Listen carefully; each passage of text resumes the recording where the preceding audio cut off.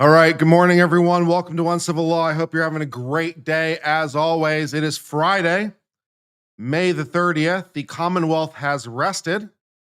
The defense is beginning its case this morning. Many interesting questions for the defense, mostly related to who do they call and who do they not call from, for example, the state's case. Proctor feels like they don't. They have to. If they don't call Proctor, I'll be surprised and disappointed. That doesn't that feels like they have to do that. Feels like they have to. And there's basically no real way it goes really badly for them. I don't see a ways that goes bad. And yeah, it feels like they've got to do it. So if they don't call Proctor, I will be surprised and disappointed. And then, of course, do they call Albert? Do they call Higgins? Do they call Paul?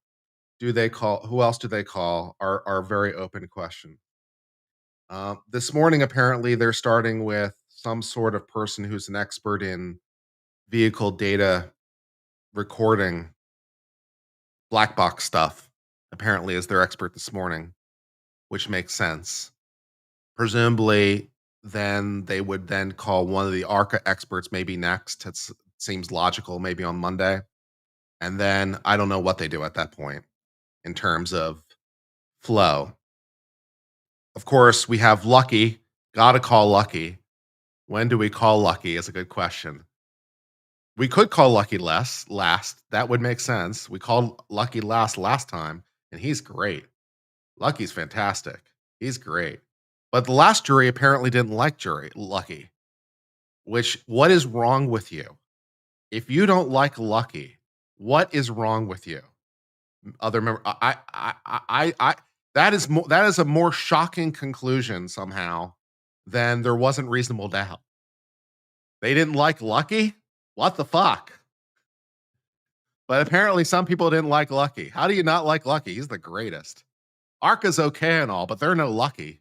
Lucky's great. Yeah, Lucky the snowplow driver. Yeah, he's the best. He's absolutely the greatest. He's the greatest witness ever. He's the best. Arca's okay and all, but they're no Lucky. Lucky is our man. Lucky's our man. So yeah, we get him and yeah, so yeah, that'll be fine. So either call him last or the other ARCA person last, as the case may be. And I don't really know what you do in the middle as a defense case. The defense case and seeing how it develops will be very interesting on a lot of levels in terms of who they call. They've of course asked to add people relating to Proctor text messages, presumably for authentication issues. But if they're trying to, like, not call Proctor, I don't get it. They have to call Proctor. You have to do it. You have to do it. You gotta do it. Do it. Do it. Do it, you pussies. So, we'll see. You don't remember Lucky? Really? Oh, that's unfortunate. He's the greatest.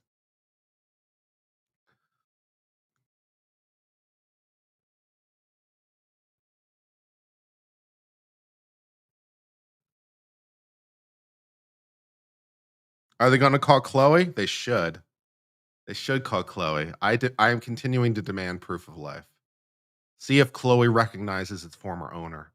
We'll do that sort of dramatic thing, where we have to we'll put the current owner on one side of the courtroom and the old owners on the other side of the courtroom and bring the dog in and see which way the dog goes. We'll do that sort of dramatic bullshit. I'm here for that. That'd be good.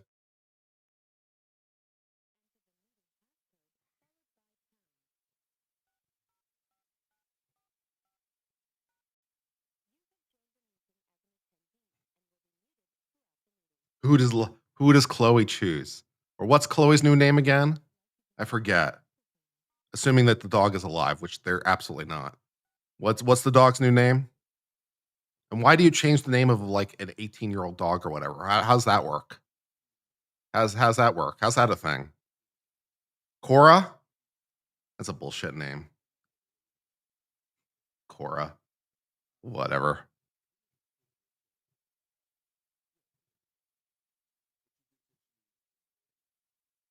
Do I think Karen should testify? No.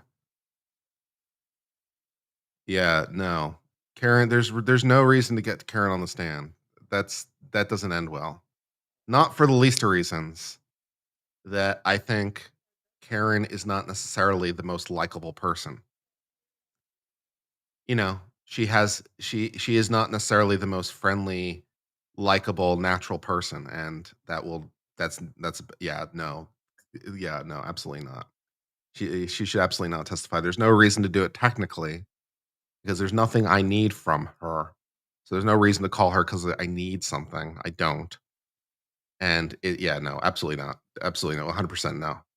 Absolutely, you don't call Karen Reed. That would be dumb. Your stream brightens your morning. Excellent. Very good. Yeah, she does have a bit of a resting bitch face problem. That is yeah. And she has a style of conversation that is not necessarily to everyone's liking.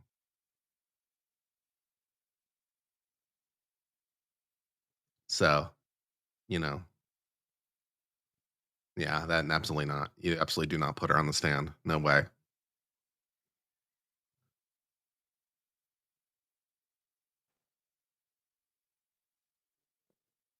Yeah, Karen's already said enough publicly.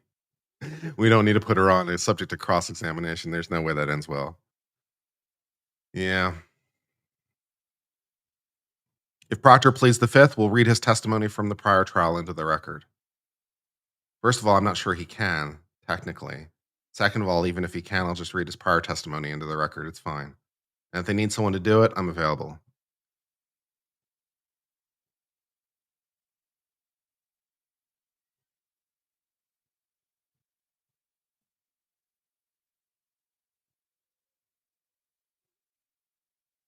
Let's set a goal for super chats this morning for a merch giveaway.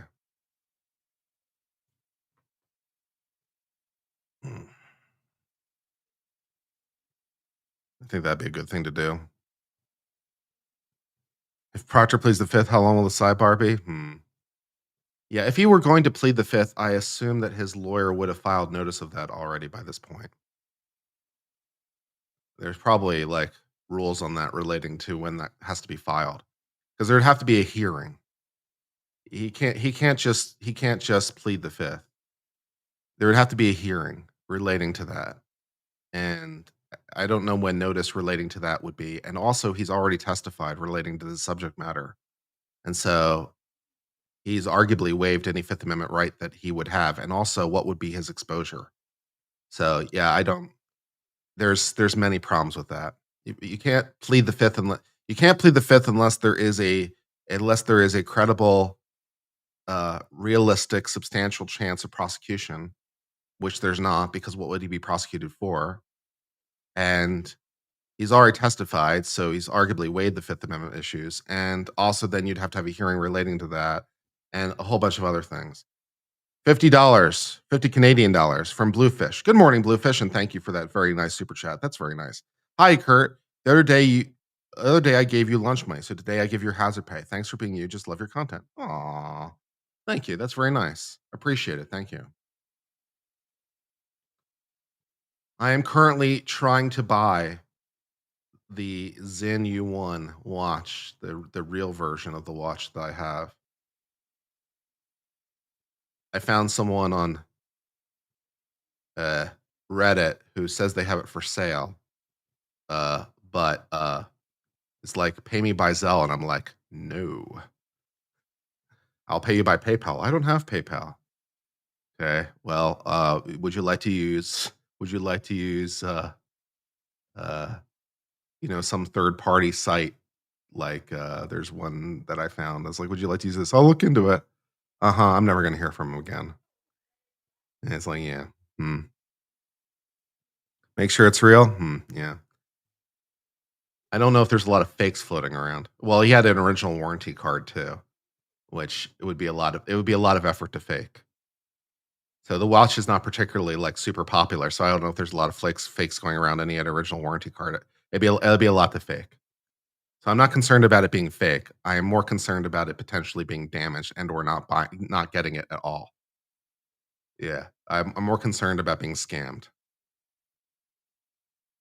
But if I get it, I will have it inspected by a watchmaker to see that it's, intact and not damaged.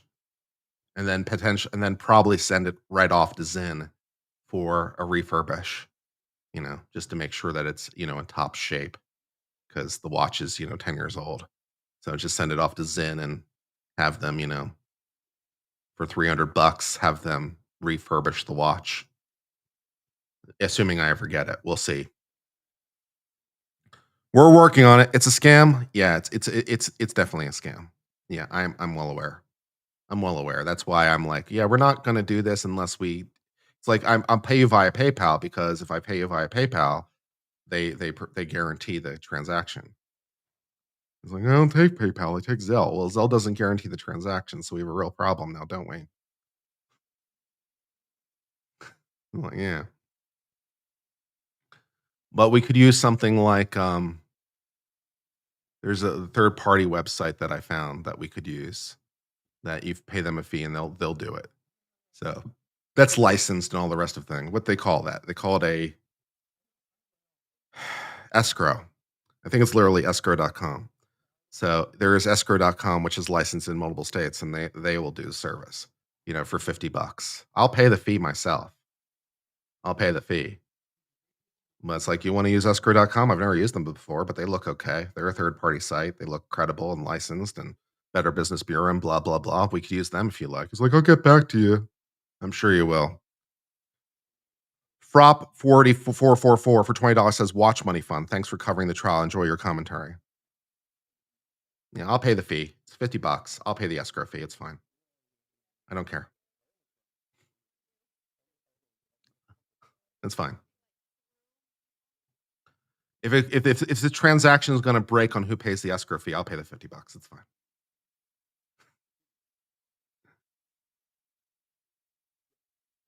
I also contacted someone who was selling the same watch in France for quite a bit more, and they rejected my offer because they say that they can't ship to the United States, which doesn't make any sense.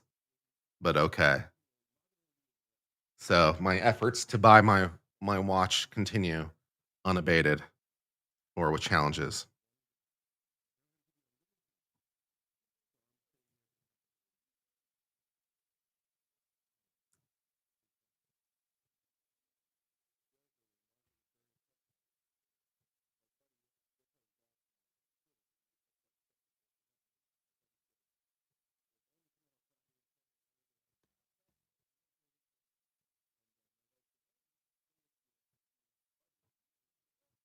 Would the watch be affected by tariffs?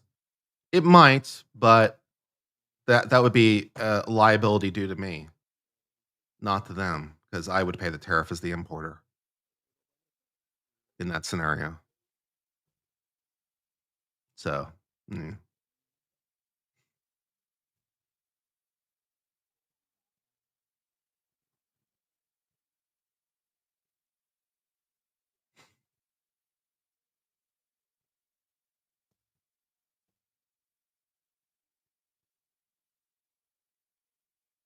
Lord, I'm still trying to wake up. By the way, I'm not ready to be on camera yet. It's too early. It's too early. Courts are too early in the morning. Man.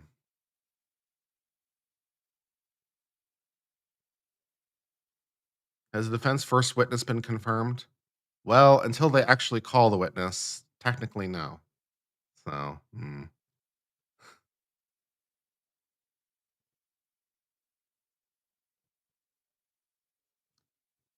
I found the guy on Reddit through the forum Watch Exchange. Watch Exchange maintains a list along with a lot of other subreddit of scammers. The guy I'm trying to buy the watch from is on the list. He's been flagged, I believe, from a guitar subreddit, incidentally, as a scammer. So I'm like, well, that is a concern to me because you've been flagged as a scammer. So I don't have a lot of confidence in this. So I want protection because I don't have a lot of confidence.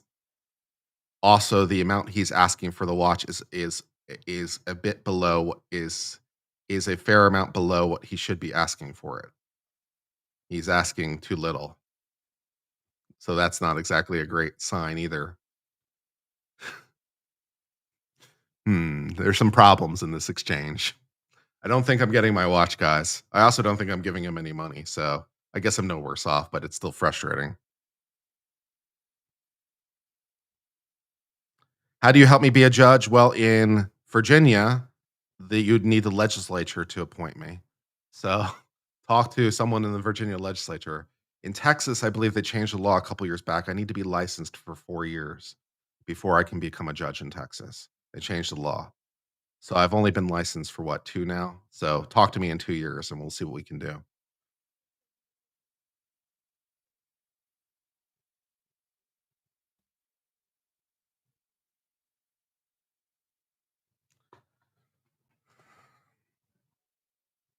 Yeah. I don't think it's happening, guys. I don't think it's gonna happen. He didn't seem particularly enthusiastic on my let's use escrow.com suggestion. Let's use this third party that will hold the money as a neutral third party so that we're both protected. He doesn't seem interested in that option.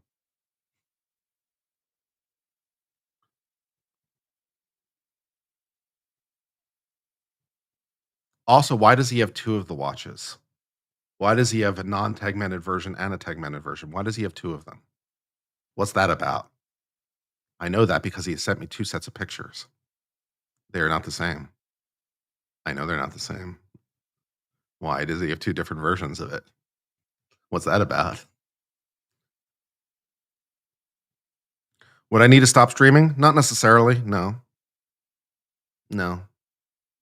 I wouldn't need to stop streaming completely if I became a judge.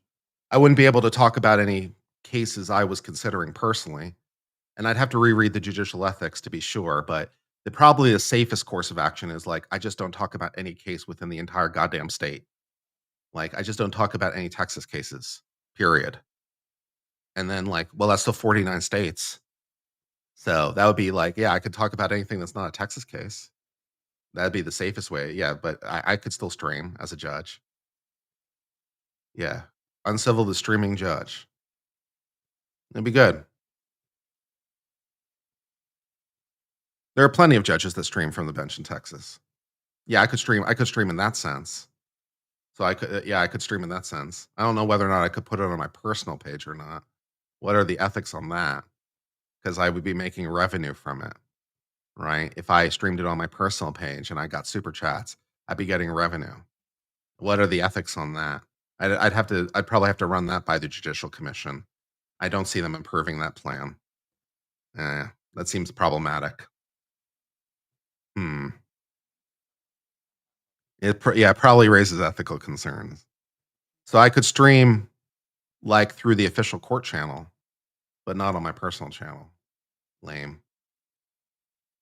Although I might be able to disable although I can't disable super chats complete or, like, super stickers.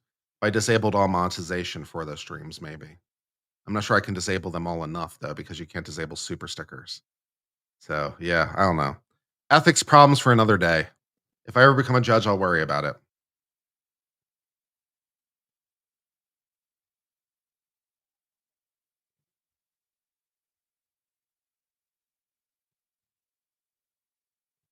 I'd be incentivized to create a sensationalism?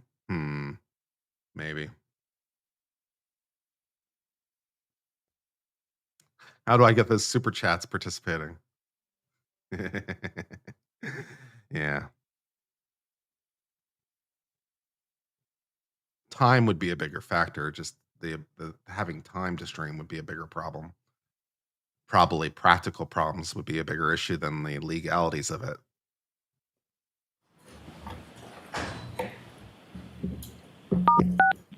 You are unmuted.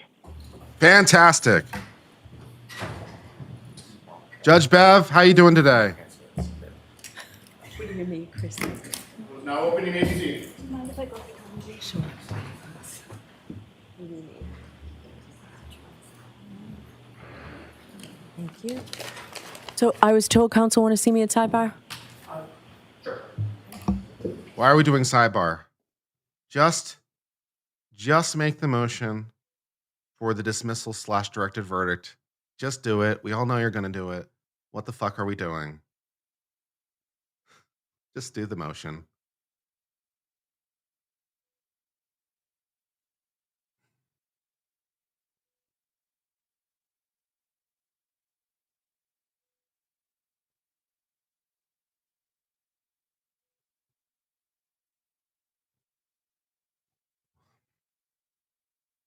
Unless we're doing at the motion at sidebar, which why?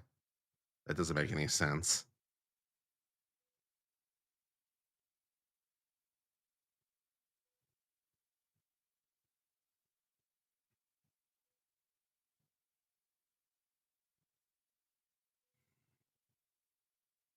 There's a new motion. Exciting.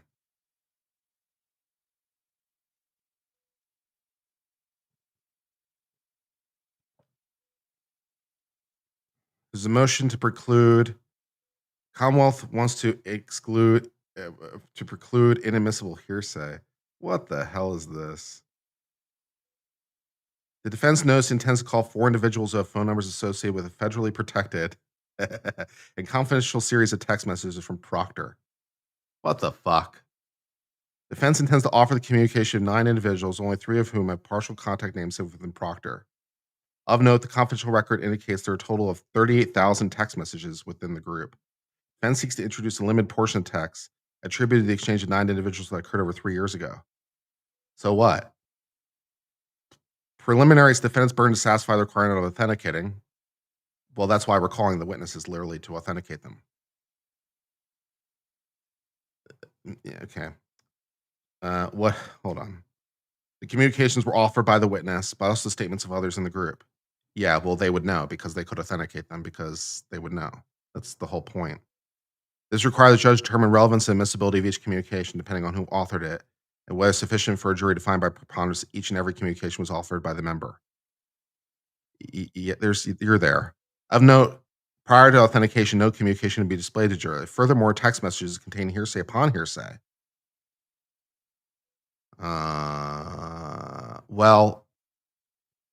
Whatever. You wouldn't be offering those messages for the truth of the matter asserted. You'd be offering them for their reaction to it. There are no applicable exceptions. Bullshit. Michael Proctor is available to testify and could authenticate and perhaps adopt and acknowledge the statements. While a different case preserves defense rights to adequacy of police investigation, the attack is still constrained by rules of evidence. Moreover, the statements are inadmissible for the purpose of showing Proctor's state of mind, nor the state of police knowledge. Therefore, out-of-state statements to the investigator, in this case attributed to Proctor in his capacity as an officer, only permissible through the testimony of the police officer, limited facts and established and allowed when the police action or state knowledge relevant. That is all bullshit. That is all completely bullshit. It's a what did the Commonwealth say? Federally protected and confidential series of text messages? Fuck no, that is not how that works. That is not even close to how that works. That is some bullshit. Unbelievable. I can't believe you wrote that with a straight face. That's great shit, man. Unbelievable.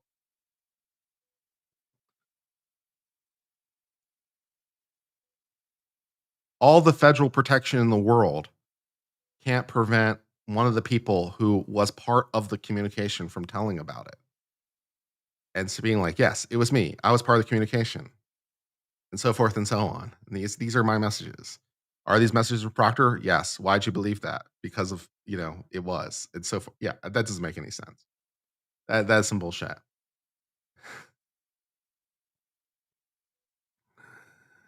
Oh Lord.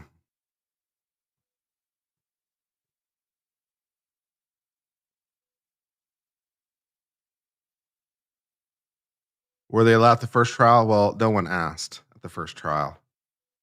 They didn't ask to offer the first trial because, well, no other reason than the prosecution called Proctor. So he was already on the stand. So it was arguably not necessary.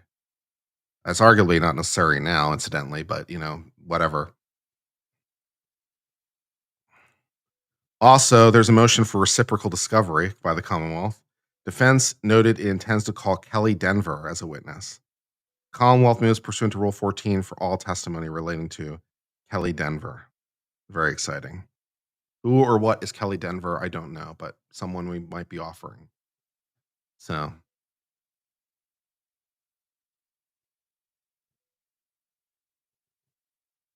this is all to exclude ARCA. Yeah, the possibility of excluding ARCA is, of course, still a latent thing, right? It's still a latent thing. That possible, that him saying that I'm surprised. Yeah, the judge excluding or restricting ARCA is still a card that could drop in this drama. The judge told you that, incidentally. Like, if you need more, just ask me, Brennan. Yeah, so that ARCA being excluded or restricted in some way because of grave concerns is still a thing that could definitely happen in this increasingly fun trial. Will the defense be allowed to put on a case? Who can say?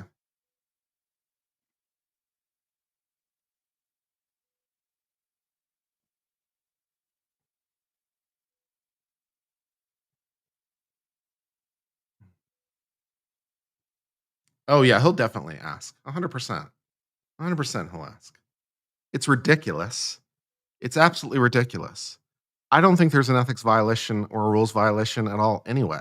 And even if there was, the sanction is not warranted by the problem. So I don't see the problem. I've looked. I can't find it. I can't find the problem. Assuming there is a problem, trying to limit them as a sanction it doesn't make any sense. But that's okay. Who needs things to make sense, right?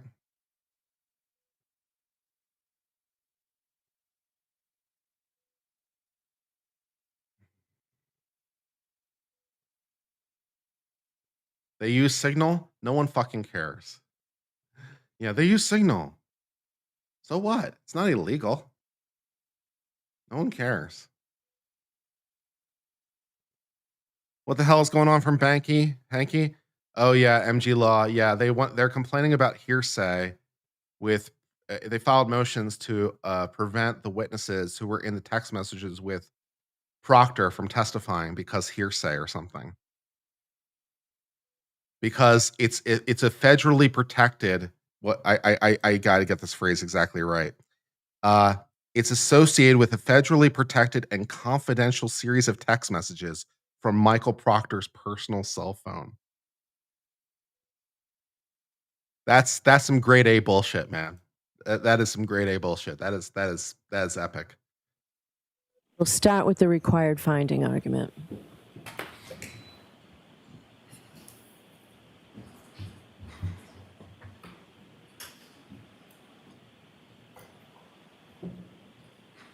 So I'll hear you Federally whenever you're ready, protected. Mr. Jackson. Thank you, Your Honor. If I may have the Sure. Thank you, Your Honor. We filed this morning a motion for required finding of not guilty under Massachusetts Rule of Criminal Procedure 25A. Yep. I think that's before the court. My comments will be relatively brief, but it's important, and the points that I'm going to make in the next couple of seconds or next couple of minutes are equally important. It comes down to the following. The Commonwealth has simply not proven, even in a light most favorable to them, that there was a collision on January 29th, 2022 at 34 Fairview in Canton, Massachusetts. There was no collision proven to have occurred. There was no eyewitness presented. There was no video evidence, no audio evidence, no evidence in the form of physical evidence at the scene by searches that were done by officers on the morning of January 29th, 2022. The Commonwealth, through suspect experts based on circumstantial technical data, only sought to prove a backing event, and that's important. They sought to prove that at 34 Fairview, the SUV went backward. They did not prove, and every single one of their experts was asked this question, they did not prove that there was actually a collision associated with that backing event. The Commonwealth experts said at best that the car went in reverse, and it was suspect whether it went in reverse at 34 Fairview or some other place time or date. The Commonwealth also put on an expert who said that she found no injuries, none, mind you, indicative of a vehicle strike on John O'Keefe's body. And she, Dr. Irini Scordibello, was arguably their most important witness.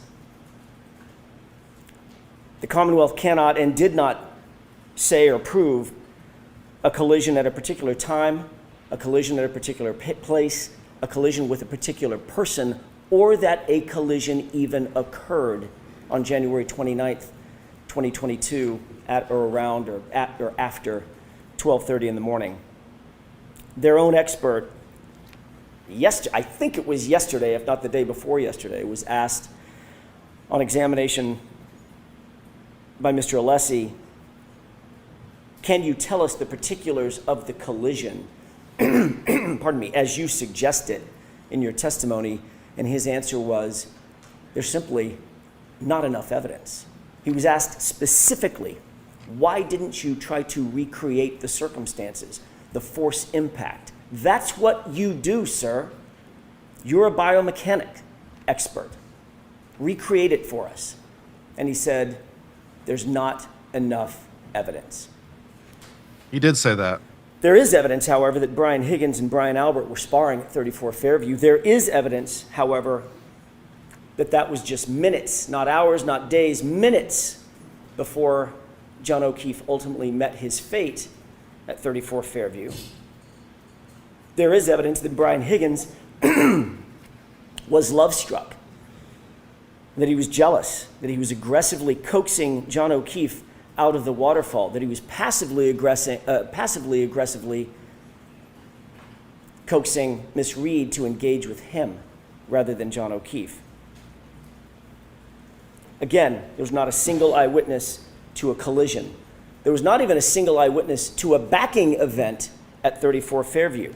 The court will recall Jennifer McCabe testified that she basically watched the SUV the entirety of the time it was in front of the location at 34 Fairview with Miss Reed in the driver's seat.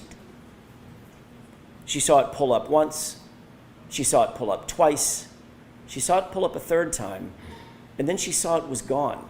And at no time did she ever see the car go in reverse. She certainly didn't see the SUV go in reverse at a high speed, and she darn sure didn't see the car go in reverse at a high speed and strike a pedestrian. Her focus was defined enough to see thin tire tracks in a dusting of snow, thin enough, I think the phrase was, to track a cat. That's how detailed she was in her observations, yet she did not see John O'Keefe hit by an SUV. She did not see John O'Keefe's body in the snow, in the yard, laying prostrate, a 216-pound, 6'1" man in the snow, directly in front of the SUV she was tracking the entire time. There are two other witnesses, Ryan Nagel, Heather Maxson. They both noted that John O'Keefe, not that they didn't see him, Your Honor, that John O'Keefe was not in the vehicle when they were behind him. The dome light was on. They could see inside the interior of the vehicle. Miss Reed was sitting there with her hands at 10 and 2, and the passenger seat, notably and markedly, was empty. He was not outside the vehicle. He wasn't standing. He wasn't sitting. He wasn't lying down. There's only one place he could be: inside the curtilage of the home, inside the house, or inside the garage. Not one witness that was inside the house, not one passerby, not one neighbor, not one plow driver ever saw John O'Keefe's body laying prostrate in the snow that morning. Not one. Not until Karen Reed found Mr. O'Keefe at about 6:03.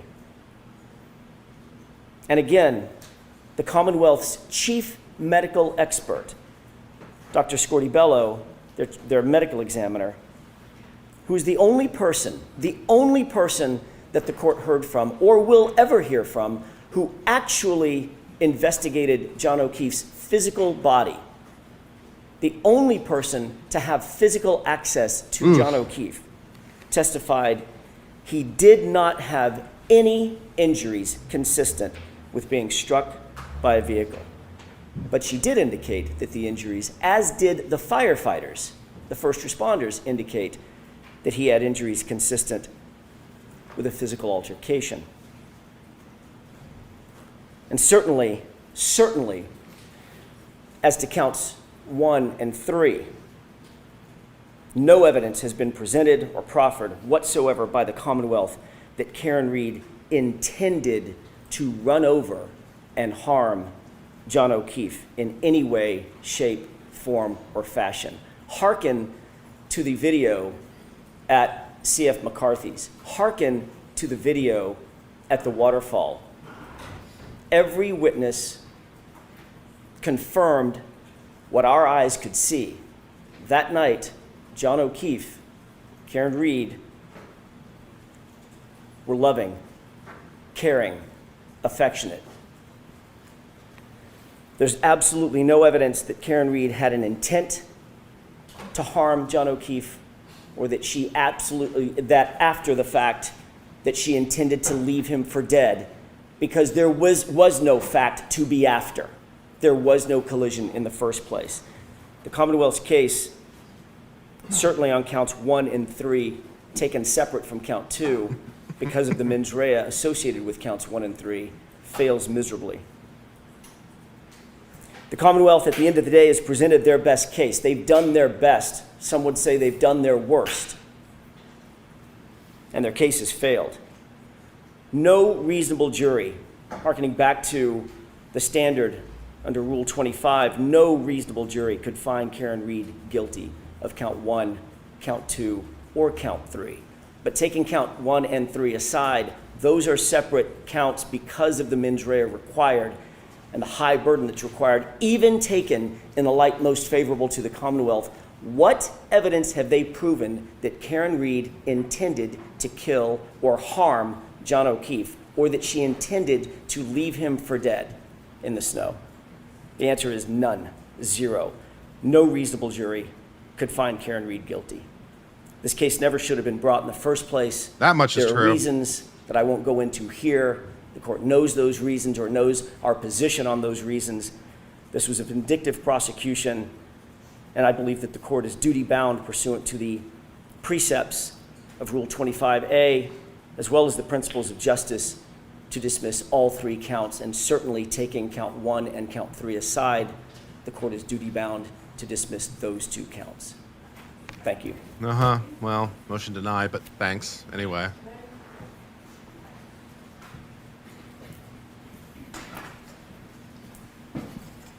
Surprised she even bothers asking for Brendan for an argument.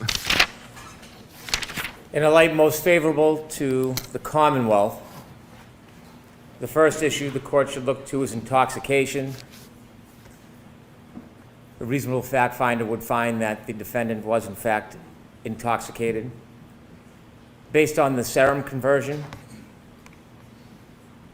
and based on Karen Reed's statements herself, you've heard many admissions by the defendant about her level of intoxication, which far surpassed the statutory mandate that she consumed alcohol in a way that would affect her ability to operate safely.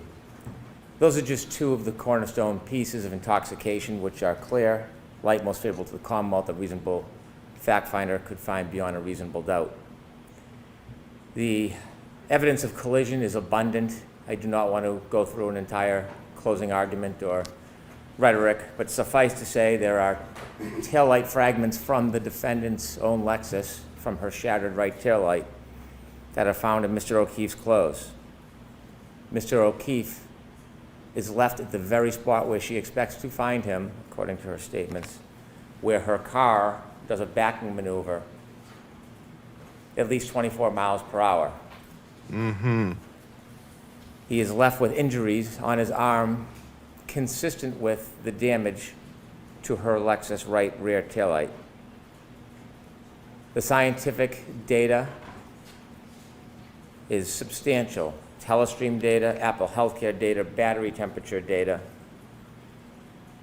And again, Ms. Reed's statements herself about clipping, hitting, The evidence of a collision in this case is overwhelming. It is a public way. Lieutenant Gallagher told us about Fairview as being a public way.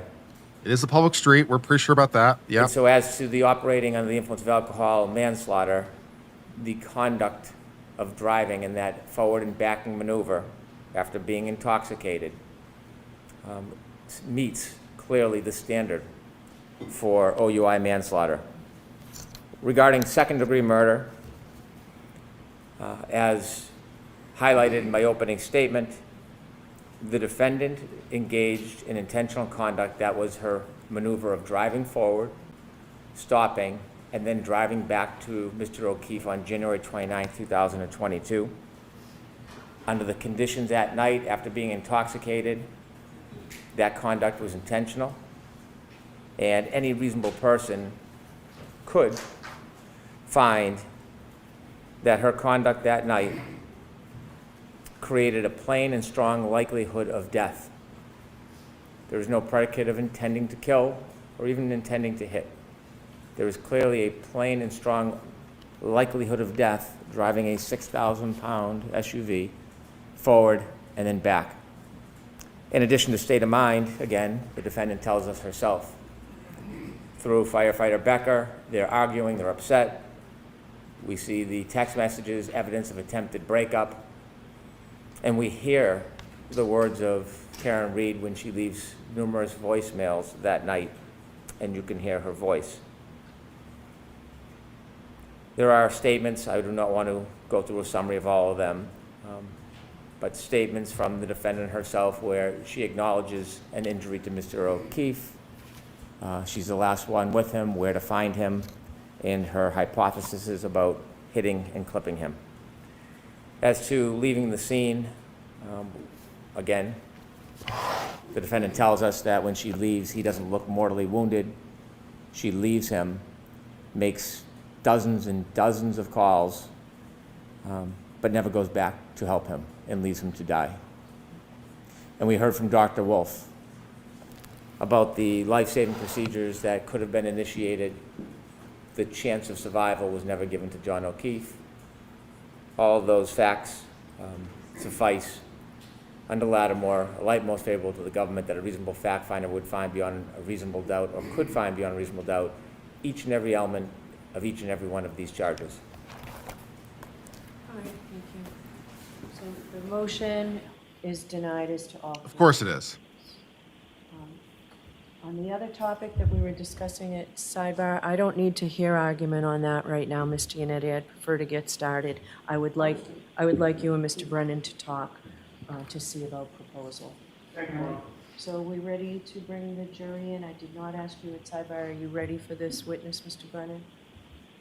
Mr. I'm ready. Okay, so, Thank you. all right, so we'll bring the jury in. That will take 5 minutes, Paul? All right, so we'll take the recess. All rise, please. Well, that was exciting and completely predictable. You know, to whatever little credit there is to be had, assuming that the judge was correct about the evidentiary rulings that got us to the place we are, I think the judge's ruling is correct as a matter of law, unlike the first trial where that ruling was significantly more suspect. The Commonwealth presented evidence in a light most favorable to the government from which a reasonable jury could conclude beyond a reasonable doubt. I don't think they should for any number of reasons, but I think they probably could. So yeah, as a matter of law. And so, yeah, I mean, that was foreseeable and probably not even wrong. There's a lot of other things that are wrong about this case, but I'm not sure that was one of them. But, you know, pressing on.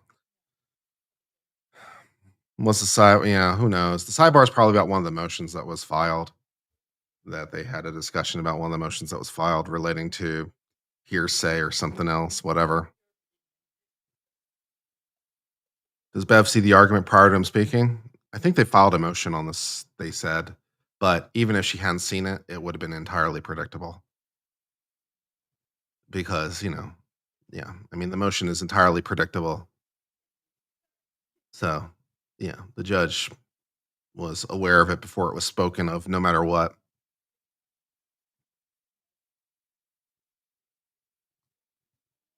Yeah.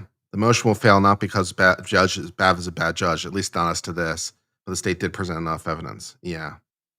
Well, I disagree with the state's position. Objectively, they presented enough. I agree, MLS. Yeah, I think that in the first trial, that is a lot more of a suspect conclusion. But in the second trial, they did a lot better, especially with the admissions and selling that. There is some evidence. The taillight pieces is some evidence. The logs are some evidence. Um, there is evidence to be able to conclude. There's certainly reason to doubt, as the defense made note. There's plenty of reasons to doubt, but that's not the relevant standard at this time. The relevant standard is in the light most favorable to the government. And so, yeah, the motion, the directed verdict motion was correctly decided. Perhaps not in trial one, but in trial two. Yes. In trial one, of course, there was a lot more testimony, including from Proctor and Paul and Higgins and Albert and a lot of other stuff that was presented.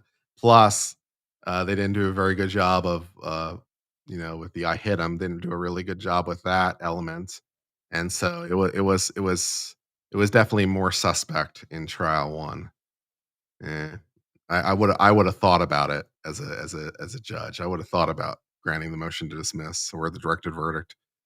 I would have thought about it because the case was such an incredible shithole. By the way, MLS or any of the other lawyers who are here, if you want to join me on screen, I could use the company. Having someone else to join and riff off sometimes is nice. Being alone as a streamer sometimes can get a little challenging. So if you'd like to join, just let me know. I'll send you a link or something. Keep me company, entertain me.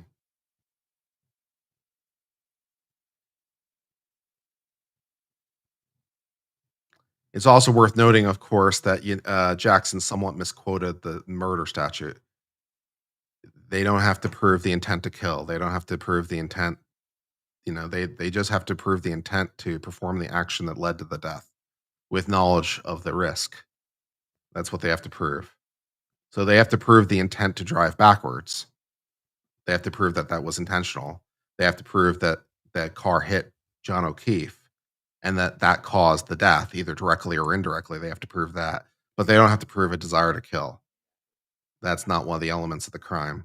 At least in one version of the murder 2 statute, it's not. So, yeah, they somewhat misquoted the law.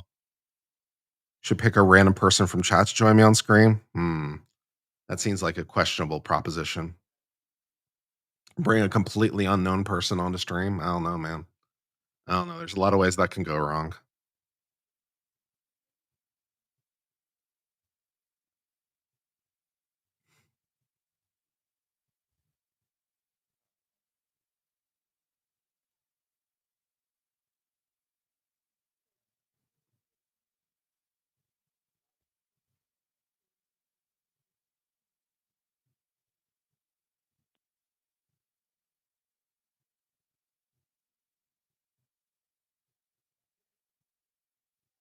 The number of directed verdicts, or judgments notwithstanding the verdict, is very far and few between. Judges don't like to intervene for a bunch of pragmatic reasons as well as legal reasons. They want this, they want the jury to, they don't like to intervene. So, you know, so directed verdicts and judgments notwithstanding the verdicts are very far and few between. I'm not sure what the percentages are, but it's probably pretty low. So, yeah.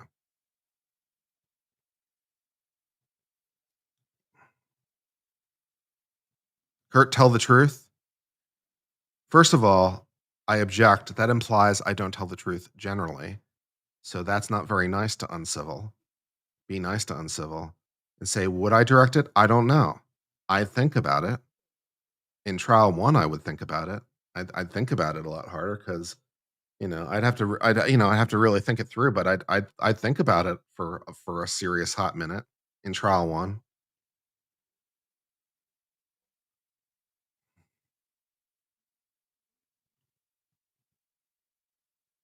What's happened so far? The motion for directed verdict was denied, as was expected, and we're going to be having our first witness take the stand pretty soon. That's what's happening so far. Yeah, the Baldwin judge. Yeah, the Baldwin judge is an interesting example because I don't necessarily think the Baldwin judge was required to do what they did. I can't say it was wrong, but I'm not sure it was necessarily required.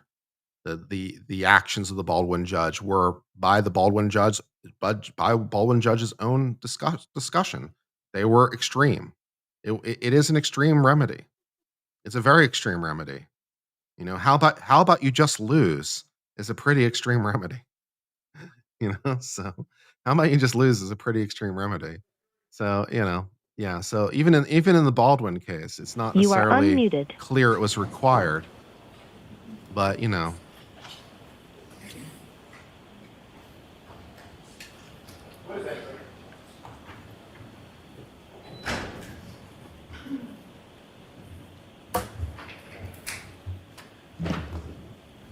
plus, the reasons in the Baldwin case were for different reasons.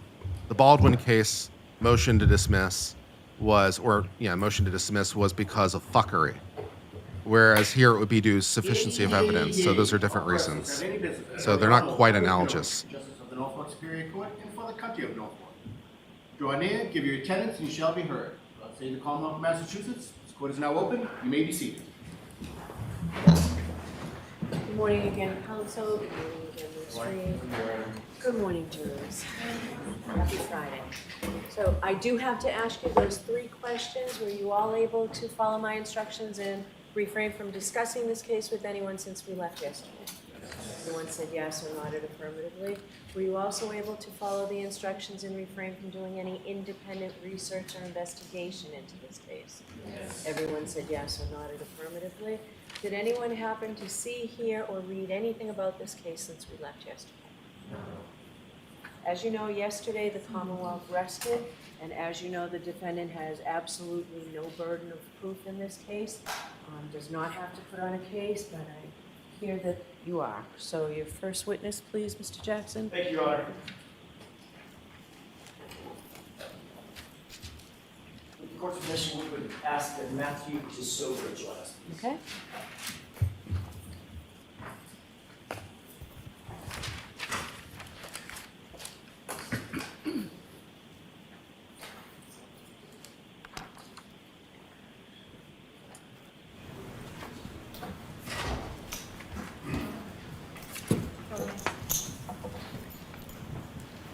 What's this guy's last name?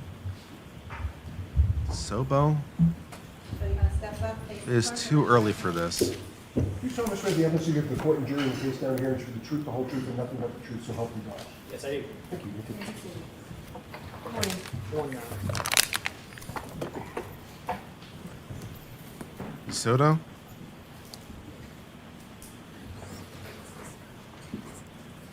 All right, Mr. Jackson, whenever you're ready. Thank you. Mr. DeSogra, could you please state your full name and spell your last name for the jurors, please? Sure. Matthew DeSogra, last name Disogra. What do you do for a living, sir?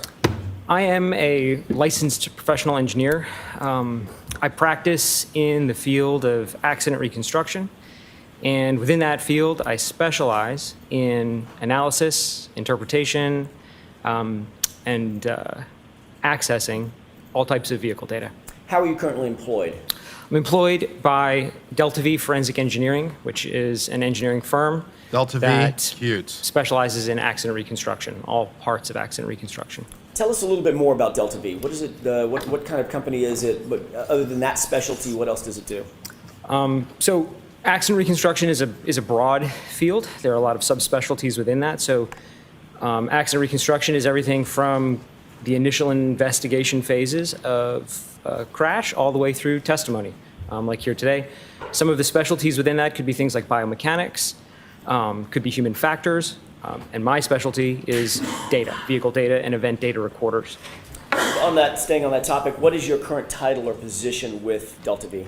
I am the Director of Engineering for our EDR services line. What does EDR services mean? So, event data recorders. So EDR is a general term we can use to talk about all types of data from all types of vehicles.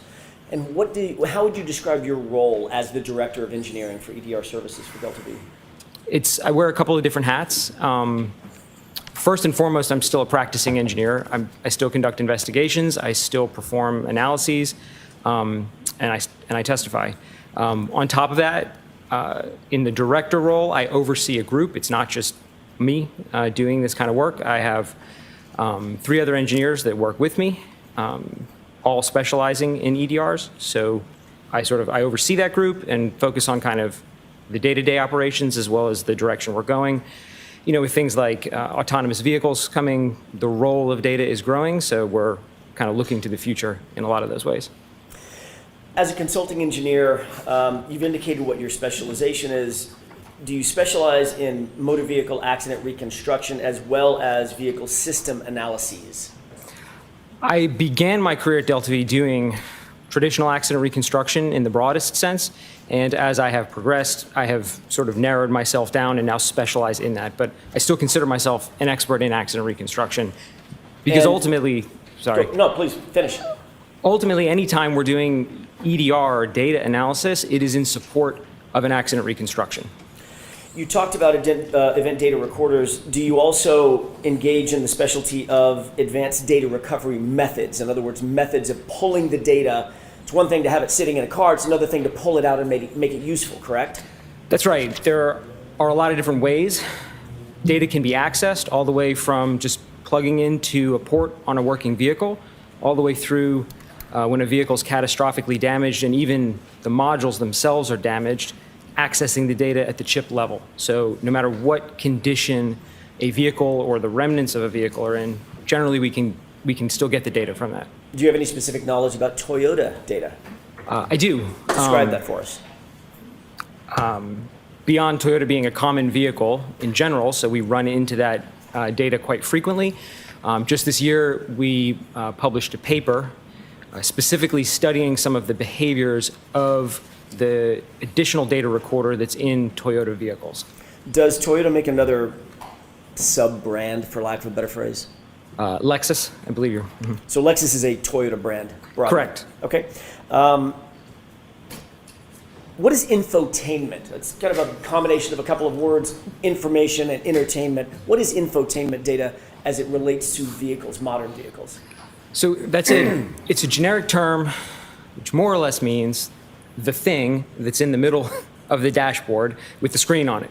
A lot of manufacturers implement that a little bit differently, so they all look different, but it's a general term we use in the industry to describe that system. And what about the magic scary box in the middle? Your experience with regard to GPS as it relates to vehicles on the road, on the common roadways of It frightens and confuses me. GPS is a pretty fundamental part of vehicle data as a whole at this point, and we run into it in a lot of different places. We see GPS data from infotainment systems, so we're analyzing that data. Most of that's GPS-based. I do a lot of heavy truck work, and almost every heavy truck has some kind of GPS system in it for the fleets to track them, so we're analyzing that as part of data. And then the last area would be when we conduct testing, any kind of research, we're generally going to put our own GPS system. When did DUI guy become an expert witness?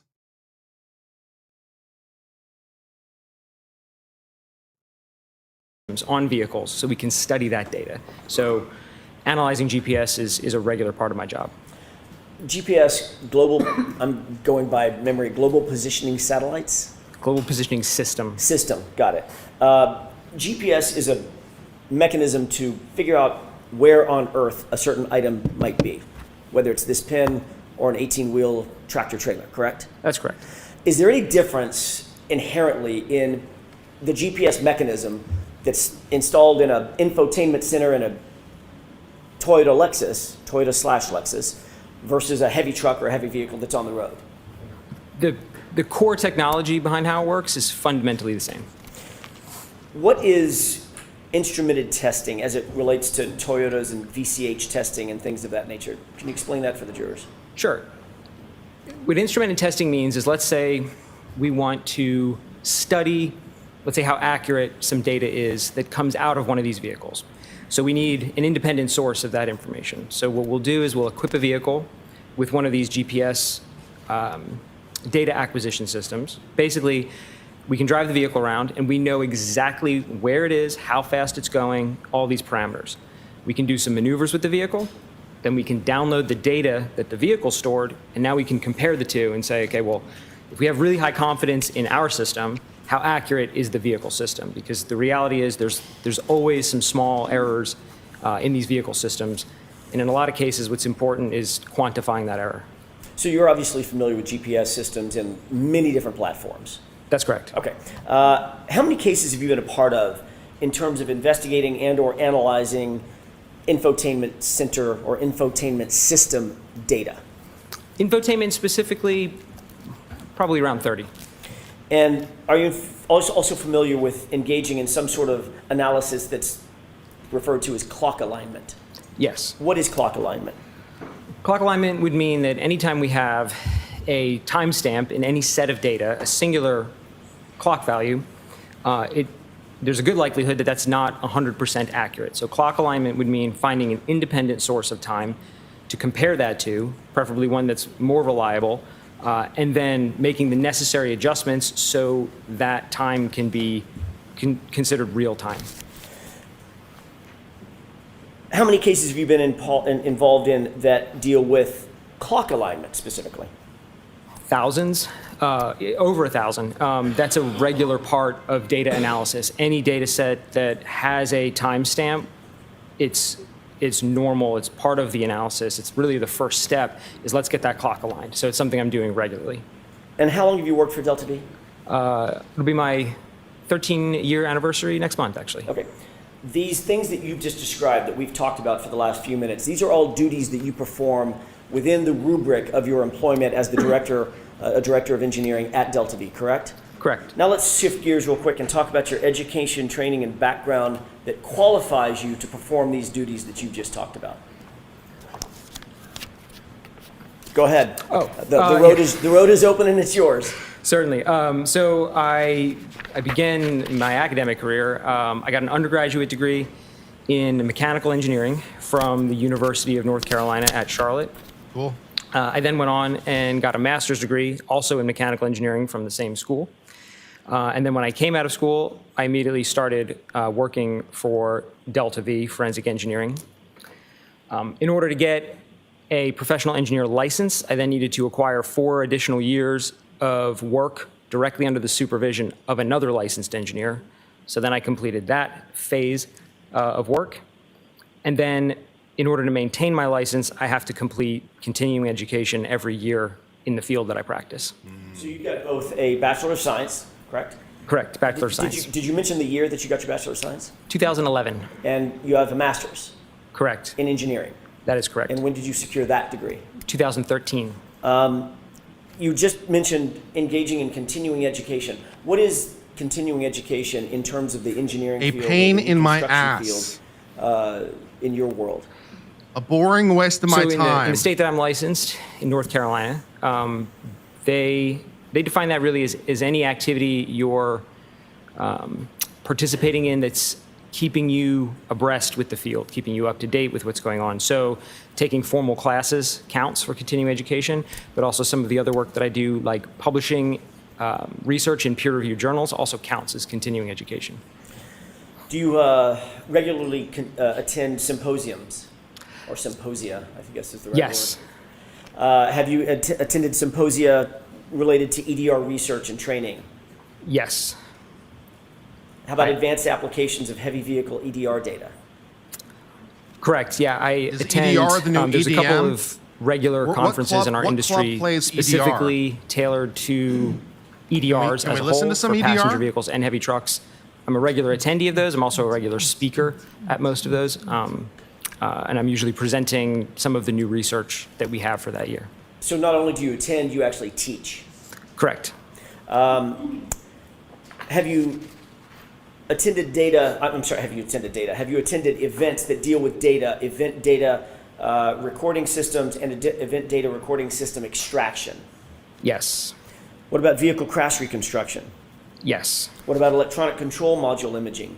Yes. What about electronic control analysis, Yes. applying automotive EDR data to traffic But do you have an reconstruction. associate's These degree, are samples sir? of the type of This is continuing education that you this is routinely this is a engage. problem. This is a continuing problem with the defense expert witnesses. Unlike Trooper Paul and unlike Shannon Burgess, there is a disturbing lack of associate's degrees.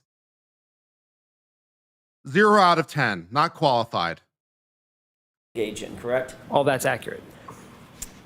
You talked about additional licenses and professional registrations. You're a licensed professional engineer, correct? That's correct. In North Carolina? Correct. You're also a certified IPC specialist? Yes. What is an IPC specialist? IPC is an organization that offers certifications in basically soldering. I could say it in more technical ways, but it boils down to soldering. So as it relates to what I do, when we are recovering data from damaged EDRs at the chip level, that involves some really precise soldering work. And so IPC offers courses in how to do that at basically the highest level, and then they offer certifications for that.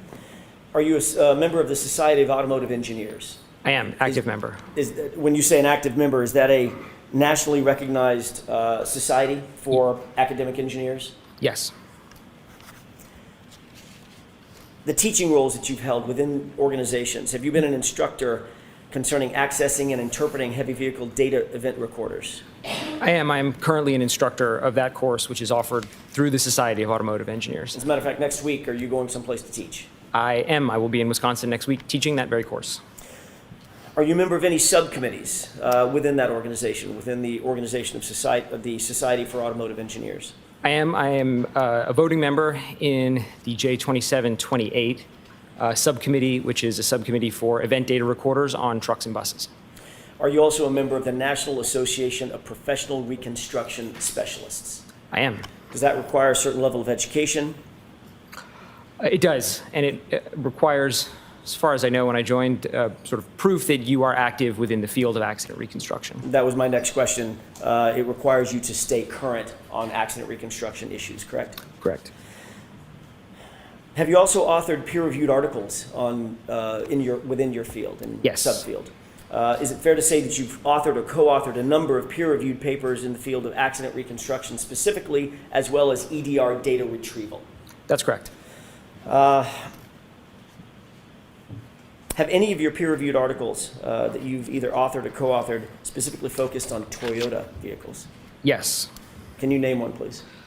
Specifically, this year, published a paper where we studied the effects of collision-induced power loss on the way data is recorded in Toyota systems. And that would include Lexus systems. Fundamentally, they're the same components. It's just a different brand on top. In January 2025, did you co-author a publication entitled Simulation of Vehicle Speed Sensor Data for Use in Heavy Vehicle Event Data Recording Testing? Mr. Jackson, you're going to have to repeat that. Of course. Sorry.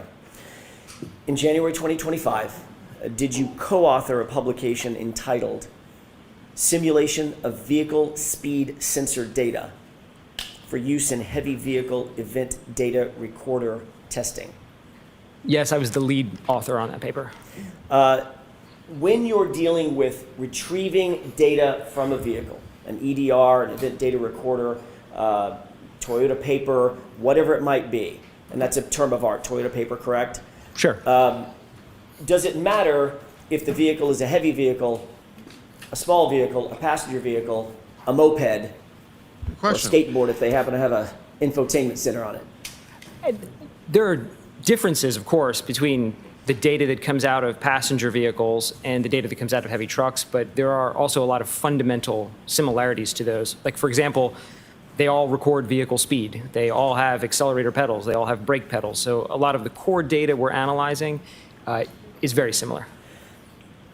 In January 2020, did you co-author a publication entitled Chip and Board Level Digital Forensics of Cummins Heavy Vehicle Data Event Recorders? Yes, I did. Okay. And what was the fundamental, without getting into the granular details, the fundamental aspect of that paper? So, in that research, we introduced a new technique for getting data out of damaged modules. So, you know, they're either burned, they've been submerged in the water, they're crushed physically from impact.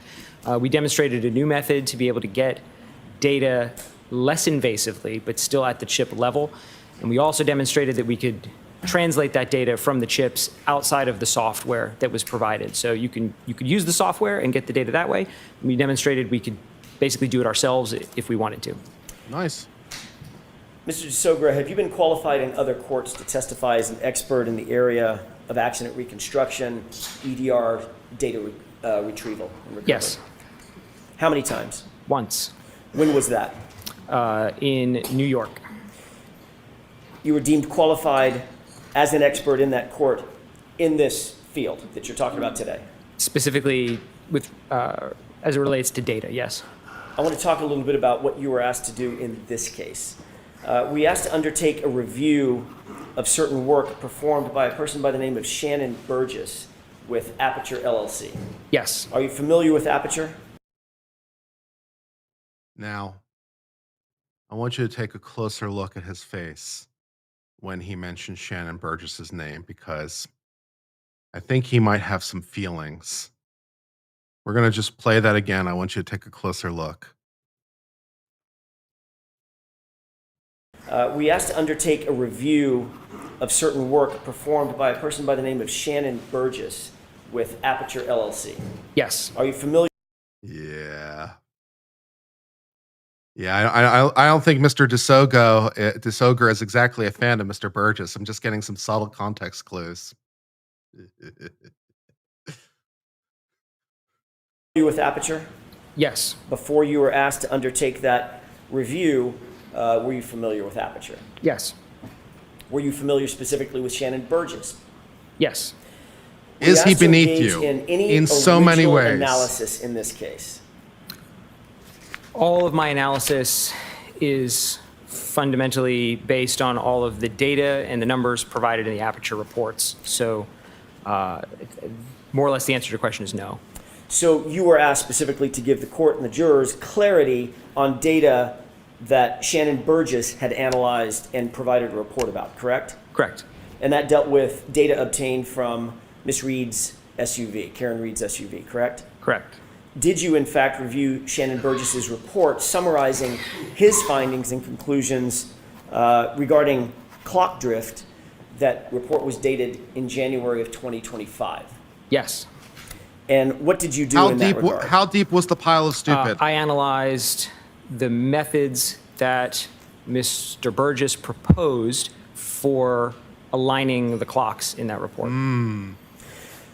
Were you also asked at some point to review Judson Welcher's report and PowerPoint presentation regarding the timing of the text stream event known as 1162-2, 1162-2?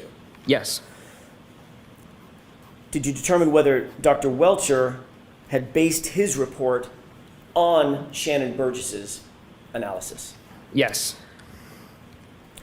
Before we get into that, I want to ask you a couple of questions about text stream events, so we're all talking sort of with the same vocabulary if we could. When I say text stream event, have you ever heard that called a trigger event? Yes. Are those sort of synonymous? The event, in order to be generated, has to be triggered by something. So, yes. Yeah, I mean, You became aware in your analysis, I'm assuming, that Dr. Welcher reported a trigger event at a particular time or span of time, correct? Correct. What span of time was that? I should say, what time was that? For which event? Just so For I'm the clear. 1162-2 event, sorry. Do you mind if I reference the slide? Because I don't have the number committed. With the court's to permission. Go ahead. Do you have a copy of it in front of you? I do, Your Honor.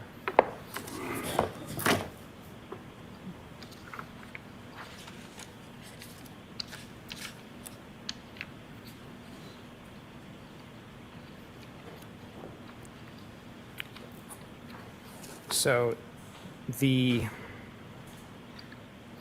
original analysis places event 1162-2 ending at 12:31:43 a.m. Now, Dr. Welcher, and this is what I want to talk about for just a quick second. Dr. Welcher indicated that the trigger event began at 12:31:38, correct? I believe so. That would suggest that a trigger event lasts 5 seconds, 12:31:38 to 12:31:43, correct? Objection. Sustained as to form. Fair. Let me ask you this. That was very leading. Does a trigger event or does a text stream event last 5 seconds or 10 seconds? The trigger is a singular point in time. That's my question. All right, so if we're thinking about a trigger event, it's like that clap, snap, right? It's a point in time, not a series of, not a time span, correct? It's a singular point, correct? Okay. Yeah. Does a trigger event or a text stream event cause a recording to bookend the trigger event itself? Yes. Yeah, that would make sense. Explain that for the jurors so that we're very clear about that. Yeah, Sure. because the So- event's going to happen after the trigger. When so an it event is bookends the triggered, event. what we Yeah, end up duh. with is some data from before the event was triggered and some data from after the event was triggered. Yeah, that makes sense, The way too. it does that is it's kind of always recording. Yeah, that And makes as sense. soon as it sees a trigger, it says, aha, and it goes and it grabs the previous 5 seconds. That number can vary. It can be more or less than 5, but for the specific trigger we're talking about, it grabs the previous 5 seconds of data, and then it keeps recording for an additional 5 seconds, and that completes its recording phase. Yeah, makes sense. Right. So if Dr. Welcher indicated that the text stream event, the trigger, was at 12:31:38, would it be accurate if he said that trigger ended at 12:31:43? Objection. Sustained as to form. Is there any, if a trigger event is one point in time, one snap in time, would it be accurate to say that the trigger event itself Leading. lasted 5 seconds and ended 5 seconds later? Leading. It wouldn't be accurate to say the trigger lasted that long. That's my question. The event lasts that long, but the trigger is only one point within the event. The recording lasts that long. Right. Correct? Correct. So in other words, it captures, or does it, let me ask you this, does it capture 5 seconds before and 5 seconds after? But the trigger Leading. event is the singular point. Very right in the leading. middle. Compound. That's correct. Okay.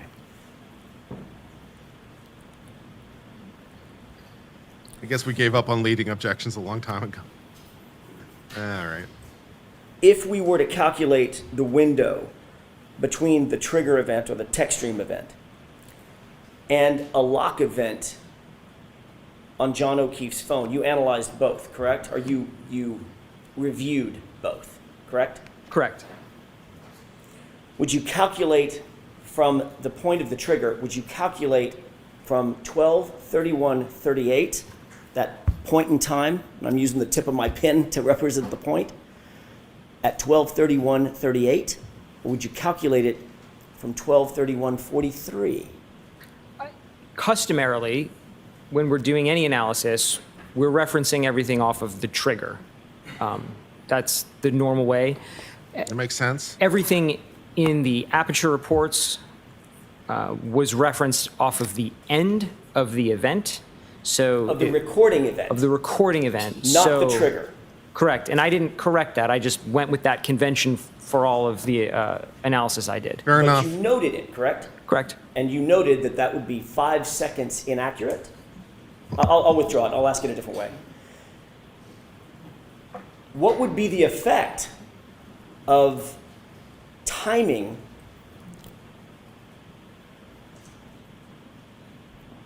if you were to start at the trigger event, 12:31:38, versus timing the event if you were to start at 12:31:43? There'd be approximately 5-second difference in every subsequent calculation. And if, in fact, there was a lock event, which you reviewed, at 12:32:09, how long would the actual window be from the trigger event to 12:32:09? It would be larger. by 5 seconds, approximately. So it would actually be 31 seconds, correct? Did I do my math right? You did. Don't ask lawyers Let's to do get back, math. if we It's- can, it doesn't to usually end well. the offsets that you identified in Shannon Burgess's, the time offsets that you identified in Shannon Burgess's report. When you applied the potential offsets identified by Mr. Burgess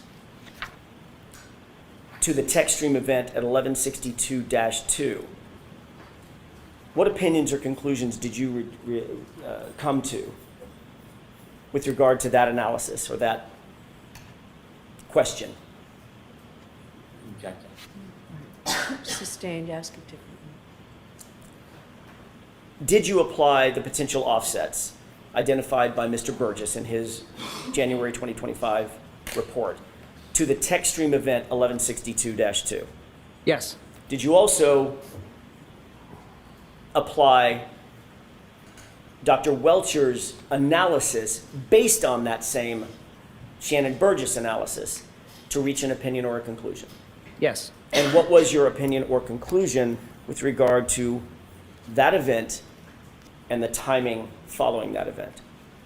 Based on all of the data in those two original reports, regardless of what adjustment is made or which 2 points are used to try to correct the clock, the phone lock event always occurs after the end of the event, using their convention of referencing off the end of the event, not the trigger, but it always occurs after. And that was based on Shannon Burgess's Time continues to January work in a linear 2025 fashion. report, correct? For the Correct. moment. Sustained. What was that? Yeah. If we start talking about effect happening before cause, well, I'll know this trial really went into a different space. Yeah, good times. Based on which report? We're dealing with two different reports, May and January. I want to make sure we differentiate. Which report are you just now talking about? I'm talking about the January report. Now, did Mr. Burgess? Wait. Yeah, let me make sure if I get this joke right. The bartender asks, "What will you have?" A tachyon walks into the bar. Great, moving on. Were you supplied with a supplemental report by Mr. Burgess? Yes, I was. When was that? Slightly after he issued it, but I don't know the exact date. Say that again? It was issued on, his report was dated May 8th, and I think I was provided it a couple days after that. I don't Okay. remember the exact date. So after, well, do you know when this trial started? No, I don't know the exact date. I know you're not watching the trial, but it was in the middle of this trial, correct? Sustained. I'll ask a different question. With regard to the original report, the January 2025 report, was there any circumstance in which Mr. Burgess and Mr. Welcher could conclude that the lock event on John O'Keefe's phone, that lock event, occurred before the trigger event? Objection. Sustained. Ask it differently, Mr. Jackson. What is your opinion about whether or not there was any analysis done by Mr. Burgess or Mr. Welcher that put the lock event occurring before the trigger? Objection. Sustained. Yeah, Jackson, you got to figure out how to not ask leading questions, man. May we Come approach, Your on. Honor? Yes. You're asking pretty leading questions. To be fair. Yeah, you got to figure out how not to ask lead. Yeah. I seem to remember you doing that a lot in trial 1 too. You're not really great about that aspect of, yeah. We can't all be perfect about everything. Jackson's weakness. Jackson is not particularly great sometimes on direct questions. He's good. I think he's probably better in cross, just generally speaking. He's good in a confrontational role. He's not quite as good in a directing role with a friendly witness. We can't all be great at everything.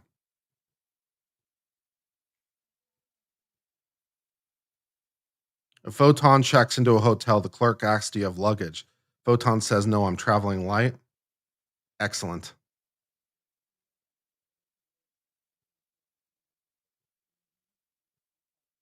Excellent.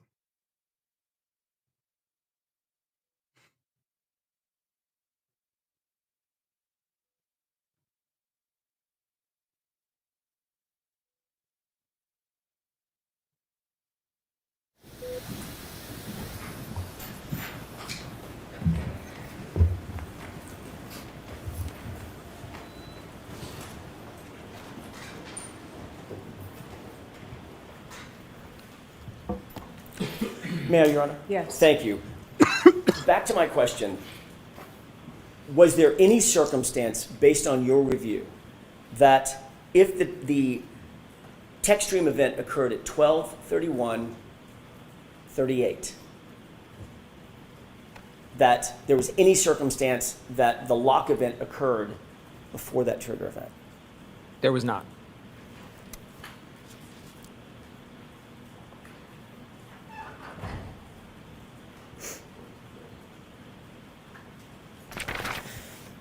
Did you create a PowerPoint for clarity's sake in March of 2025?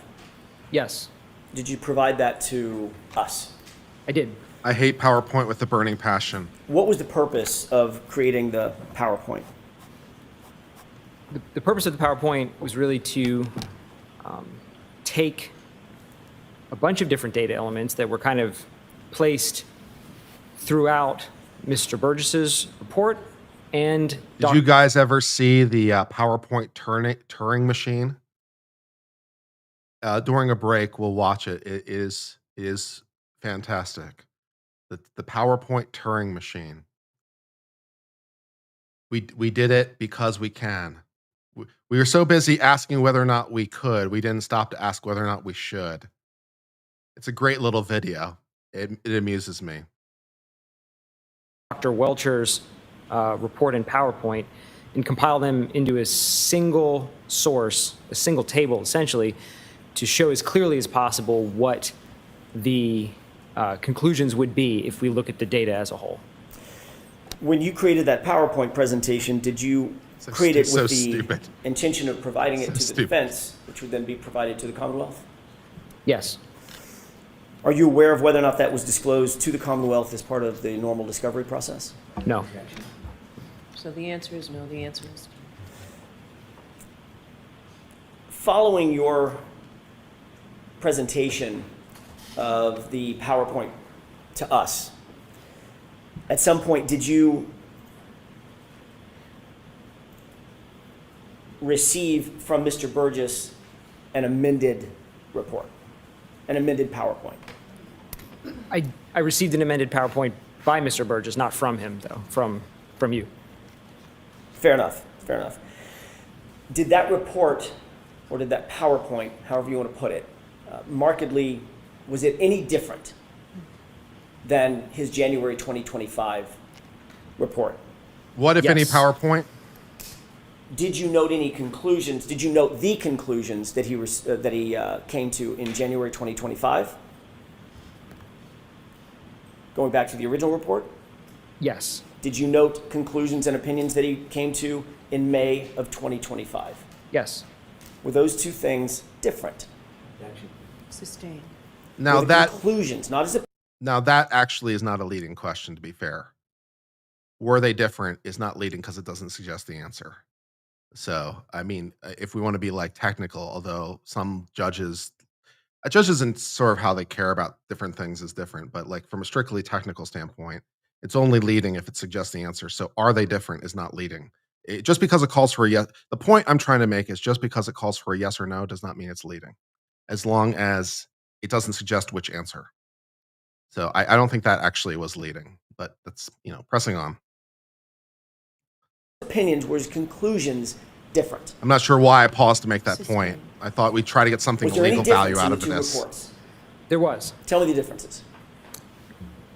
In the first report, Mr. Burgess did some of the calculations that are necessary to correct or adjust the times based on certain approaches, but never went through the final step of applying those calculations to the times and coming up with a final time. In the supplemental report, he then essentially took that analysis to the end. He approached it in a new way, a different way than he had previously laid out in the first report, but then he also took it all the way to the end by applying those calculations to the times.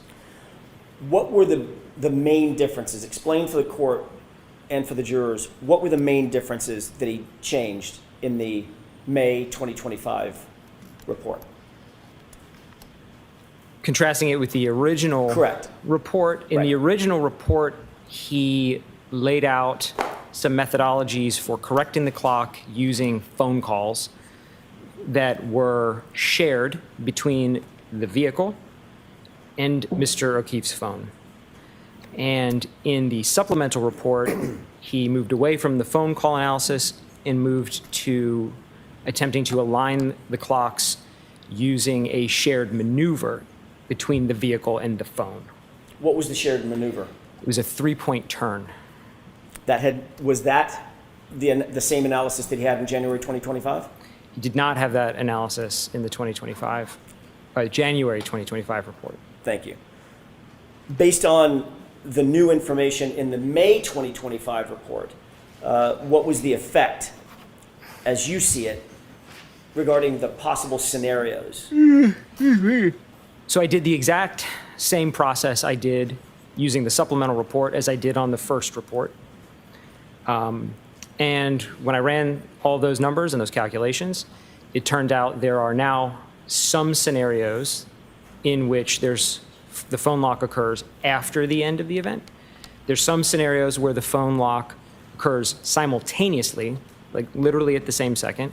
And there are some scenarios where it occurs before. So now there's a range.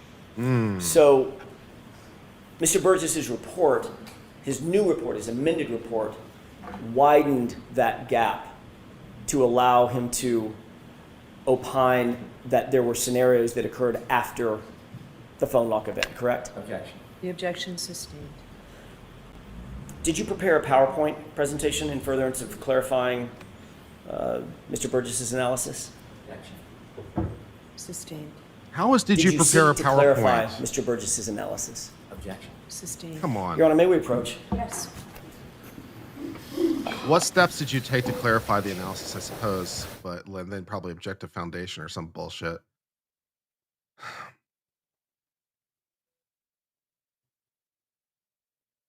Which is why, as a judge, I'd be a little bit softer about foundation, because I can't be bothered to hear what, if any. It's like, yes, technically, what steps did you take implies that you did take steps, but fuck it. I can't be bothered. If the answer is none, then the witness can just simply say none. I didn't take any steps.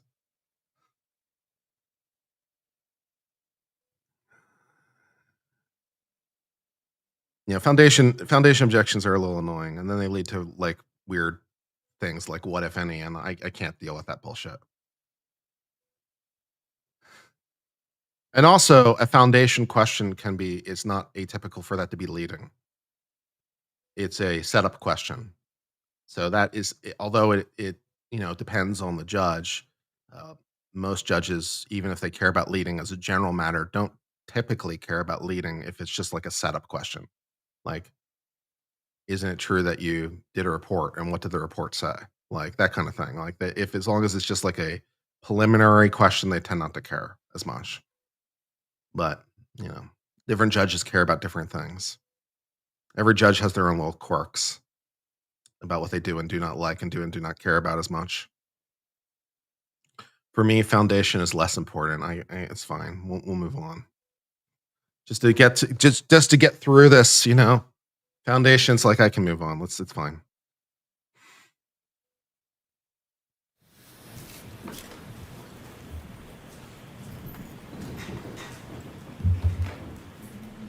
So if I ever become a judge, and then LawTube or people are commenting about, about my loose standards with foundation, I warned you in advance. Good times.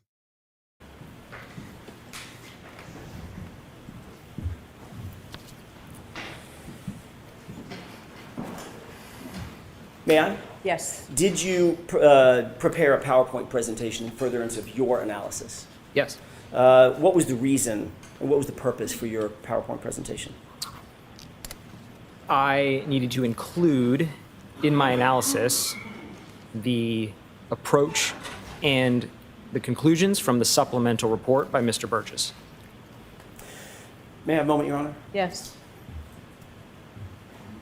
May I approach? Yes. If you wouldn't mind taking a look at that document, it's a multi-page document I just handed you, and just flip through it and let me know once you've familiarized yourself with it.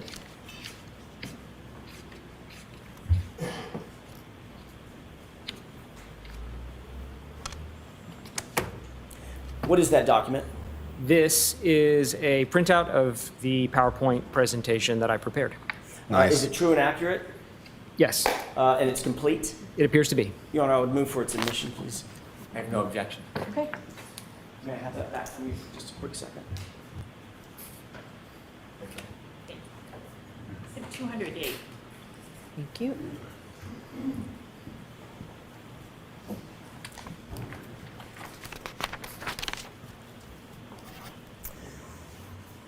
Your Honor, permission to display the PowerPoint presentation? Okay. Mr. DeSober, can you still see with the lights off sufficient to see what's on the screen and what's in front of you? Yes. Okay. Do you recognize what's on the screen? Yes. What is that? That is the title page of the PowerPoint that I prepared. And what is how would you describe the PowerPoint? So this PowerPoint is largely identical to the first PowerPoint I prepared in that it seeks to take all of the different approaches between the initial Burgess report, the supplemental Burgess report, and Dr. Welcher's report, lay out all of those approaches in one kind of coherent fashion so we can look at what conclusions we can draw from all of that data. With the court's permission, can we go to slide 2? Yes. Mr. Jackson, you can just use this PowerPoint. It's in evidence. You don't have to ask slide to slide. Thank you, Your Honor. Taking a look at this next slide, what is this? What are we looking at? This is a slide from Dr. Welcher's presentation that I was provided. Specifically, this is his slide number 33. And what does it show? This is where he introduces the first, acknowledgement that there's a difference between the time that Aperture calculated for the end of event 1162-2 and the lock event on Mr. O'Keefe's cell phone. Is there anything in this slide that you disagree with, in Mr. Welcher's presentation that you disagree with? It's up on the... I added the 2 green boxes and the Did you text disagree? the word after. That's Yes. not Dr. Welcher's. And About I added what? that because it's stated Yes. here that the event occurred within 26 seconds. But if we do the math, and he actually does the math, he really means after. It means the phone lock event occurred 26 seconds after the end of the vehicle event as calculated. No, I'm going to allow it. The phone interaction happens how many seconds after the text stream event? Based on this slide, 26 seconds. Thank you. And the text stream event that we're talking about is what number? 1162-2. And this slide, other than the green, is this slide or the portion of the slide that we're looking at, other than what you've described, is this directly from Mr. Welcher's own analysis or his PowerPoint? Right. I added the green box around within, the dashed green box around the whole paragraph, the line, and the words after. Those are my additions. Let's go to the next slide. Can you tell us what this is? This is more or less a repeat of what's on the first slide, but just shown with a little more focus. The first slide is a little busy. So Did you, I'm sorry, Mr. DeSoger, did you create this or is this from Dr. Welcher's report? I created everything on this slide apart from in the top right. That came from Dr. Welcher's slide 33. Although you created the slide, where's the data coming from for this slide? All of the data on this slide and all of my subsequent slides comes from the Aperture reports collectively, either Dr. Welcher's report or slides, or Mr. Burgess's first and second reports. What did their analysis reveal in terms of the time, the exact time of the lock event for Mr. O'Keefe's phone? So in their analysis, in Aperture's analysis, they report the Lexus event 1162.2 ends at 12:31:43, and they also report there's a phone lock at 12:32:09. So if we just simply take the difference in those two times, we get 26 seconds. If you were to add the 5 seconds back to 12:31:38, which is the actual trigger event, 43. what would you come up with? 38 plus seconds. 5 is 43. No, it's 43. Which of the two, in You made a your mistake. expert opinion, which of those two numbers is more accurate as it relates to the trigger event? If we wanted to conduct the analysis relative to the trigger, it would be better to use the actual trigger time. There's 28 plus However, 5, right? Or what? As long as we're consistent through I've the confused analysis, myself now. it's It's not too early in the morning for entirely this. wrong to use the end. It would be wrong if I suddenly switched up and started talking about this relative to the trigger. It was 28 event, plus 5, but right? They present it as the end of the event, so I conduct the rest of my analysis using that convention. Is another word for the end of the event the end of the recording? End of the recording, yeah. When I say event, what I mean by that is the 26 the plus data 5? event, the data I misheard recording it then. event. But the trigger Fair enough. event itself, 12:31:38. Correct. Did you put a name on this gap, if you will, this time frame? Yes, I did. For the sake of the rest of the analysis that I'm going to do, I thought it would be helpful to just refer to this difference in time as John's interaction window. And that refers directly to the interaction with the phone, the human interaction of locking the phone. The 12:32:09 lock. Okay, let's go to the next slide, please. What does this slide show us? So this, here what I'm doing is I'm kind of laying out the bounds of what I mean in John's interaction window, which should make, you have a lot of numbers to go through here, and so this should give us a very easy metric for kind of determining whether we have an event before or after. So what I mean by that is when we calculate John's interaction window, if that number comes out and is positive, that means the phone interaction occurs after the end of the vehicle event. And if we calculate John's interaction window and that number becomes a negative value, then that means the phone interaction occurs before. So now we have just a convention we can use really quickly to say, is it positive or is it negative? And we can maybe spare ourselves some of the math with 1,000 numbers. So positive means what? One more time. Positive, John's interaction window positive means the phone lock occurs after the end of vehicle event 1162-2. Got it. Let's go to the next slide, please. What does this slide show us? So what I'm saying here, I'm kind of laying the foundation for why we're going to even do this. Why do we need to start doing math on these clocks? So fundamentally, the phone, Mr. O'Keefe's phone, and the vehicle, Ms. Reed's vehicle, they're separate clocks. And it's very unlikely that they're going to be aligned perfectly in time. Right? If I compared my watch to your watch, it would probably be off. And that's the same case for any two independent clock sources. So Aperture, in their collective reports, propose a number of different ways in which that can be corrected. So I'm going to go through all of those ways that Aperture has proposed and show if we align the clocks based on how they laid out, does John's interaction window stay positive or does it ever become negative? Where does it end up when we run all those analyses? Or another way to put it is, does the phone interaction always occur after the end of the vehicle event? And what did you determine? Based on the initial reports, Yes. the phone interaction always occurs after the end of the vehicle event. Okay.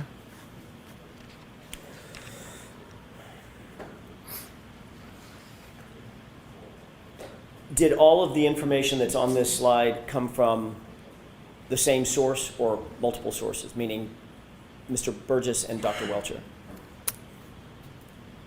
In the PowerPoint as a whole, all the information comes from the Aperture reports collectively, Okay. from Dr. Welcher and Mr. Burgess.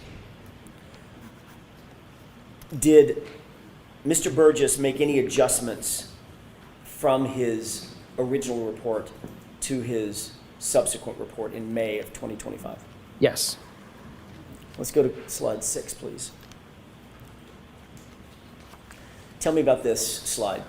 Yeah, so this is the first adjustment we're going to talk about and this one comes from Mr. Burgess's original report. And to summarize this adjustment, this is a key on timing adjustment, and we're going to show that the key on, the actual turning of the vehicle on, occurs about 3 seconds before that time gets registered in the infotainment. So the time we see is basically stale by 3 seconds. We're all familiar with how computers turn on. When you say key on, do you mean a physical key, or could it be the push button to turn the car on? In this case, it's a button. I refer to key on because generally that event is considered the key on in vehicle parlance, regardless of whether there's a physical key or it's a push button. So those 3 seconds mean what? What's the difference between pushing that button and the 3 seconds later that you just described from Jurors? It means that when we're trying to use the timestamps that were recovered from the infotainment system that show when the vehicle was keyed on or turned on, that the vehicle was actually or likely turned on 3 seconds before that. Do you know where the 3-second conclusion came from in Mr. Burgess's report? That came from the testing that Aperture conducted with the exemplar Lexus that they purchased. Was there anything in the report that indicated testing, this type of exact testing on Miss Reed's actual Lexus? No. Do you have an opinion as to whether or not all Lexuses, at least of this make and model Lexi? and year, would have the exact same 3-second delay? Or could that be different? It could be different in their testing. In their testing, they only tested one exemplar vehicle. So I think there was a solid foundation that the exemplar that was used exhibited this 3-second delay. It was a very close match in terms of part numbers and software versions to Ms. Reed's Lexus, but without any kind of testing of, let's say, a second vehicle, a second exemplar, we wouldn't know, we wouldn't have any basis to say it must be 3. We could test a second vehicle and it could be 5, so we say, well, there's a delay, but it varies vehicle to vehicle. They could have tested a second vehicle and found it's also 3, and then you start to build some confidence that maybe it is 3 across every vehicle. But with only testing one and not testing the subject vehicle, it is difficult to say with absolute certainty it would be 3 seconds. What is your opinion about best practices with regard to trying to create this gap for purposes of coming to an opinion or an analysis? So because we don't know whether or not this specifically would apply to Ms. Reed's vehicle, the best way to conduct that analysis would be to do the entire thing with the key switch adjustment at 3 seconds. Because if we're going to use a value, 3 is the most reasonable one because that's the one shown in testing. But we should also do the entire analysis without it in case we feel that that's the most appropriate. So in fact, that's what I do and will show is I ran the analysis both ways, with and without, to be as conservative as possible. Did your review of Makes Mr. sense. Burgess's report indicate that he ran the analysis both ways? He did not. Let's go to slide 7. Nice belt and suspenders approach, a little bit more thorough. What are we Nice. looking at here? This is an excerpt from Mr. Burgess's original report, his page 28 and his page, there's a screenshot also from his page 30 at the bottom. And this is where he states in that report that when they were doing the testing with the exemplar, they observed across 4 different key-on cycles this 3-second difference. So what I mean by that is they had a video camera in the car that had a timer on it. And so in the video, you can see the button pressed So in their testing, for example, they pressed the button at 21:48:05, and that's sort of nailed down. When they went back and downloaded the data from the infotainment, the key on was logged in the infotainment as 21:48:08. So there's the 3 seconds. That's where they're getting that from, and that's what he states highlighted in red there. It's a little hard to read, but it basically says the average across 4 runs was 3 seconds. The 3-second delay, was that actually in his report? This is the only point in the report it's mentioned. And I guess what I'm asking, it was an inartful question. The portion to the left, is that his report or your report? That is his report. Everything on the left-hand side of this slide comes from Mr. Burgess's report. So the 3-second delay was noted in his report. It was noted. Did he apply the 3 seconds in his analysis? He did not. Did he indicate in his report why he ignored that 3-second delay? He did not. Sustained as to that question. I'll rephrase it. Strike the answer. Did he indicate in his report the reason that he did not apply the 3-second correction? He did not. When you do apply the 3-second correction, what do you come up with as it relates to the 26 seconds from the end of the recording? So the positive 26-second window, if we only apply the 3-second key on, grows to positive 29 seconds. If you applied the same 3 seconds to the trigger event time, now what does the gap? That gap would grow to a positive 34 seconds. Between the trigger event and what? The phone lock.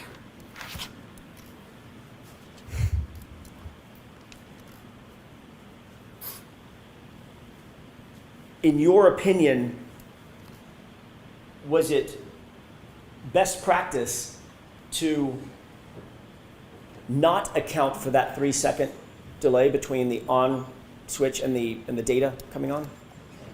I don't like the way that Sustained question was expectation. asked. Yeah, I don't like the way that question was asked. What, in your opinion, would be the best practice in terms of this That's 3 better. seconds that was noted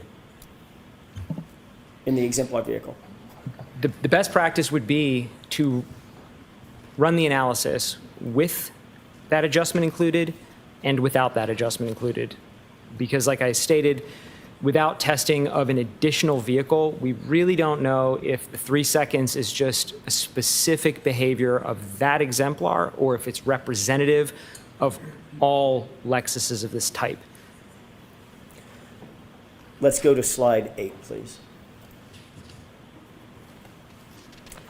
Tell us what we're looking at in this slide. So now we're going to get into the next adjustments. That first adjustment we just talked about was really a vehicle-to-vehicle adjustment. We haven't talked about the phone yet. We're going to get into the phone now and talk about aligning that. But we had to get through the internal adjustment that has to get done first. Now we're going to look on the subsequent slides here at all of the different ways the Aperture reports compared the vehicle to Mr. O'Keefe's phone. Is there any additional adjustment that you believe should be made? The Aperture reports lay out 2 methodologies for adjusting. There is a methodology based on phone calls, and there's a methodology based on the 3-point term And where did you get that information from the Aperture reports. In Mr. Burgess's original report, I'm differentiating, the January report, which did he use to determine his determination of the clock skew? In his initial January report, he never actually takes the calculation to the end by applying the differences in times to the calculated time for 1162-2, but he does do the math, which I'll show, for the differences on these phone calls. In terms of Dr. Welcher's report, did he identify a GPS point of 154 at all? Yes. How did he describe that GPS data point? He describes in his initial PowerPoint slides as .154 aligning with the end of vehicle event 1162-1, talking about a different event now. This is the 3-point turn event. So he uses that as an anchor point. And that anchor point, you said, was the end of the text stream event, or the end of the recording of that text stream event. Correct. The aperture reports consistently reference everything from the end of the events. Let's go to slide 9, please. Welcome What to are we Meme looking at Copium fans. Glad On the you're left joining us. is an excerpt of page We try, Yellow 33 Flash. We try. from Mr. Burgess's initial We report. try. Thank you. And what he shows here is he has identified 7 call logs that exist. Let's see some both emojis in the for our Meme infotainment Copium from Ms. friends. Reed's Lexus. Let's welcome and them into in the chat with some Mr. emojis. O'Keefe's Love. phone. Let's He see puts some them in emoji table love for form. them.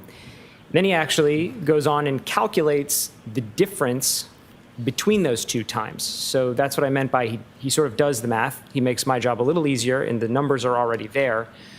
He just never applies these to any of the times. So that's where I step in and say, if I take that 3rd column that he lays out, those are in seconds. If I apply those seconds, that adjustment to 12:31:43, where do we end up with John's interaction window in those times? What did you conclude in terms of finishing the work? Sure, I did all of them. And so I highlight on this particular slide, I just highlighted the very first one he has in here. In that case, he identified that Mr. O'Keefe's phone was 2 seconds slow relative to the infotainment system. So if we apply only that adjustment, then John's interaction window becomes positive 28 seconds. Did Mr. Burgess apply all of the potential offsets? He didn't apply any of the offsets. He calculated all of them, but he didn't apply any of them. Did you ultimately apply all of the offsets? Yes, I did. And what did you determine? Regardless of which offset you apply, John's interaction window remains positive. The number changes, but it remains positive. Let's take a look at those one at a time if we can. Let's have the next slide. So in this slide, I just took the other end of the spectrum. There's a large range in values in this table. He doesn't actually, Mr. Burgess doesn't show the sign conventions on here, but actually. What do you mean sign conventions? Sign conventions, he doesn't show when he calculates the difference whether it's positive or negative. All the numbers in the table don't have a sign, don't have a plus or minus in front of them, but there's an implication. Some of them are plus, some of them are minus. So the first one that we just looked at showed we had 2 seconds slow. There's another value in here that's on the other end of that. It shows that Mr. O'Keefe's phone is 21 seconds fast now relative to the infotainment. So that's the largest value in the table we could take that would bring John's interaction window down now. And so if we apply just that adjustment, John's interaction window becomes a positive 5. Take a look at slide 11, if we could, please. What are we looking at here? So I've shifted now from the phone calls, and now we're going to talk about the 3-point turn alignment. And the 3-point turn alignment is first presented in Dr. Welcher's slide from his presentation here. And in this, he doesn't say it explicitly, but he provides some math on the screen, which is a little hard to read. But he puts some math on the screen that shows he's aligning this 0.154 from Mr. O'Keefe's phone to the end of event 1162-1. This is the prior event. This is a 3-point turn. And so he aligns, he says this is basically how you align it, and he doesn't do the math. Again, he lays out that he says a 19.2 second difference. I actually just adjusted that to 20, which is the most conservative way to interpret that. I don't think we have the accuracy here to talk about tenths of a second. Nevertheless, I just rounded that up to 20, and when we apply that 20 seconds to our event 1162-2, then John's interaction window becomes +6. That's just applying this. We're not combining anything. We're just applying the difference shown in this slide. And that positive interaction window, is that calculated based on information directly from Dr. Welcher's report? Yes. Let's go to slide 12. Why do the are we looking at numbers here? What keep is this table? changing? That's the This thing is a that table I don't made. understand. We've talked about a lot of different approaches to how these clocks can be aligned and a lot of different variables. So I tried to summarize them in one table, put them all together, because some of them we can combine. We can combine the key on with either a phone call or a 3-point turn, but we can't combine, for example, a 3-point turn and a phone call. That's not valid. So I put all the possible combinations, all of them, with, without key switch, phone calls, and .154 on one table, and I calculated John's interaction window for all valid combinations from the aperture reports. And when we do that, the result is that regardless of what adjustment we make, all of the numbers are positive, meaning regardless of what adjustment we make, the phone lock event always occurs after the end of event 1162-2. Did Mr. Burgess, in your review of his report in January of 2025, did he ever undertake all possible offset calculations? No, In his May 2025 report, did he undertake all possible offset calculations? Yeah. no. Not so much, no.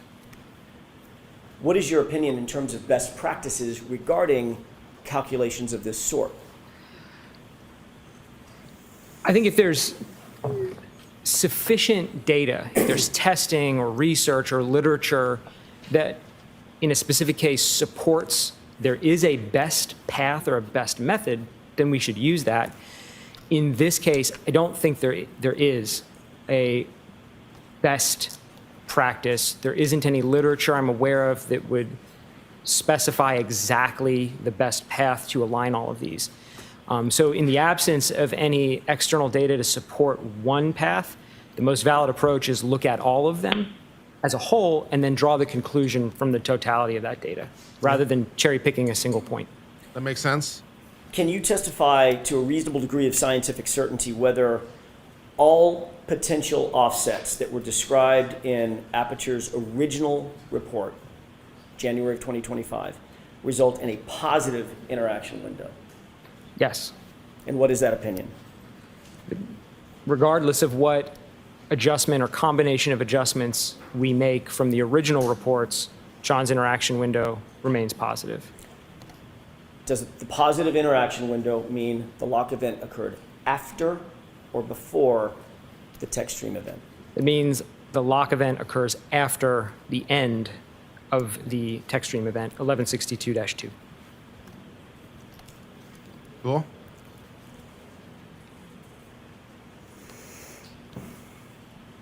You've already indicated that you received a second report, May of 2025, correct? That's correct.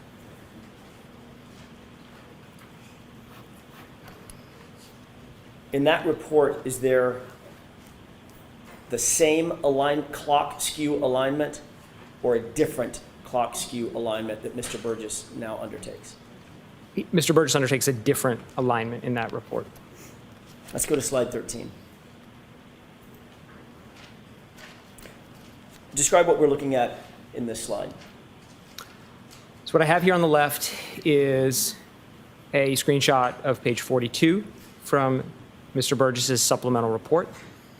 And so now he's done two things new here. He's identified a new method for aligning the data based on the 3-point turn. So now he's kind of following where Dr. Welcher started, but he's approaching it a little differently. And secondly, he is now calculating the actual time. He's doing the difference calculation and he's applying that to the time. So now he's taking the calculation all the way through, which is a little different from the prior reports. And so when he does that, he makes my job really easy because I didn't have to do really any math now. He comes up that there is a range now. So prior to this point, the original report by Mr. Burgess and Dr. Welcher reports all used discrete points in time, right? They sought to find an event that Yeah. occurs at a singular second and another event at a singular second and a line based on that.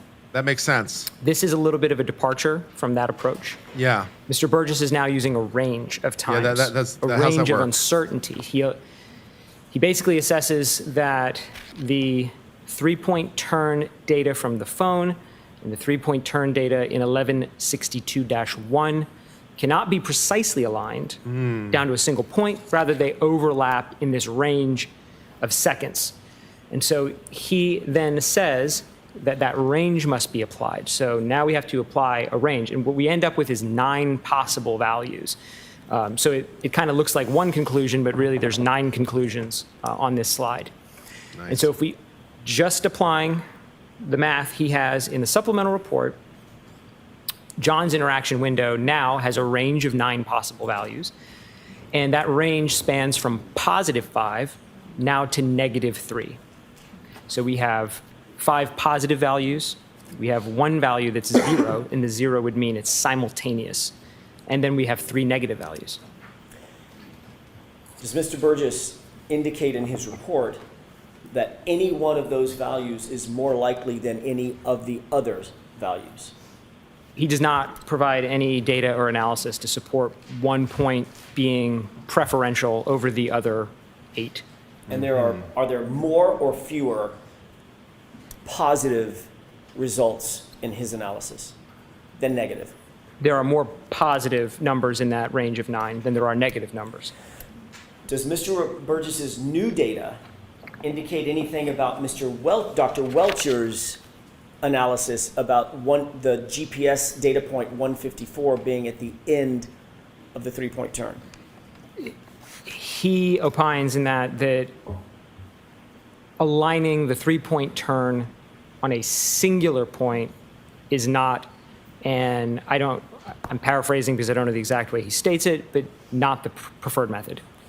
Is Mr. Burgess's analysis consistent or inconsistent with Mr. Welcher's determination that GPS point 154 was at the end of the text stream event? Objection. Sustained. Does Mr. Burgess, in his report, indicate whether he agrees or disagrees with Dr. Welcher's analysis? I don't remember specifically.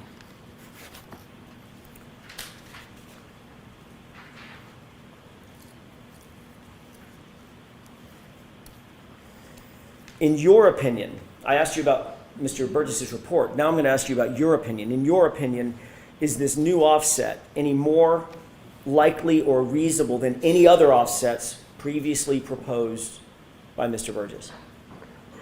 I don't think it is more or less likely. I think it is a valid approach, certainly. And so I think the results from the additional analysis should be included with the analysis of all of the results so far. And none of those results are more or less likely than any of the others, correct? Sustained. Are any of the results, in your opinion, to a reasonable degree of scientific certainty, are any of the results any more or less likely than any of the others? It's my opinion they're all equally weighted.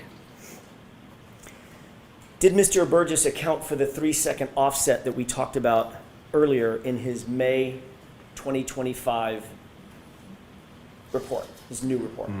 I did not see any mention of that in his supplemental report, and certainly the 3 seconds isn't present in his math. I don't see it there. Let's go on to slide 14, please. This witness is a little technically dense for a first witness. Describe what we're looking at here in this table. I'm not sure it's optimal. This is very similar to the table we looked at previously, where I look at all possible combinations.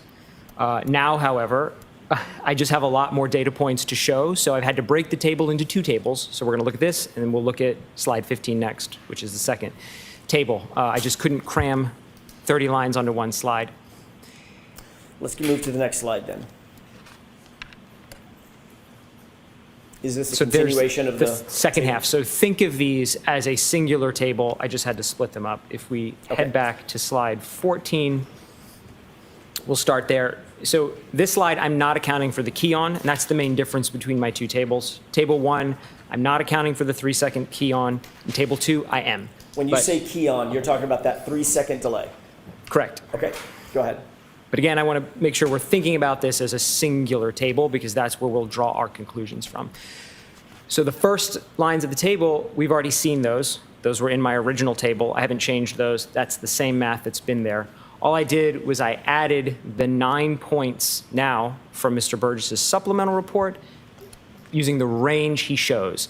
And so now we can see if we include that, now we get some positive numbers for John's interaction window. We get that 0. And again, the 0 would imply that the end of event 1162-2 is happening exactly at the same second as the phone lock.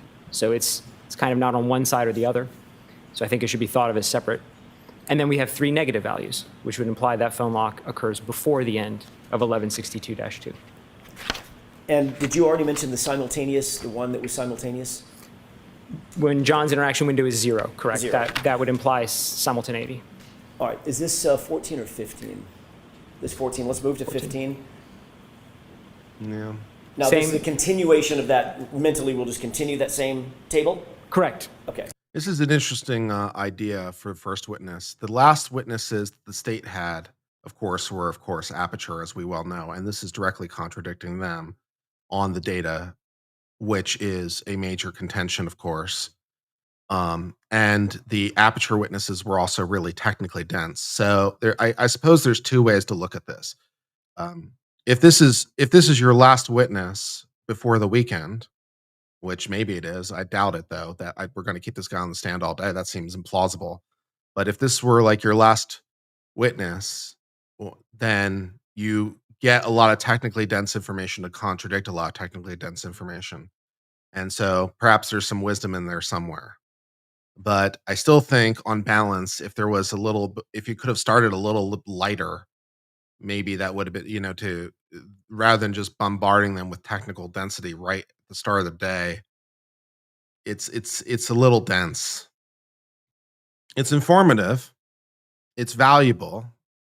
It's important, but it's a little dense for the first. Again, we talk about the ideas in trial. One of the key ideas that you sort of remember when all else fails is the idea of primacy and recency. Right? Start strong, end strong.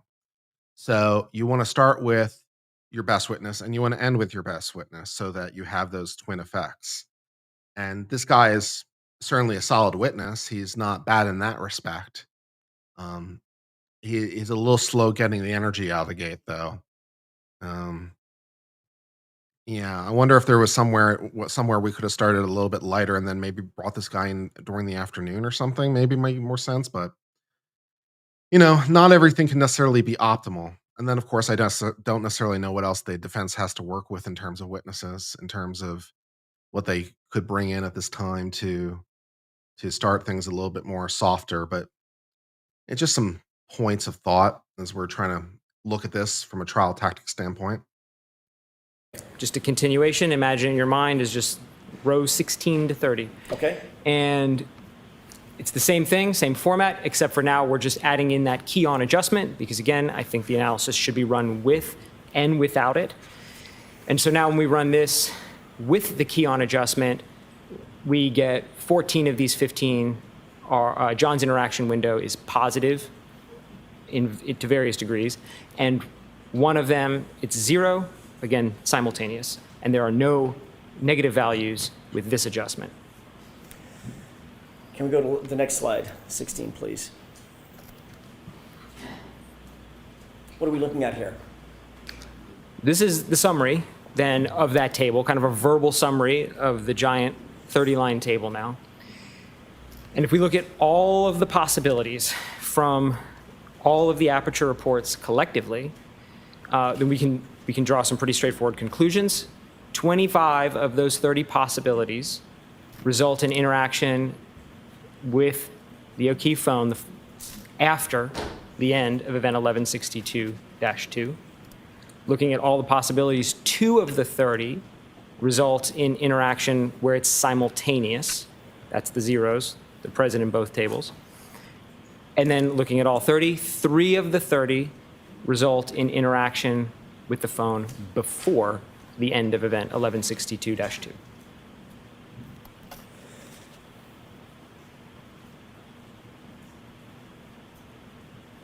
Do you have an opinion as to which of these particular offsets that you've described, these 30 possibilities, should be applied in this case? No. Why is that? Each of the approaches have their own individual strengths, and each of them have their own individual weaknesses.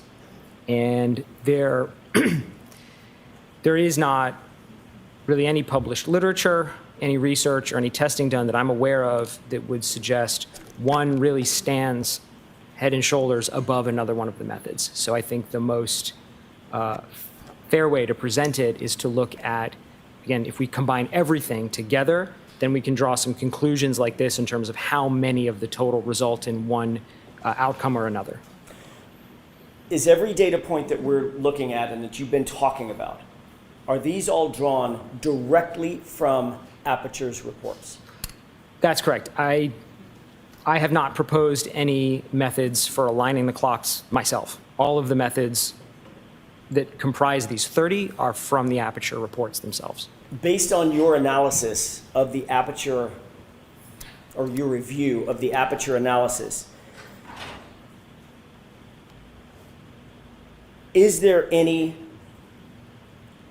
ability to say to a reasonable degree of scientific certainty that the text stream event occurred after the last physical interaction with John O'Keefe's phone? Yes, there would be three out of the 30 possibilities would result in that. Do you have an opinion to a reasonable degree of scientific certainty that it did happen after the text stream event? Sustained. What is your opinion regarding 30, the timing of it? What's the percentage of possible events that occurred, possible scenarios, I should say, wherein the text stream event occurred after the last interaction with John's phone? What's the percentage? So that's sustained. You said it's 3 out of 30, correct? Yes, Is that 10%? that is 10%. Yeah, it's sustained and a move, it's stricken. What percentage is is 3? that? Just do basic math for me. What is the percentage between 3 and 30? Sustained. How is that objectionable? What is the percentage? If I told you hypothetically, I'm going to see your sidebar for a second. How is that objectionable? What is the percentage? How is that objectionable? I don't know.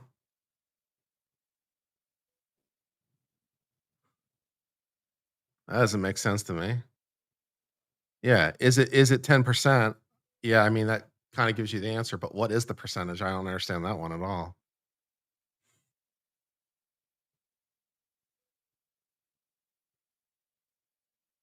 All right, let's skip ahead. following your analysis of the totality of the possible scenarios, did you come to a conclusion that the vast majority, let me rephrase that, did you come to any conclusion about the numbers as they relate to the positive interactions versus the negative? And when I say positive versus negative, I'm talking about the phraseology that you used. John's phone interaction being in the positive side versus John's phone interaction being in the negative side. Yes. And what were those?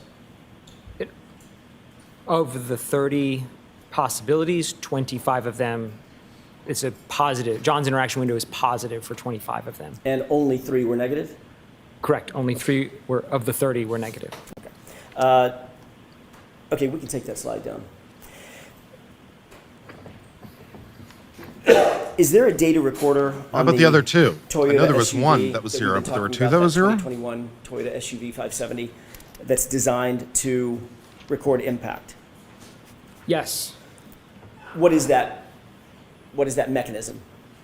That would be the airbag control module, The ACM? ACM. Did you look at that?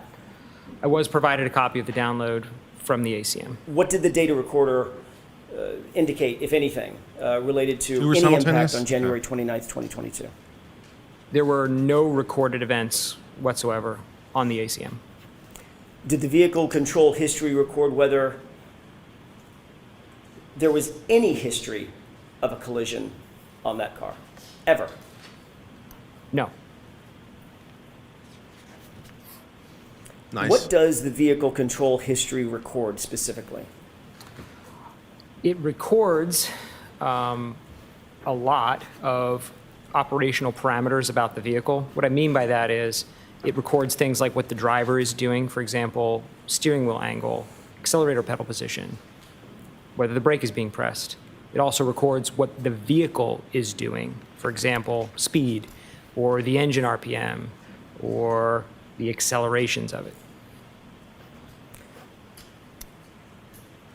Does the TechStream data event indicate that there's and I'm talking about very specifically the TechStream data, does that indicate whether or not there's a collision in the car? No. Does the TechStream data event mean that if you find a TechStream data event or a trigger event, does that mean that the airbags are deployed? No. Does it mean that the vehicle impacted with something solid? No. Does it mean that the vehicle impacted with a pedestrian? No.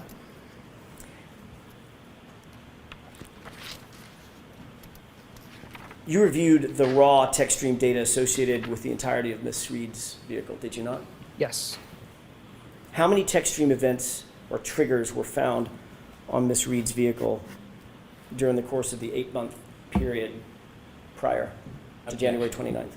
Objection. So can you narrow that, Mr. Jackson? Sure. I object to the whole line of inquiry. I bet you do, you And I need prick. to see it sidebar. You object to the whole line of inquiry because it hurts your case? Is that why you object? You prick. Well, good morning, chat. We're having an interesting start to the day. A lot of technically dense information relating to various events and showing some flaws in Aperture's math and lack thereof, showing that events are not necessarily in sequence relating to what Aperture said. The timeline is not even necessarily in order, so that's fun. And we have some objections relating to things and stuff.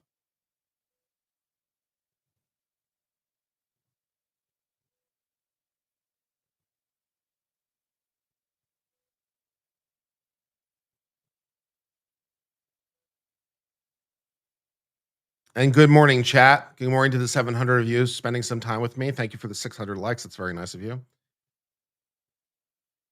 We do have a giveaway that still has 18 minutes left in it. If 14 more of you gift $5, we'll do a merch giveaway. You got 18 minutes left for that if you're interested.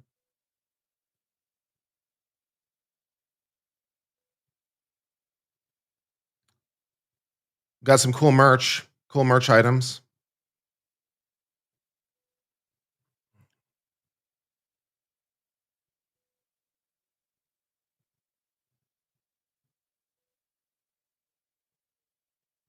Random objection is only helping the defense. Yeah, I don't even understand why if some of them are objectionable. Isn't what they did, but what they didn't do. Yeah, at least in part, Archie, that's fair. Have you missed anything riveting? I don't know if it's necessarily riveting. It casts doubts as to the state's witness Aperture relating to the synchronization of various events, and also not only casts doubt as to what time certain things occurred, but also cast doubt as to the timeline of the events, because some of them might have occurred in the past based on various adjustments. So there's that. He is a math expert. How could he possibly answer 3 out of 30? Fair. It could be any number, 3 out of 30. Who knows what that is?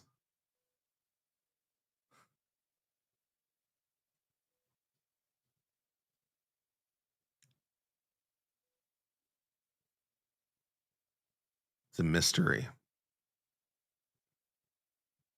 You got learning from misfortune of others mugs arriving on Monday. Very cool.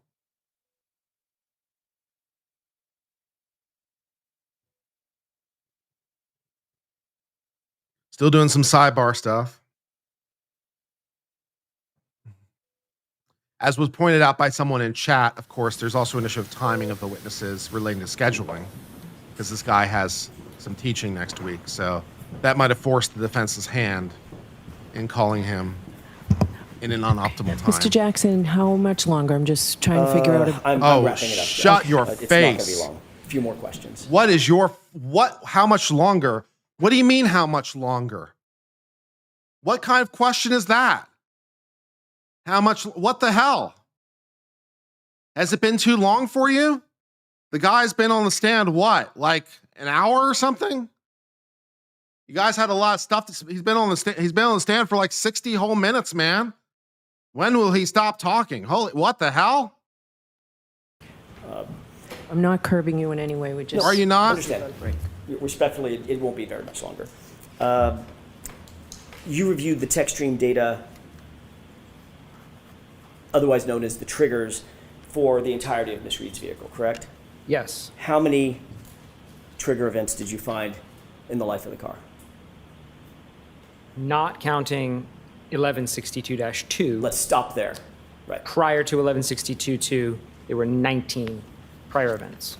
And 19 total events, correct? Correct. And how many collisions were clocked by any recorder on that car?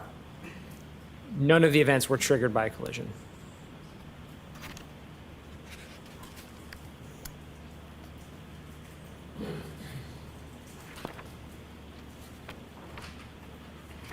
And last question, do any of the text stream events or do any of the data that you've reviewed, either yourself through Mr. Burgess's report, through Dr. Welch's report, do any of the data indicate that there was a collision on January 29th, 2022 at any time? Objection.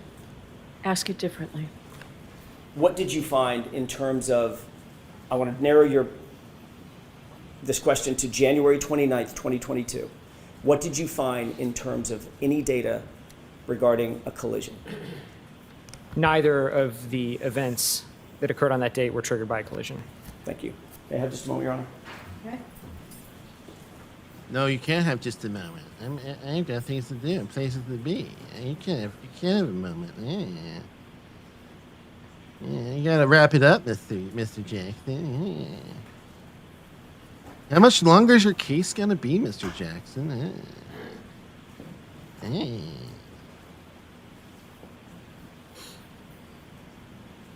Is it over yet, Mr. Jackson? That's all I have, Your Honor. Thank you. Okay. Jurors, we're going to take the morning recess. There's some things that I need to do with the lawyers. That we'll have you come back at 12. Question, jury. Didn't she say yesterday they were ahead of time? Yeah, well, that was yesterday. Yesterday they were ahead of time. Can I see counsel at sidebar to save us some time, please? Yeah, let's see counsel at sidebar. Yeah, gotta do a little admonition of you. Yeah, a little admonition time. Yeah.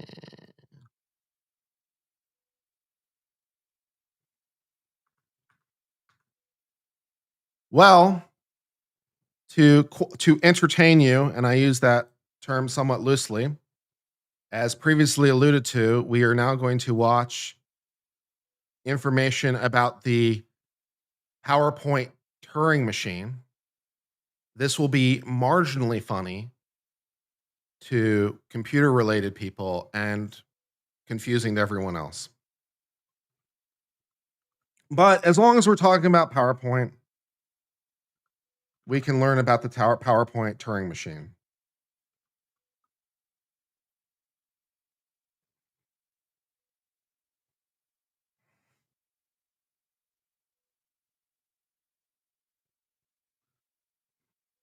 Let us watch the funny video.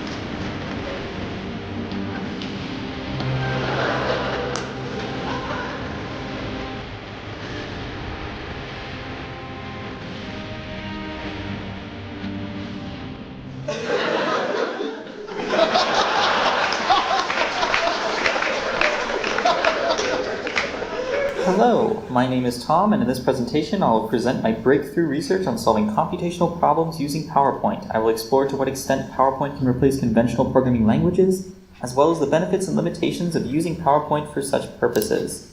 But first, a quick disclaimer. This presentation is not sponsored or endorsed by any real or hypothetical corporation located in Redmond, Washington. The views and opinions expressed are those of the author and do not necessarily reflect those of any such corporation should one exist. Only trained PowerPoint professionals should attempt to reproduce the results of this research, and the author will not be held responsible for any material, physical, or emotional damages caused by such attempts. So with that out of the way, we can proceed to the background. So as you may know, PowerPoint has hyperlinks and animations, which can be used to add interactivity to your presentations. So we have links here, and then we also have animations, which are particularly interesting because you can trigger them in different orders. So you can use these to make interesting things like applications, games, typical things that you'd make in a slideshow editor. But until recently, it has been unproven as to whether you can do all things using PowerPoint, whether you can solve every computational problem with a dedicated PowerPoint file. And this is largely because in order to prove such a claim, you would need to create a Turing machine that runs in PowerPoint, or you'd have to be able to show that every Turing machine can be run within PowerPoint. So without further ado, the palindrome recognizing Turing machine. So here we have a Turing machine that decides to language palindromes of even length. So you can see that, like a normal Turing machine, we can move this tape. This is implemented completely with animations. There are no macros or anything else. So I can write to the tape, of course, so we'll give it a simple input like this. And of course, I can also execute the Turing machine. So here we have the Turing machine's current state, and in order to continue execution, unfortunately this doesn't happen automatically, it needs a little bit of encouragement. The user has to click on each orange region. Now you might be concerned here that I'm making decisions whenever I'm clicking on this, but the way that this PowerPoint is set up, every other area is blocked. So I can click randomly essentially, and the PowerPoint will just advance its computation. So that was the input 1-1. So this should end up being accepted, and we can see that it does indeed end on an accepting state. And I could rerun that with another input, and it would reject accordingly depending on what it is. So this is nice, but what we'd really like to be able to do is run any Turing machine in PowerPoint. Fortunately, this is easy because the PowerPoint Turing machine is programmed entirely using punch cards. So for example, this card says that whenever the Turing machine is in state 0 and it reads a 1, then it should write a blank, move to the right, and then move to state 2. But if we change where these holes are located, we can make the Turing machine do something else and essentially imitate any transition function of any other Turing machine. All of this is accomplished using over 1,600 animations and around 700 autoshapes. The PowerPoint Turing machine offers a number of advantages over alternative programming languages, offering cross-platform support running on both mobile devices and both commercially relevant desktop operating systems. In addition, its drag-and-drop programming means there's no text and no syntax errors. But most importantly, you can use themes, word art, and transitions that PowerPoint is infamous for In your code.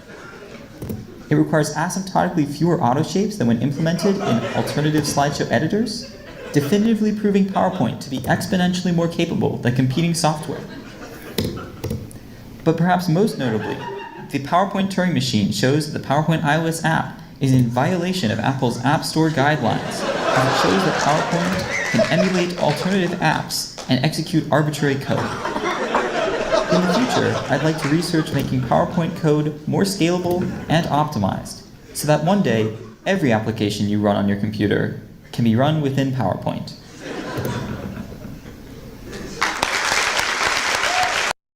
Excellent. Excellent.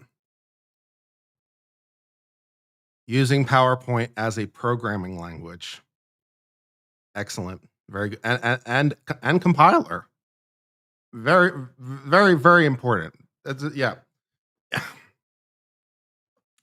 So someone decided to do that. That was fun.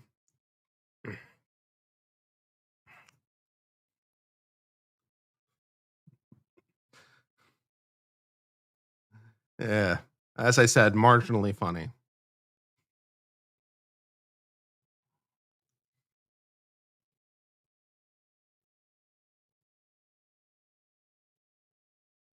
I like the fact that it's programmed using punch cards. That is a very nice chef's kiss on top of the whole thing. The whole thing is the whole thing is programmed in virtual punch cards. Yeah, that's good. That's fantastic. Great, great, fantastic, wonderful.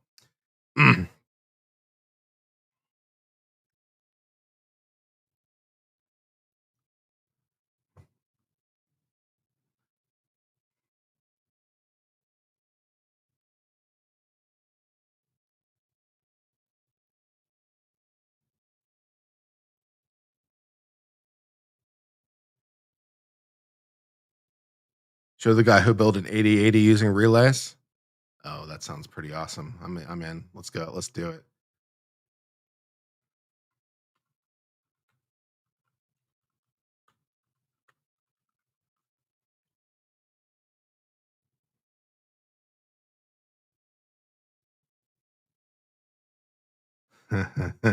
Relay, computer compile, load and run.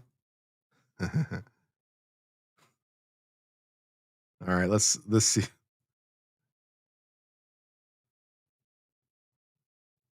To demonstrate the software development tool chain for the Daviac 1 computer, which is complete.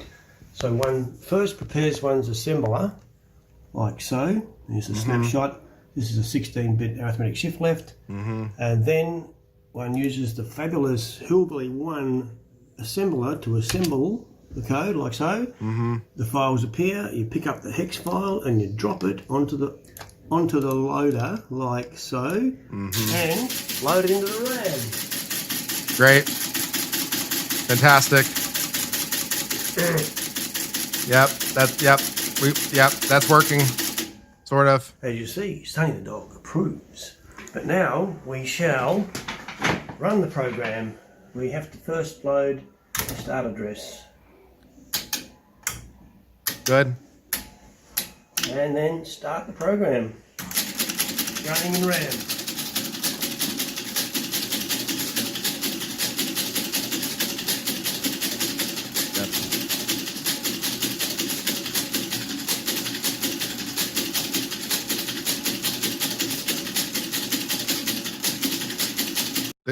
The clock rate of this computer is not very good. When you can hear the clock rate, this is running at what, about 5 hertz?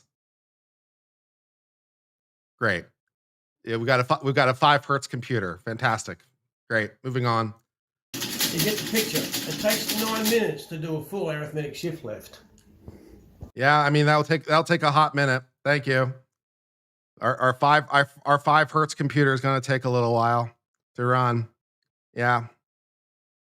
Good.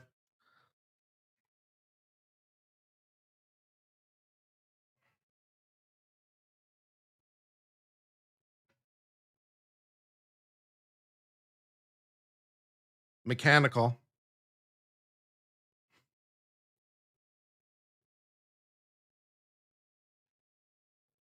Oh, Lord.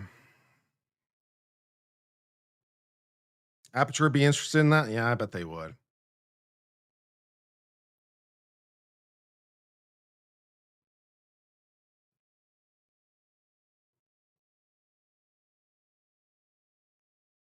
I just used stones on the desert. I just physically moved the stones.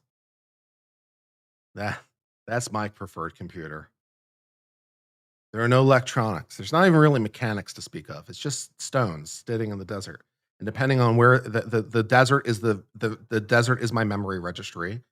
And depending on where I move the stones represents the data. And I just physically move the stones to do computation.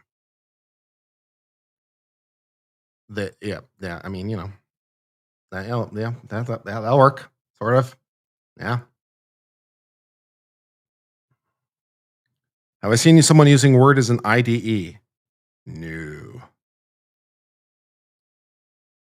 Yeah, basically, I've just created a abacus and made it way more complicated than it needed to be. That's basically what I just did right there.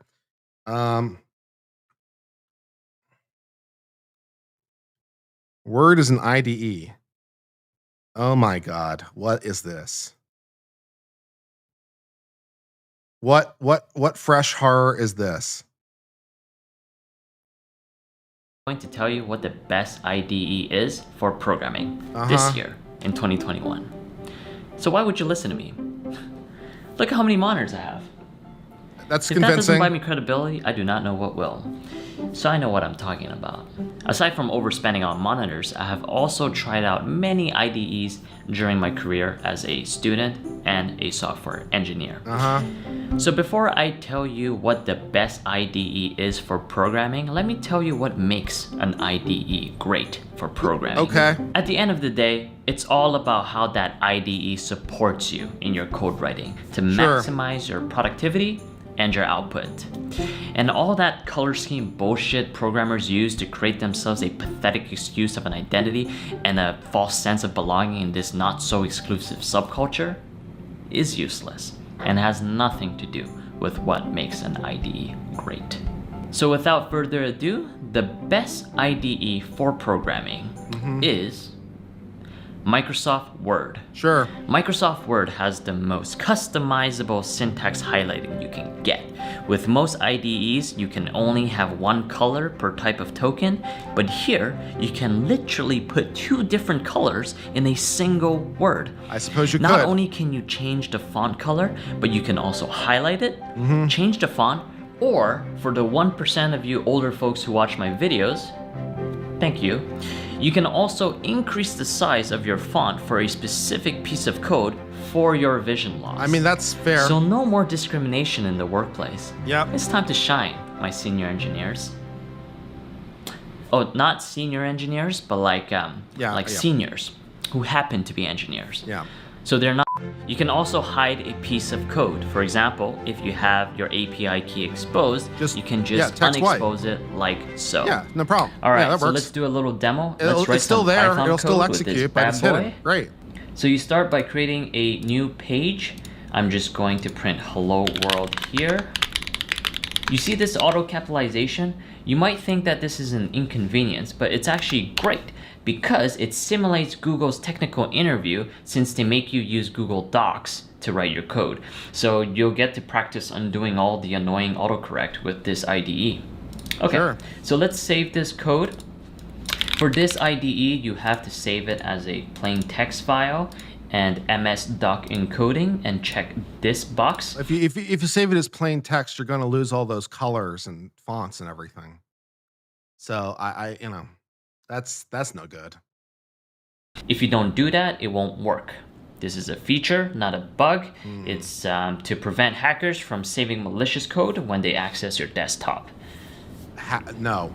Let's run this Python code now. I'll start up Windows PowerShell because it is the best, since Microsoft is the best, and anything they make is the best. Sure. Boom, runs like butter.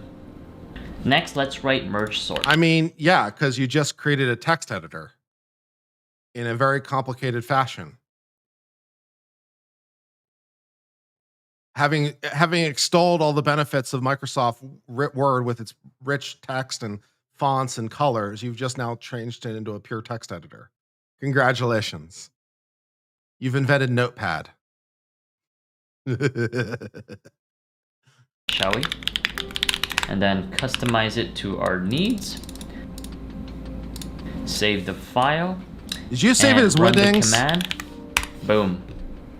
If you don't understand merge sort, there's a merge sort video on jomaclass.com in the data structures and algorithms course. We make it really easy to understand with the intuitive animations to visualize the algorithm. Okay, plugging that just made me 150 bucks. I won't go hungry today. Excellent. Microsoft Word is only $139.99 for purchase, and you get to keep it forever.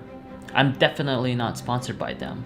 But if you click the link below, you get a generous 1% off your purchase. Nice. You're welcome. Thanks for my buck For the 30. discount and for the advice. To thank me, you can pay me through PayPal, wire transfer, or you can send me a certified check. That was insightful. Thank you. I think I'm just going to stick to Notepad++ like a normal person, but I do appreciate your thoughts. They were insightful.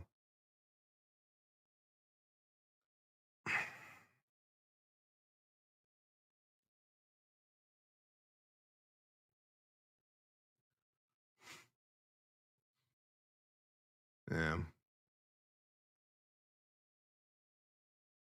Yeah. Plus plus. Yeah, I use plus plus all the time when I was coding. It works great. It's been a long time since I've written some code. But I use plus plus to write code. It works great. Yeah. Yeah. I haven't written a piece of code in a hot minute, but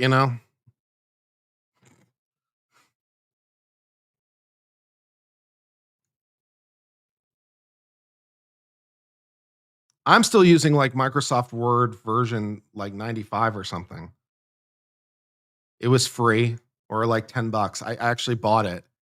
I bought it when I bought my PC or built my PC, rebuilt it. I went on like good old software or like whatever it was and bought like Microsoft Word 2000 whatever like 10 years ago for $10. Works great. I don't need anything else. Works fine. But works fine. I bought the entire Office suite for like $10 more to the point, but still.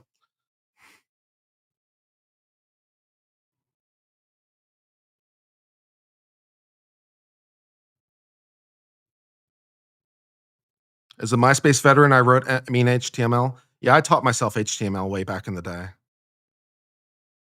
Back when, web pages were first like coming thing and taught myself HTML and hand coded my web pages way back when. Old days, man. Old days.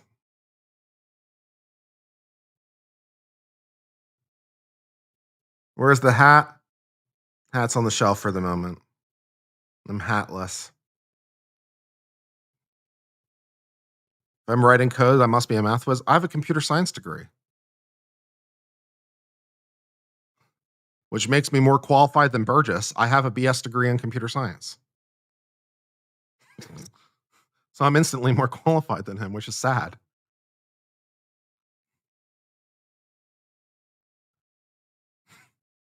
I used to be pretty decent at math. At one point, I was thinking about really going into cryptography, but I decided I didn't really want to. I decided I didn't really want to study math to that level to get really into cryptography. But I was at least amateur interested in cryptography back when they were inventing AES.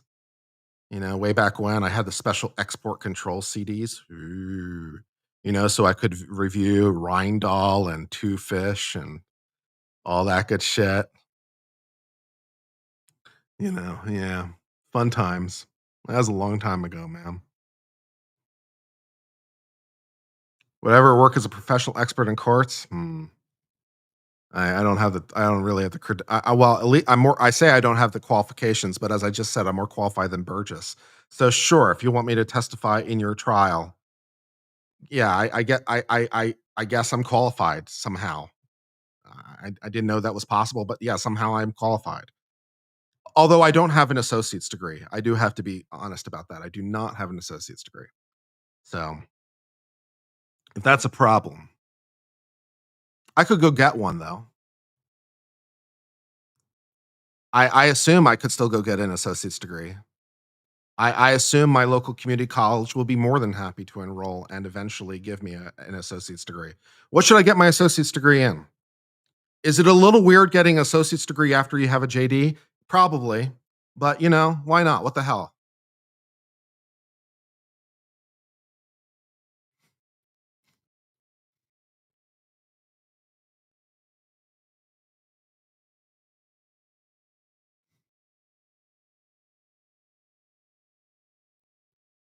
General studies? There you go.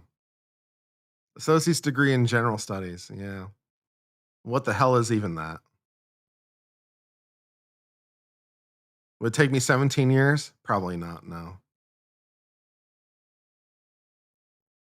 I wonder if they offer like an associate's degree in philosophy. I might do that. That would be kind of cool. Taking like some formalized classes on philosophy might be fun. Or like getting a master's in philosophy. That could be fun if I just wanted to burn time and money just for the hell of it.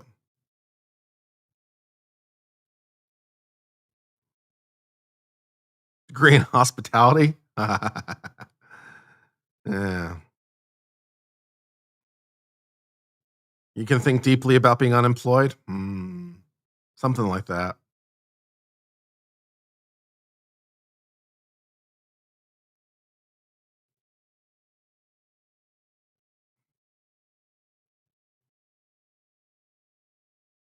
Maybe get a PhD in something.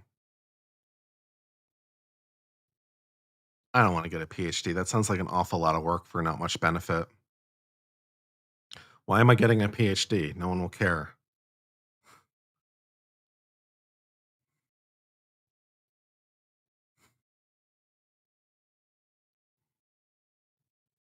Theater studies? Yeah, well, yeah, for the doctor, I suppose, so I can call myself doctor, I suppose. I guess that I suppose that's one reason to do the PhD, so I can call myself doctor. How long does it take to get a PhD these days? The thesis alone is gonna take some time. What should I write my thesis in?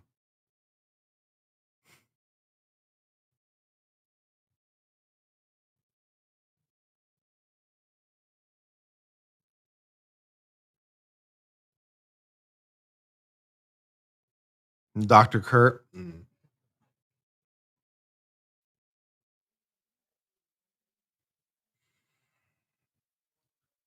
See if the University of Houston wants to enroll me in some PhD. That probably means I have to take the GMAT, which means I have to study for the GMAT. So I suppose I have to start there, unless they'll enroll me without a GMAT. That'd be interesting. I wonder if the fact that I have a JD would perhaps prevent me from having to like take the GMAT or other like bullshit criteria. I wonder if I can skip some steps because I have a JD. I bet you the answer is yes. Hmm.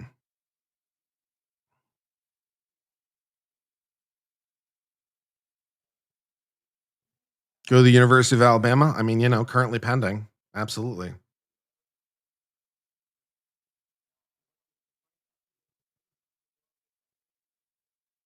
Yes, Turtle Boy. Fair enough. There are a lot of schools out there. Different schools have different admission requirements, so maybe.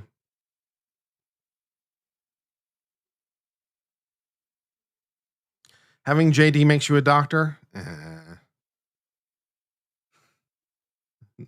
No lawyer calls themselves doctor. It's an utterly pretentious thing to do.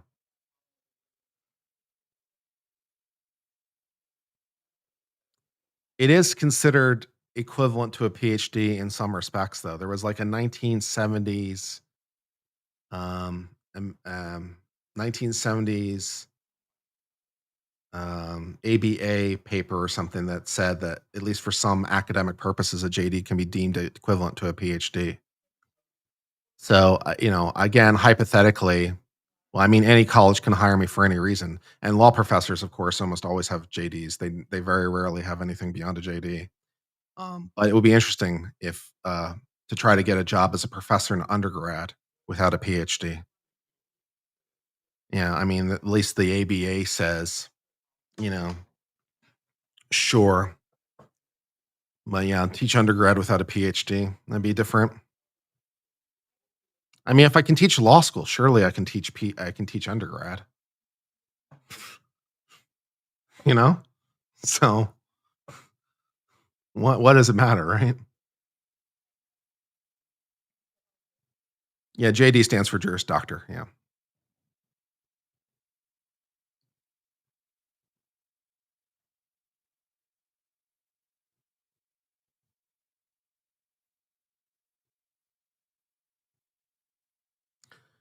I'm gonna yeah, I need to have a conversation with the register. I don't even know who I have to have a conversation with. I guess I'm having a conversation with the provost.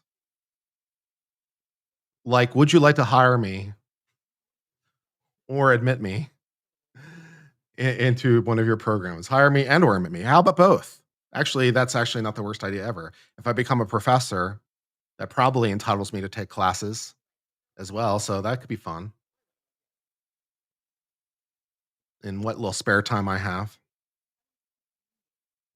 Professor by day, student by night. Could be fun. If you are the provost or president of a university and would like uncivil law to teach at your school, please contact me at kurt@uncivillawllc.com.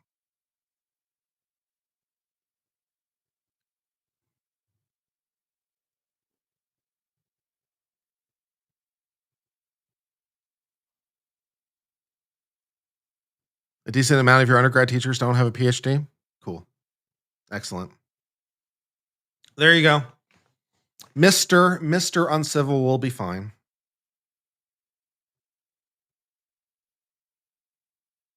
I get to wear my purple tam.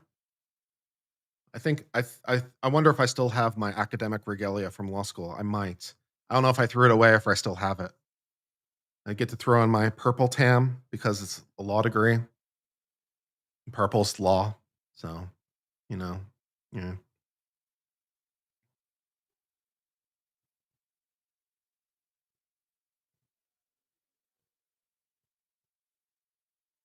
Go for an honorary degree. I'm not sure you can really go for it, but as opposed to just being gifted it, but whatever.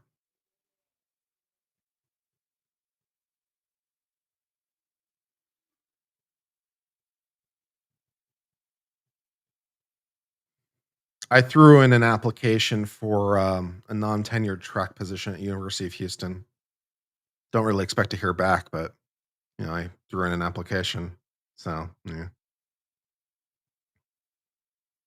Look up Parmel Law in Missouri. What the hell is that?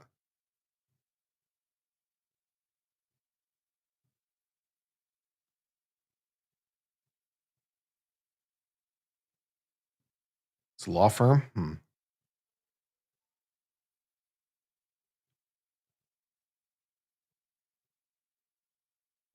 sure I could do adjunct at least if I want to. Yeah, I would think so. I think I'd be a pretty good professor.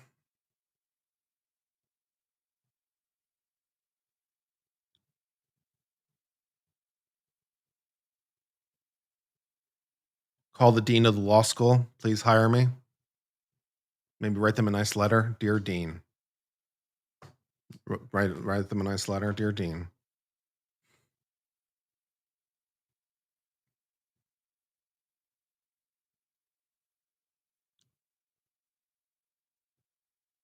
I mean, I kind of am a professor of law to some degree. It's sort of part of what I do here on the channel is be a professor of law. I teach you. You guys are my students. I hired myself. So I got that going for me.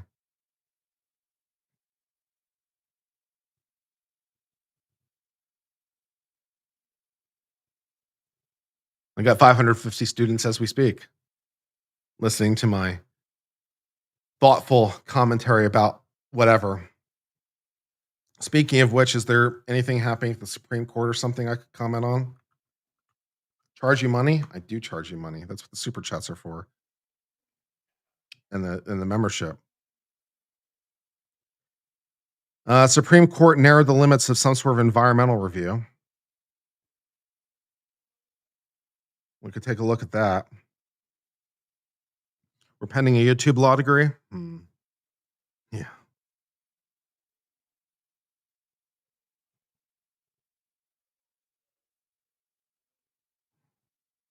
What topic would I like to research? Well, legal topics, of course, because I'd be teaching law, presumably, because that's what I'm good at. So I'd be writing papers on interesting legal topics that, seemed interesting. That's what I would do.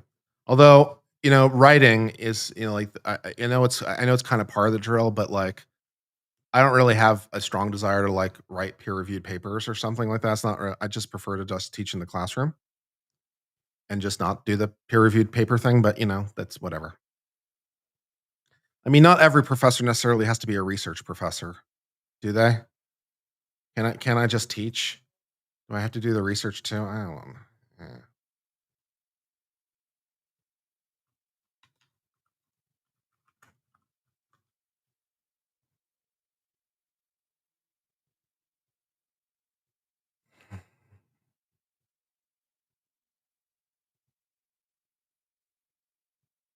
Let's take a look what's happening at the Supreme Court.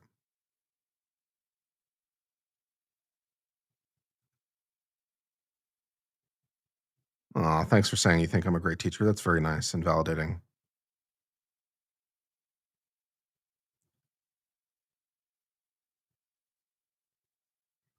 What is today?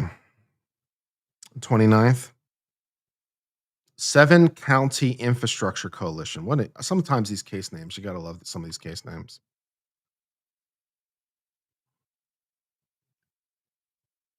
All right, let's take a look at this thing. What is this? We turn our attention to this case that was decided today by the U.S. Supreme Court. 7-County Infrastructure Coalition versus Eagle County. Cool name. Under federal law, new railroad construction and operation must first be approved by the U.S. Surface Transportation Board. Cool. In 2020, the 7-County Infrastructure Coalition applied to the board for approval of an 88-mile railroad line connecting Utah's oil-rich Unitsa Basin to the National Freight Rail Network, facilitating transportation of crude oil to refineries along the Gulf Coast. Cool. As part of its review, the board prepared an environmental impact statement that addressed significant environmental effects of the project and identified feasible alternatives that could mitigate those effects as required by the National Environmental Policy Act. The board issued a draft impact statement and invited public comment. After holding 6 public meetings and collecting more than 1,900 comments, the board prepared a 3,600-page environmental impact statement, that's a lot, that analyzed numerous impacts of the railway's construction and operation. Relevant here, the environmental impact study noted, but did not fully analyze, the potential environmental effects of increasing upstream oil drilling in the Unita Basin and increasing downstream refinement of crude oil. Okay, the board, which, yeah, how relevant is that to the project is actually an interesting question, because we're trying to build a railroad, and the Railroad Commission is interested in the impact of the railroad, not necessarily what is being transported by the railroad as such, right? The environmental impact study they're doing is, what is the impact from the railroad? Like, what environmental problems does the railroad create? And so this report also notes that there is environmental effects from the oil drilling and also the refinement, but that doesn't necessarily really have anything to do with the railroad, right? The railroad is neither producing nor refining the product. It transports the product because it's a railroad. So it noted the environmental aspects of the production and the refinement, but it does seem a little off point. So they didn't analyze it because, to some degree, why would they? We're just here for the railroad. I'm working on the railroad all the live long day just to pass the time away, so forth and so on. So yeah, they didn't analyze the production and refinement because, to some degree, why would they? But they took note of it. The board subsequently approved the railroad, concluding the project's transportation and economic benefits outweigh the environmental impacts, of the railroad. Petitioners challenged the board, and that was filed in the D.C. Circuit by Colorado County and several environmental organizations. The D.C. Circuit found numerous violations arising from the environmental impact study. Specifically, the D.C. Circuit held the board impermissibly limited its analysis of the environmental effects from upstream oil drilling and downstream refinement projects. How is that relevant is a little unclear. Concluding those effects are reasonably foreseeable impacts that it should have analyzed more extensively. But, why though?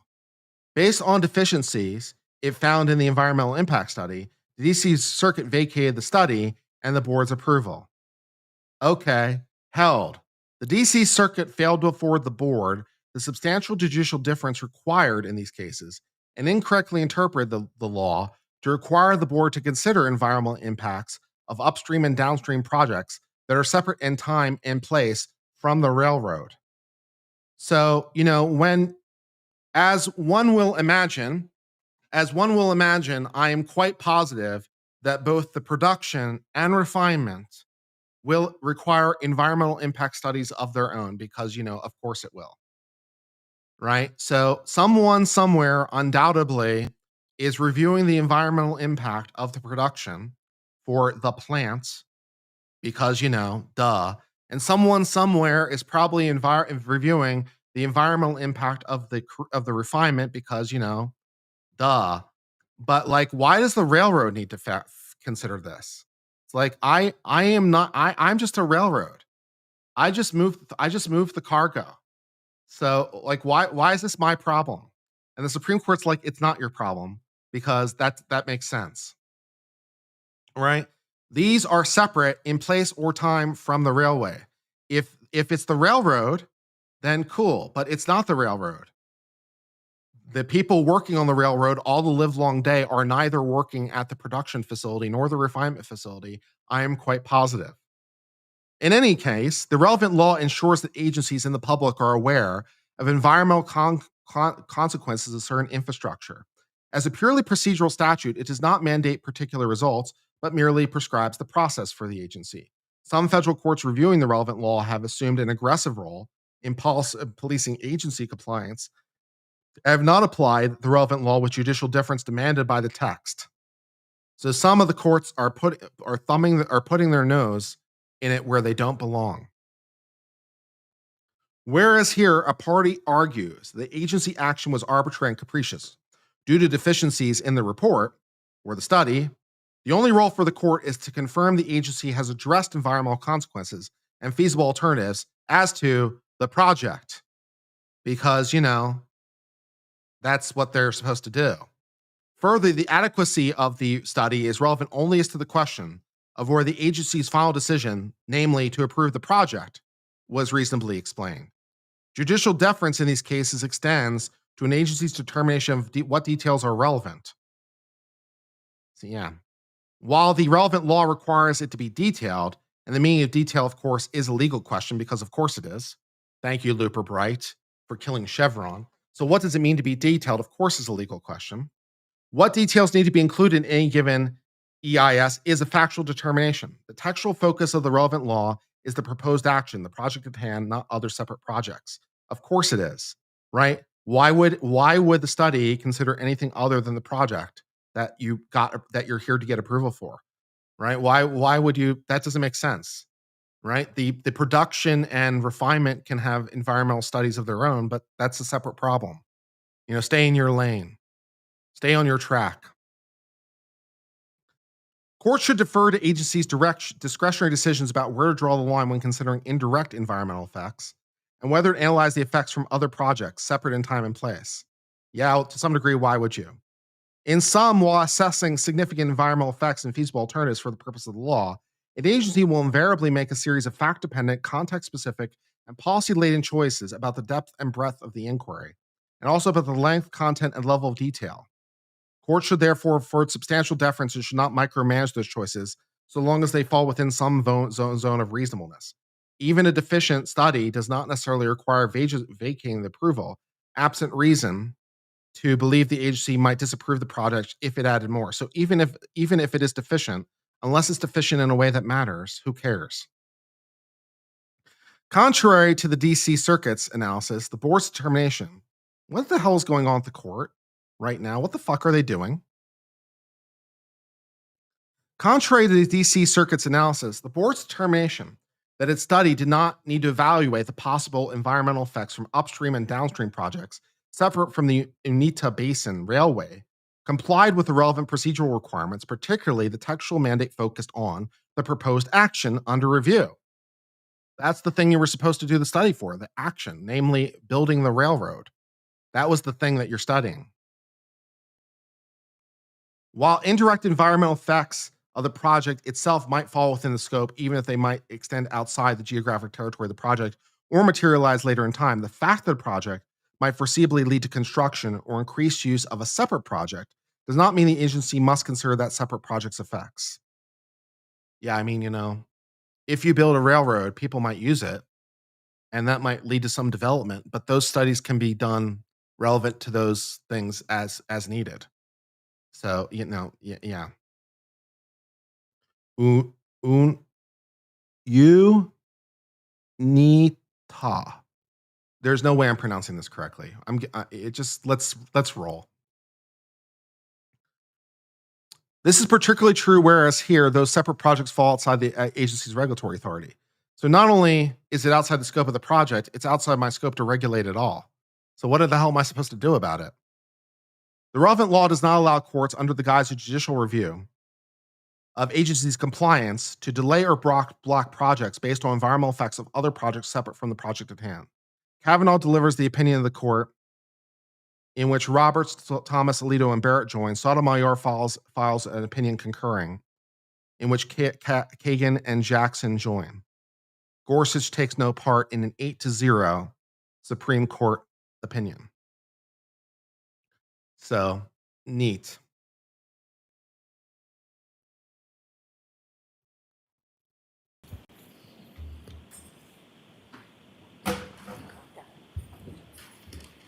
Sounds right to me. Back in session, you may be seated. All right, Mr. Brennan. And Mr. DeSogra, I'm going to ask that you keep your voice up because we're going to try and keep the air conditioning on. And the fans, it's a little stuffy in here, so if you just speak directly into the microphone, that would be great. Not a problem, Your Honor. Thank you. May I proceed? Please. Good morning, sir. Good morning, sir. Sir, are you trying to offer an opinion suggesting that Ms. Reed's Lexus never hit John O'Keefe on January 29, 2022? Objection. I'll allow it. Is that what you're doing? Is that your opinion? No, sir. Are you offering an opinion that Ms. Reed's Lexus never got in a collision before? The way I stated it was none of the prior events were triggered by a collision. What I'm asking you, are you offering an opinion that Ms. Reed's Lexus never got into a collision before January 29, 2022, or on that day? No. So when you were talking about collisions to the jury, you weren't making any suggestion that that Lexus was not in a collision, were you? I think you threw a double negative in there. Can you just clarify what you can. meant? Yeah. You are not suggesting to this jury that Ms. Reed's Lexus did not ever get in a collision before? No. Okay. You're just saying that there's no data on the text string to suggest a collision. Specifically, none of the events were triggered by a collision. There's also no data regarding a teapot in orbit of Jupiter. So, the teapot might be real. Also, teapots sometimes randomly end up in orbit, so, there's that. Text stream data can be triggered by a number of different things other than a collision, isn't that true? Correct. And in fact, when you talk about text stream data, you know that text stream data does not record a collision. You know that. A collision is not one of the triggers. That's correct. Right. So when you were saying it wasn't triggered by a collision, it's never going to be triggered by a collision ever on text stream data. Not the collision in and of itself, correct? Right. Right. So there's other things that will trigger text stream data, Correct. like sudden acceleration. The only acceleration trigger that I'm aware of on TextStream is if there's a large acceleration during what Lexus calls a PCS, or a pre-collision safety event. But a large acceleration on its own, I do not believe is one of the triggers. Are you sure you know a lot about text stream data? Yeah. Wow. Really? Are you sure you know a lot about text stream data? Holy shit, dude. Come on. Wow. Really? Damn. Sustained. Do you know a lot about text stream data? Yes. And you're saying that if a car accelerates over 30%, in and of itself wouldn't initiate a trigger? I'm not sure I understand. You just said pre-collision is the only time sudden acceleration, from your perspective, would cause a triggering event. Now, I'm asking you, I'm allowing this. if someone accelerated Ms. Reed's Lexus at over 30% acceleration, would that cause a triggering event? I wouldn't think so. I am not sure what you mean by 30% acceleration. Accelerator, 30%. Accelerator pedal. Yes. Oh, yeah, there's a lot of triggers there's a number of ways that these VCH events can be triggered based on the accelerator pedal angle. I think, is that, yeah. And what is the percentage from your experience that would create a triggering event? There's various. Toyota, Lexus calls it high, medium to high is what they put it.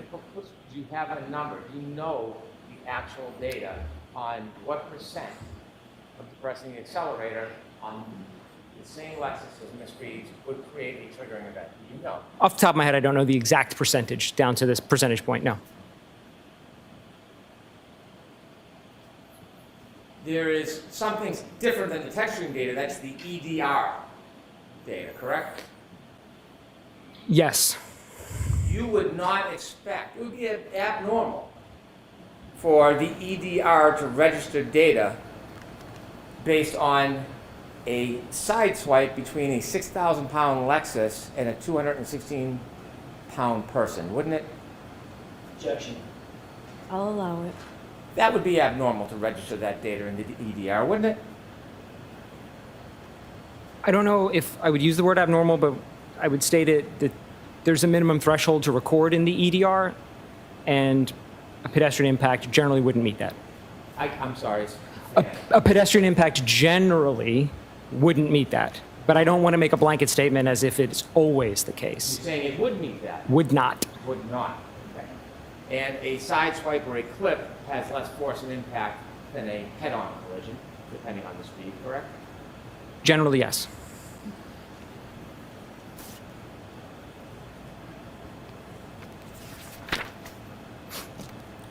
When you are discussing the triggering event, that is the moment that something registers to the car to capture data in the text stream, correct?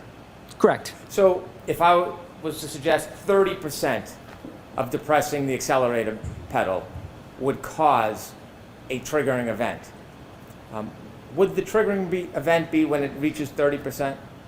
Yes. The event data captures potentially part of an event, doesn't it? I think we're into semantics a little bit, and I think it depends on what you mean by event. Exactly. Because previously we'd been talking about an event as the data, but event can mean a lot of other things. If an event's only 3 seconds long and 10 seconds of data is captured, then the data will capture more than the event, correct? Correct. If the event is longer, 15 seconds, 20, 25 seconds, and the data is only captured for 10, the text stream data only captures part of the event. Correct. Fair to say? Very fair. So when you're looking at the data, it doesn't tell you about the entire event, correct? The data only tells us about the window of time the data captures. There's no way to know beyond that from the data. All of your equations and pluses and minuses and graphs you're talking about deal with the 10-second text stream data that was captured, correct? They deal with event 1162.2, right, and the 10 seconds it's comprised of. Actually, they really just deal with the end of the event. That's what everything in the Aperture report's referenced. Fair enough. But it doesn't deal with anything that could potentially happen after those 10 seconds, does it? No. Or anything before? No, it does not. The triggering event is spot in the middle, captures 5 seconds before, 5 seconds after. Approximately 5 seconds. It's not exact. You're genius. And you would have to look elsewhere for evidence to know what might have happened before. Yes? Correct. And you'd have to look elsewhere for evidence to see or determine what happened after. Yes. Yeah, that's all true. Good work. Fantastic. Do you are correct, at sir. the end of this triggering event, that 10-second window of data, do you know what happened with the defendant's Lexus after that 10-second of data? No. You have no idea, right? I don't. Okay.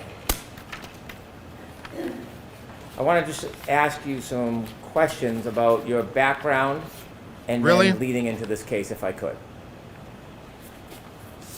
You want to ask questions about his background, really? You have a bachelor's degree and a master's degree. That's correct? You've worked for your company for some time. Coming up on 13 years next month, correct? You've advanced through the company. Yes. You presently are the director of engineering. Yes. Are you ACTAR certified? No. What is ACTAR? ACTAR is a body that basically offers a certification in accident reconstruction.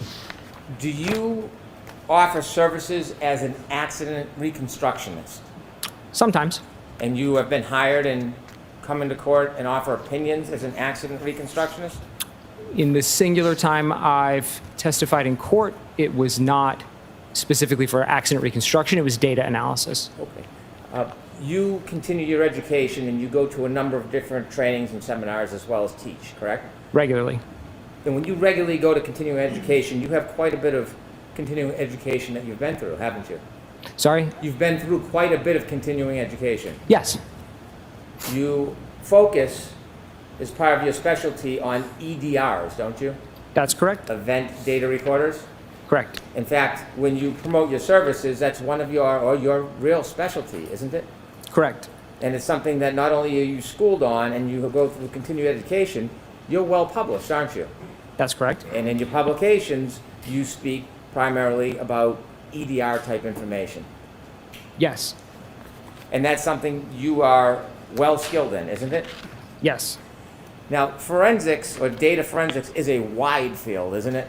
It is. And you can do some things or many things in it, but oftentimes people specialize in parts of data forensics, don't they? Generally, yes. Well, speaking of you, you specialize in EDRs, true? Yes. There is a difference in different subspecialties, isn't there?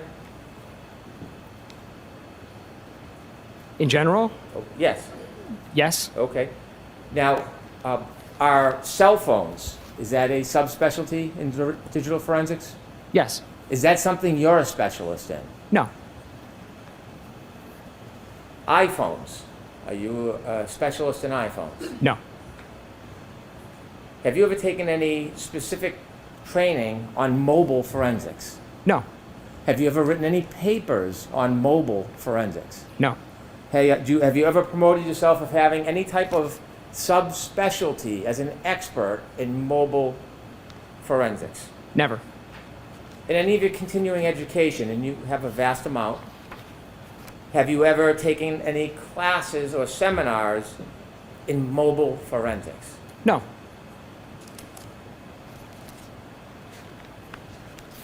Have you ever taken any class or study about variances between infotainment systems and mobile forensics? Classes? No. Have you ever attended any seminars on variances relative to mobile forensics? No.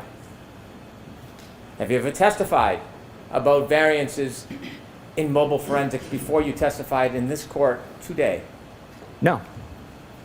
Have you ever published anything to do with variances in mobile forensics? No. In this case, you had an opportunity to review a number of reports from Dr. Judd Welcher, yes? Yes. And Mr. Shannon Burgess? Correct. In reviewing those reports, you've offered your opinions and analysis. Did you ever engage in actually any efforts or study in this case to obtain data? Could you maybe clarify what specifically you're asking? Yes. Did you ever yourself, not watch someone else do it, did you ever download or obtain data in this case? No. Did you ever test Miss Reed's car? No. Did you ever get an exemplar vehicle to run any tests? I did not. Did you ever do any actual testing in this case? No. And so your role is to look at other people's work and offer opinions and criticisms, basically. And provide some clarity to the work, but generally, yes. Clarity for who? Who asked you to provide clarity?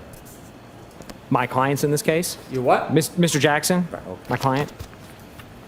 Did you ever speak to me? No.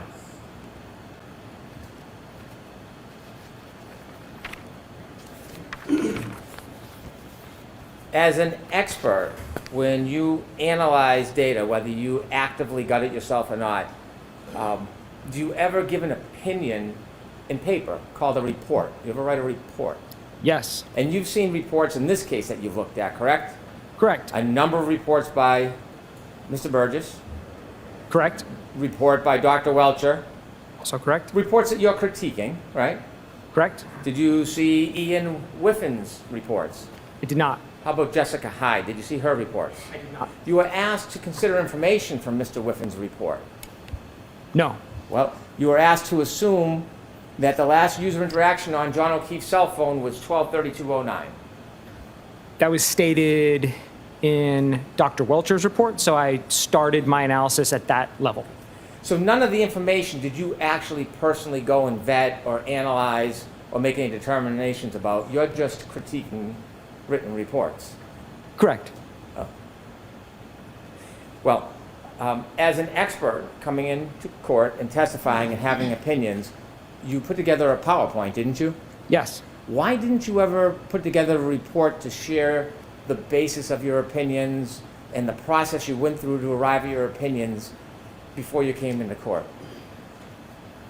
Primarily, I wasn't asked to, so I didn't do it. I wouldn't commission work without being asked to do it.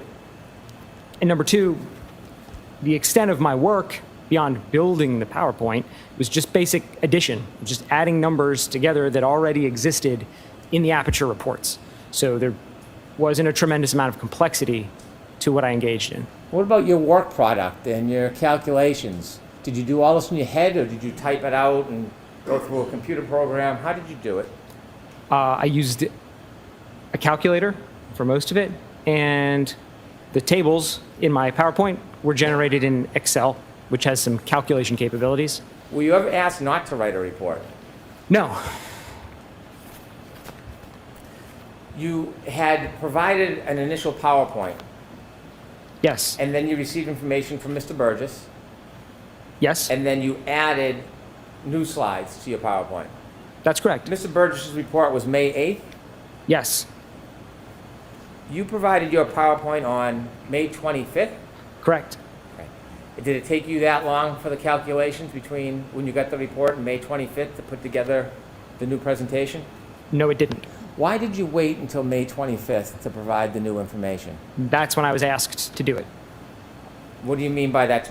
I just want to see what the date is today. Today's the 30th. When you finished your PowerPoint on May 25th, did you send it to the defense on May 25th? Yes, I did. But they had a copy of your PowerPoint on May 25th.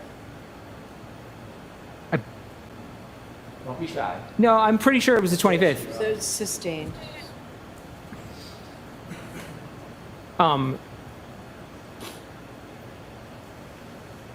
Yeah, if it wasn't the 25th, it would have been maybe the day after, but it's dated the 25th. I'm almost positive I provided it on the 25th. There's Yeah. no reason for you to hold on to it for a couple extra days. No, I think it was the 25th. Do you know when it was provided to the Commonwealth, that report? No, I don't. In the 25th, the report that you provided to the defense on the 25th, it had new information, didn't it? It had the information from Mr. Burgess's supplemental report. That was the additions. Why did you wait until the 25th to put it together? That's when I was asked to do it. Who asked you?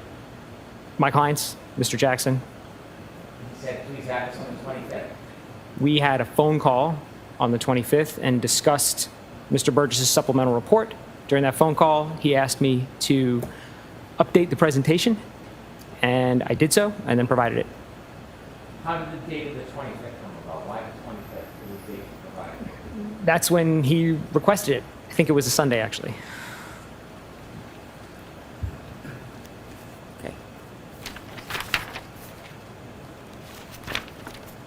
Why the 25th? Because calendars? I don't know. What question? What answer are you looking for here? When you first got involved in this case, it was last fall, Correct. and at that time, you received some information that Mr. Burgess wanted to look at the text stream data or the different modules on what you later learned was the defendant's Lexus, correct? Correct. There was a proposal from Mr. Burgess. Mr. Burgess wanted to go back to the car and look at the modules and try to download more information from them, correct? Correct. And you then got involved to look at what his request was, the procedure that you wanted to follow. Yes. When you did that, were you given any materials about what had happened before you and Mr. Burgess both got involved? I don't recall specifically, and I don't think so. I think I was just provided the notice of testing that was to be done. Well, you ended up drafting an affidavit. I did. And in drafting an affidavit, you pointed out some oversights of Mr. Burgess, didn't you? I did. Oversights, yeah. Determining the oversights required some study of actually the data and the information that was available, wouldn't it? It would. So, can we presume that before you wrote the affidavit pointing out the oversights, you had looked at other materials? If I recall correctly, the notice of additional testing from Mr. Burgess contained attached to it a whole report by him documenting why he thought there was an inadequate initial acquisition, why he thought the sizes were wrong. So I don't remember referencing anything beyond all the information that was contained in that. Now, whether that was combined by somebody else or not, I don't know. That's how it was provided. Did you end up looking at the report of Ms. Gaffney and what had happened in the past with the download and search of Ms. Reed's Lexus materials? If I'm remembering right again, I think Ms. Gaffney's report was also attached to that same singular file. You learned that the defense expert, Ms. Gaffney, had downloaded data from chips, correct? Correct. And Mr. Burgess was asserting that there was information missing and believed that there was missing information from the chips. Correct. Judge, In that form, it's sustained. it's strict. It's stricken. My apologies. The conclusion Mr. Burgess had is that he believed there was missing information from the chips. He did. He miscalculated the size of the chips. Did you do any study to see if there was actually information missing from the original download? No, I looked at the data sheets for the chips and then immediately realized what the error was. The data sheets specify a size in megabits or gigabits, and Mr. Burgess had written his report in the context of megabytes and gigabytes. And then you asserted, or you took the position in your affidavit, that there should be no further chip-off, no further study of those chips, other than to ensure the amount of memory was sufficient. It's not how I recall specifically what I said. Well, let me read it because I don't want to try to malign your words. Please. Mr. Burgess' proposed protocol labeled reattempt chip-off acquisition is unnecessary because the file size of the acquisition performed by Ms. Gaffney already matches the expected memory storage capacity of the components. That sounds accurate. If you want to see this, I don't want to read from the document. If you need to see it for actually, just let me know. That's fine. I trust your reading.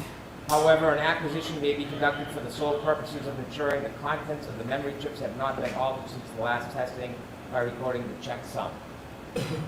Yes.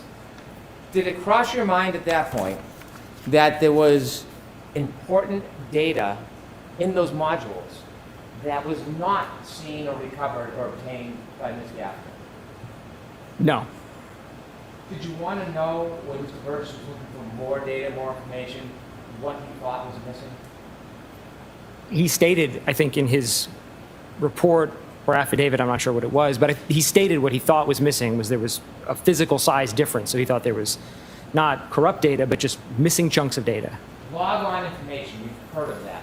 Ignition on, ignition off information Yes. in an infotainment system. That's important information when you're reconstructing an accident, isn't it? It could be. Well, you read information in this case. Pretty important in this case, wouldn't you say? Yes. And so you would not want to engage in that process without this pretty important information, would you? Which process? Of an accident reconstruction? Sorry, so can you restate it, the whole question? Yeah. Yeah. You said you have some experience in accident reconstructions. Yes. Don't you want all the data available? The more data, the better? Generally, yes. You wouldn't want to ignore data on purpose, would you? No. I mean, as a data analyst, the more data, the more you get to look at. Yes. And so the power log on information that actually has date and time, that's critical in an accident reconstruction, isn't it? In some accident reconstructions. In some, there's no debate about when a vehicle was on or off, but if there is, then yes. Not just on and off. The power log on and off gives you the date and time that you can match with the text stream data, correct? Yes, it does. You know text stream data itself doesn't have date and time.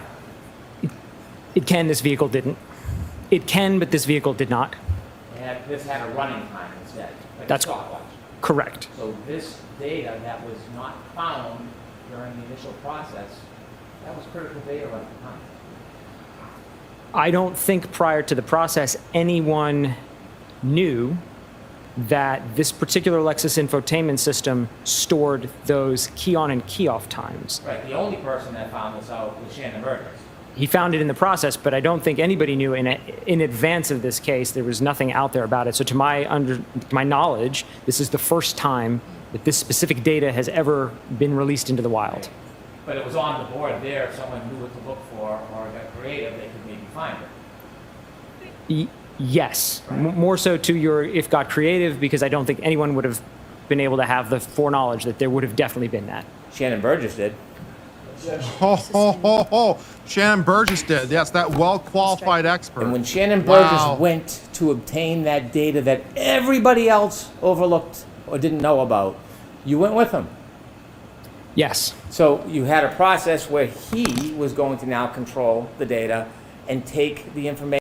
Wow. I like this from a legal posture. This is amazing. He's making Shannon Burgess not only qualified, but he's trying to make him like the most qualified. He was the one who got the data. He was the one with the insight. You're merely following Shannon Burgess, aren't you? Holy shit, dude. Wow. That is amazing. Look at this guy's face too. Holy shit, man. Unbelievable. This is epic. Information that was left behind and remove it from the infotainment board, correct? He actually never specified anything about the SD card in that initial notice. So it was. I guess this is what happens as a lawyer if you just have absolutely no shame. Is that a good thing or a bad thing? I guess it depends if it's your lawyer or not, I suppose, to some degree. But yeah, it's like I don't know if that makes me a bad lawyer or not, because I don't know if I could get up there and do this. It's like my conscience would get to me. Fortunately, Mr. Brennan got rid of that problem long ago. Epic.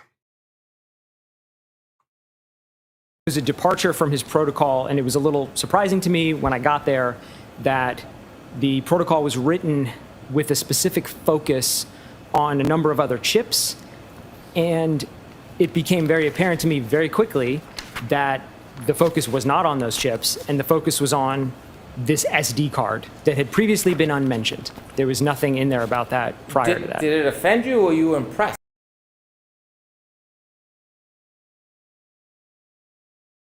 Because I went into it with an expectation call. If we're going to deviate, we have a discussion about deviations. So I was just surprised. It's not customary to sort of shift out of nowhere. But other than that, I did not know what to think of it because I'd never heard of that.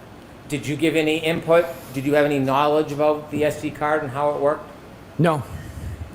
So when you watched Mr. Burgess remove the SD card, did you appreciate he'd have to engage in what you call reverse engineering?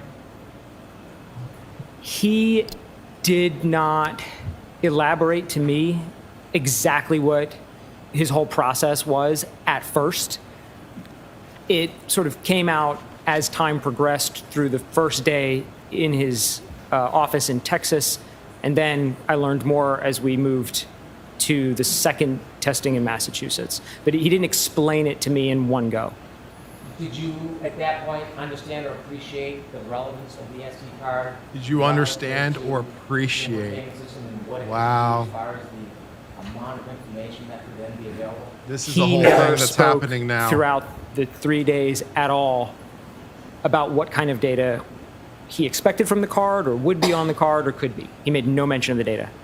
Not what he said to you, but given your expertise, did it ever dawn on you the significance or importance of this SD card that was sitting in plain sight? Objection. Sustained, you can ask it to. Did it ever dawn on you, as Mr. Burgess was recovering this information left behind, that there was something important or significant about it?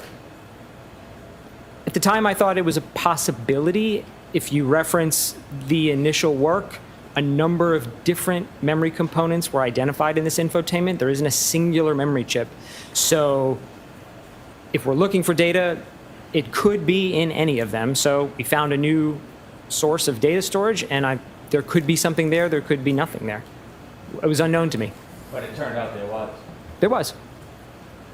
Now, when you were watching Mr. Burgess work as an expert, if you felt like there was something inappropriate or Watching he him had when some he's great work. oversight, you could write a report about that, couldn't you? I could. Did you ever write any report in this case? No.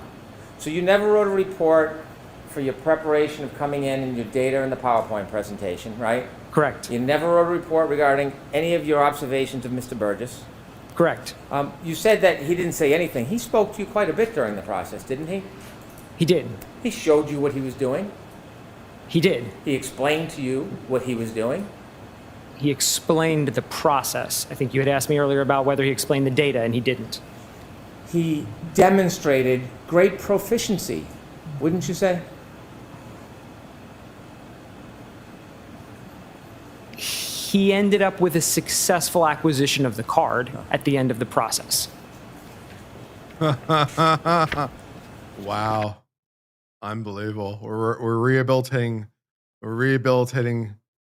Burgess through this guy. This is interesting. This is interesting. Okay. All right. Okay. When you are considering all your equations, did you consider the timing information taken from the SD card that Mr. Burgess found regarding power on and power off of that car?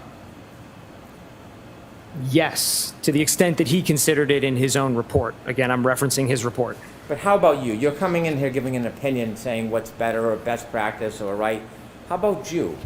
Did you consider, you personally, the one who's giving the opinions, did you consider the significance of the power on, power off data as it relates to all these times?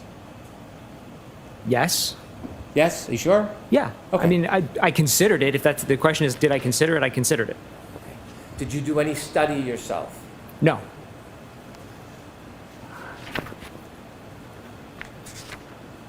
Now, we agree, or you agree, that there are variances between different devices. Yes. So a Lexus clock that comes from the infotainment system is very common that it would be different than a different device like an iPhone. Specifically this Lexus, I don't know if we can make the statement that it's common or not, because again, this is the only time that I know of that this specific data has been analyzed. So I don't know the answer to that question. Did you say on direct examination that variances between devices are common? Variance between devices are common. In a variance of 45 seconds, that wouldn't be remarkable on the No. different devices. It's common in the industry. Correct. And in your business, that's an accepted amount. I'm not sure what you mean by accepted. The amounts are what they are, and we have to correct for them. I've done analyses of clocks that are anywhere from completely correct, 1 second off. I've done analyses of clocks that are 25 years apart. So it's a wide range of possibilities. I understand your point. Yeah. If you see, as an analyst, a 45-second variance or 30-second variance, that wouldn't shock you, would it? No amount of variance would shock me, is the answer. I want to ask you questions and go through your PowerPoint. And I want to ask you your specific opinions and how you arrived at certain claims that you've made. Sure. Okay? If we could put up Mr. DeSorga's new PowerPoint, 52525.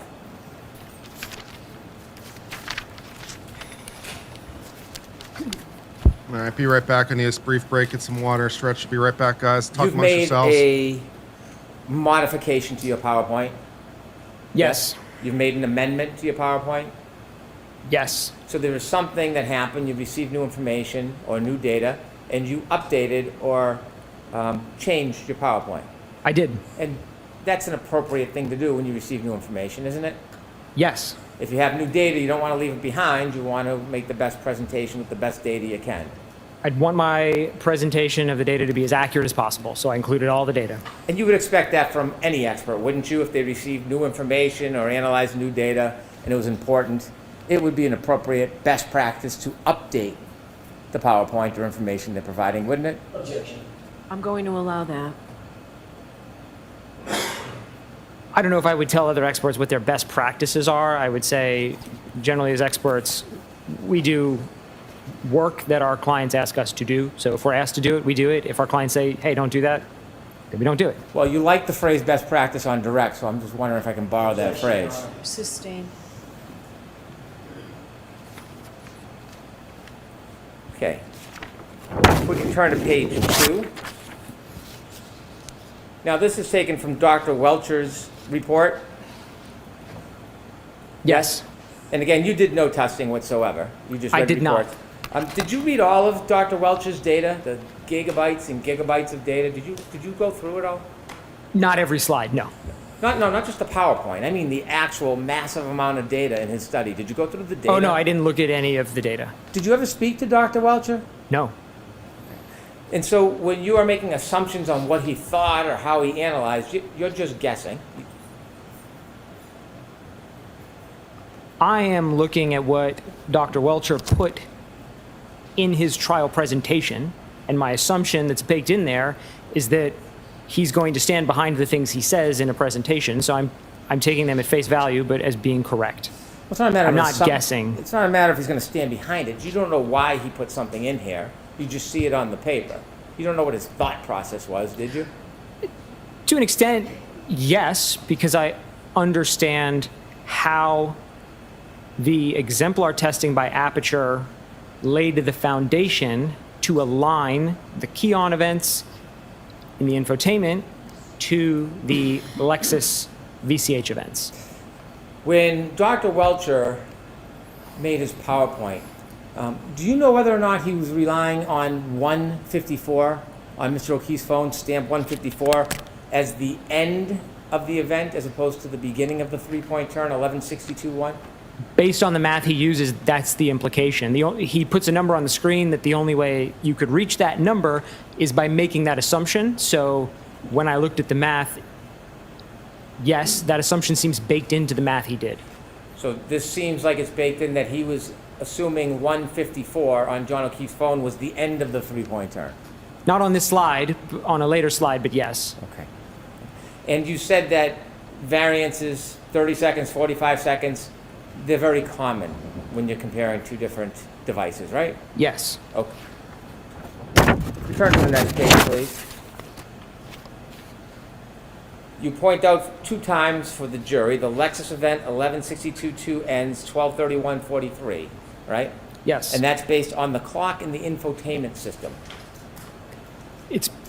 That time is based on 2 things, the clock in the infotainment unit and the cumulative key-on timer in the text stream data. So it's a combination of 2 values. Which is the running clock. Correct. Right. And that is compared or contrasted or coordinated with the log on off time that was found on the SD card. Yes? Yes. And without that SD card, we wouldn't have that time now, would we? Correct. Okay. 123209 isn't something you analyzed, but you just read in the report that that is information from Ian Whiffen suggesting or taking the position that was the last user interaction John O'Keefe had with his cell phone, 123209. That's how I understand it. There was a phone lock at 123209. I did not look into the underlying reports from where that came. And you know those are 2 different devices, 2 different clocks that will have a variance. Yes. You mentioned trigger event, and you said that your preference is to, when you're doing times, to pointed from the actual trigger event, and there was a little slap for emphasis to target you on that, right? The trigger event. That's not a standard practice or a protocol that is supported by any type of literature, is it? It's the methodology I teach, especially in the class I teach on the analysis of heavy vehicle data. We have the exact same problem with heavy vehicles. They all have clocks on them. And so in fact, I do a lot of clock adjustment on heavy vehicles relative to other sources. And the way I teach it, I'm not the only instructor, collectively, the way we all teach it is we generally start the analysis at the trigger, which is not to suggest you have to do that. It's not wrong to do it a different way, but that would be let's call it the default methodology. The default methodology, do you have any professional literature that says that is the best time to start the analysis? Not literature. I mean, that's sort of my opinion, because that introduces the least amount of variables. Once you start trying to align events off of subsequent times, you just introduce more addition and subtraction or math you have to do. So it's easiest to do T0 and align everything from there. If you're lining up the end of one event with the end of another event, it's more coordinated than if you take it from different spots, isn't it? That could be a scenario where then you wouldn't use it. Right. Like I said, it's not the only way, but it's the default way. I don't disrespect your method, but there are other ways to do it that are just as legitimate as the trigger now. Absolutely. And that's why I didn't change the convention here. I used their convention, So you're apertures. not suggesting that Mr. Burgess was being misleading by choosing the endpoint when he pronounced that's exactly the point he was considering, are you? No. And so the word cherry picking, you're not saying he was cherry picking, are you? I don't remember the context in which I used the word cherry picking, but I don't think it was with respect to a trigger alignment. So there's no legitimate professional basis of suggesting your way is better or worse than going from the front or the end of the event? No. So you're not offering criticism on that, so just so I understand. Not criticism. I pointed out that it's not typical, and I pointed out not even to say specifically that it's not typical, because even that, to your point, might sound critical. I just want to be clear that I adopted their convention. It's not the way I would have done it, but I kept that convention consistent in my analysis, so I wasn't changing in the middle, trying to obfuscate what I'm saying. I appreciate that. So if someone's looking end to end, you're not going to add 5 seconds. It's if someone went from middle to end. Could you give me that? Yeah, you were A little suggesting different. those questions about, well, since you're looking at the end instead of the middle, then you got to add another 5 seconds on. That's not really an accurate analysis if you're looking at a comparison from end to end. You wouldn't then add the 5 seconds to the time of the trigger because you're starting at the end from both devices. Objection, Your Honor. I'm going to allow it if you can answer it in that form. It's going to depend on if you're doing an alignment with something that is a range of values, then you have to be consistent on where you're doing it. If you're doing discrete points, then that's just a single point in time. There's no beginning or end. It's just a single second. So the best answer I can kind of give is it depends on what you're doing. Well, in this case, they were basing it off the end of the event, the end, not the trigger, the end, comparing it comparatively to the end of a different device. So you wouldn't just add 5 seconds just for the heck of it, would you? You would not add 5 seconds for the heck of it.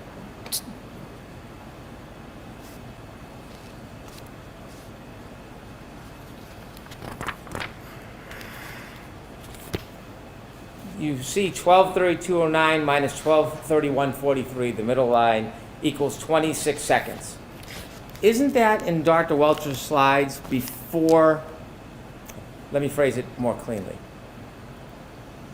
before Shannon Burgess analyzed the data more closely on May 8th, in his May 8th report? Isn't this the exact difference in time that Dr. Welcher cites in his PowerPoint, 26 seconds? Objection. I'll sustain it in that form. Did you see, when you reviewed reports, that Dr. Welcher uses this exact number, plus 26 seconds in his report? I got the number from the PowerPoint. I'm sorry, Not the PowerPoint. report, but that is, all of the numbers here on this slide are from Dr. Welcher's PowerPoint. And on the previous slide, I show that. So these are all just And- copied straight from that. And you've labeled this John's interaction window. I did. Okay. Interaction window. Do you think it might be confusing when you use interaction window to make it seem like the event was limited to 10 seconds? No, and that's not the implication there at all. That's not what you're trying to say. That's not what I'm trying to say. Fair enough. Fair enough. If I can clarify what I mean by interaction window is that there's Please do. a range of times that we end up with when we start running these adjustments. So we never land on a singular point of alignment. We end up, like I showed at the end, with 30 points. That's the window that I'm talking about. That's the window that I mean. So if we could put up page 33 from Dr. Welcher's PowerPoint, just to illustrate the point you're trying to help us with.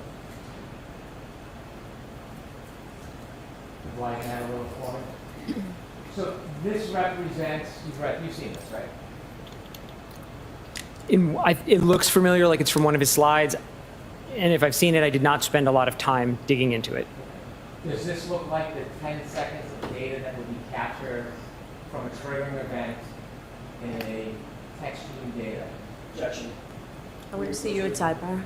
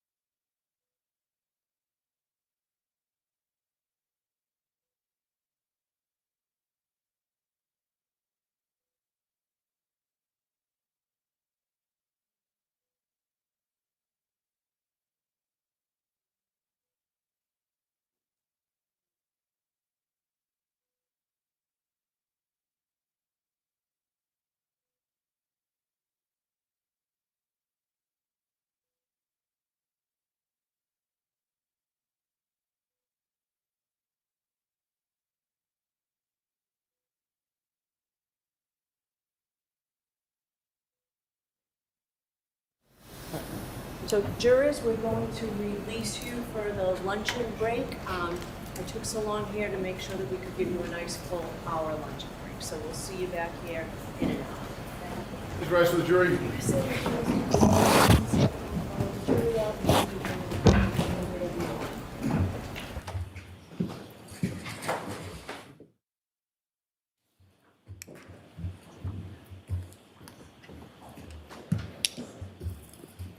Hello.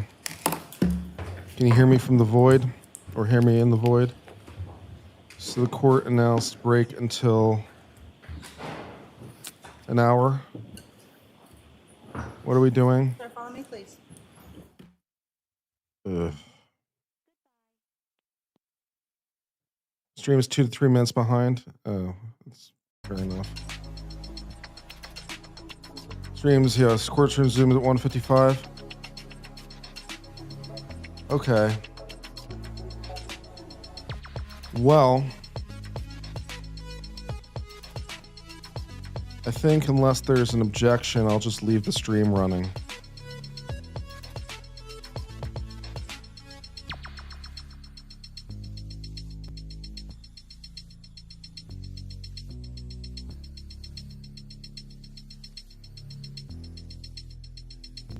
Lucky's in court. Okay, that sort of implies they're looking to call him sooner rather than later, doesn't it? Am I okay? Not great. I'm a little off right now. I feel a little tired.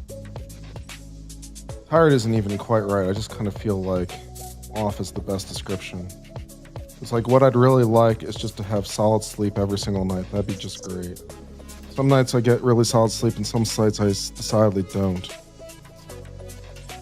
Sleep and I have a problem issue. Trans birthing person for 1999 says, awesome channel.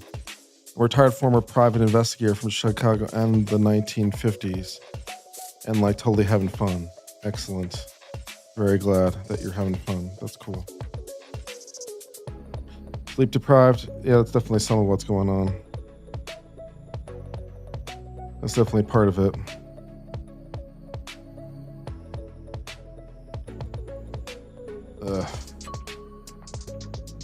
Maybe I'll make lunch and eat that and see if that does me any good.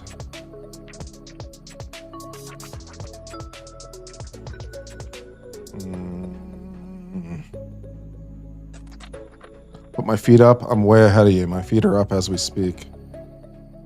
Sleep apnea, you know it, baby. Big time.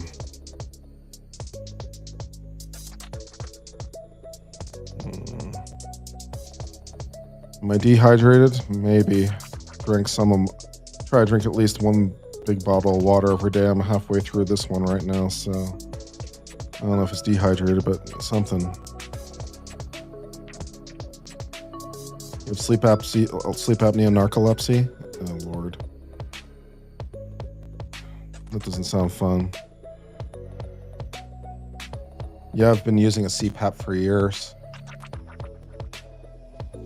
Yeah, without the CPAP, I'd be really fucked. I need to get new headgear, though. The current one I have is kind of old. I need to replace it. Ugh. Yeah, I'm not quite at my normal self today. I'm not quite at my normal A game today. You can't necessarily be at your A game every day, and I'm a little bit off today.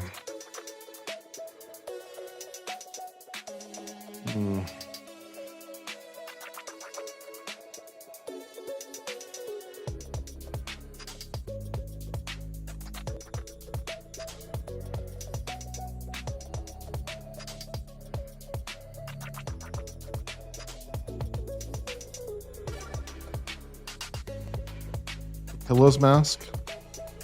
I've never used the pillows mask. When they originally prescribed it to me, long ago, they just gave me a nasal only mask, and that's what I've been using ever since.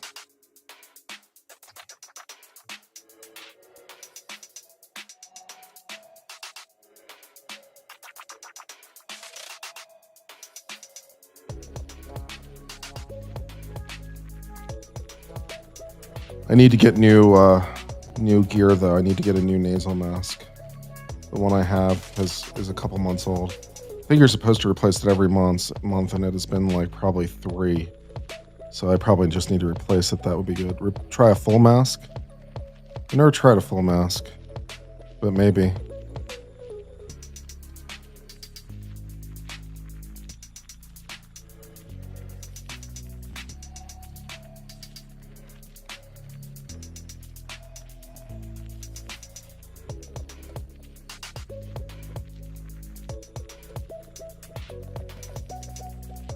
I've been on a CPAP for quite a lot of years.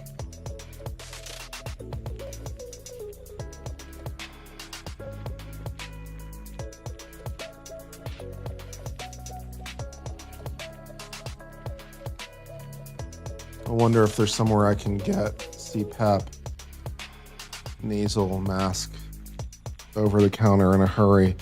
You used to be able to get them at like CVS or Walgreens, but I'm not sure if you can do that anymore. I'm not sure if they still sell them.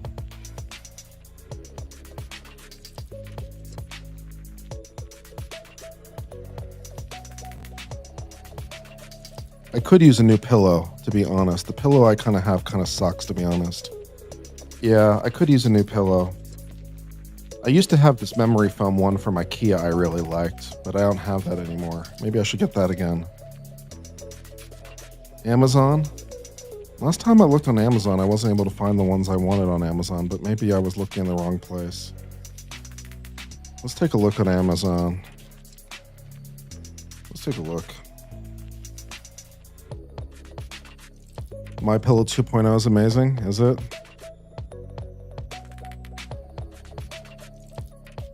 I could use a new pillow.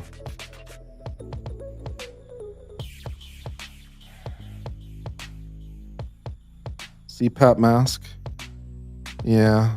Okay, I can get a full face CPAP mask for $63 for an Amazon. Delivery tomorrow. That's not bad. I can get the ResMed cushion full face CPAP.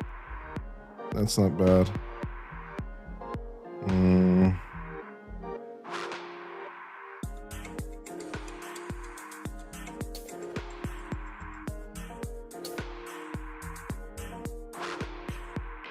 Anyone else have any recommendations for a good pillow? Or is My Pillow 2.0 where it's at?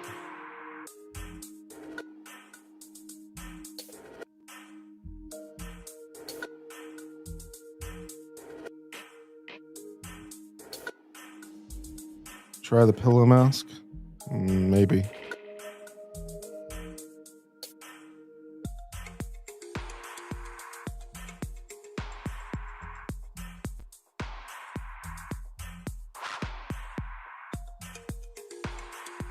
CPAP pillow mask, huh?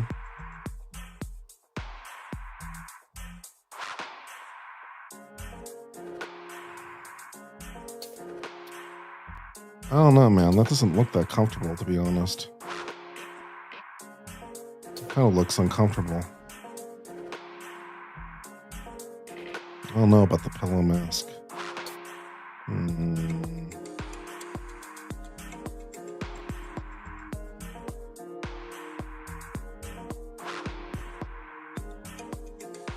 You don't even feel it? Okay. I think right now the mask I have is F&P though, not ResMed. So I'd have to like get new headgear, which is just as well because I think the gear needs to be replaced in any event because it's been a while.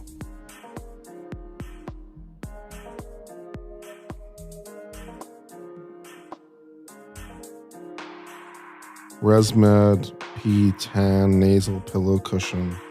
Replacement silicone CPAP, frame system and headgear, not included. Well, then I have to know what size nostrils I have, right?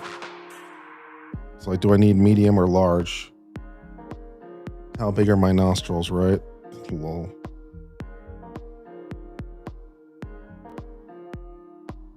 A prescription's required for the CPAP system. Yeah, I know. Not for the mask.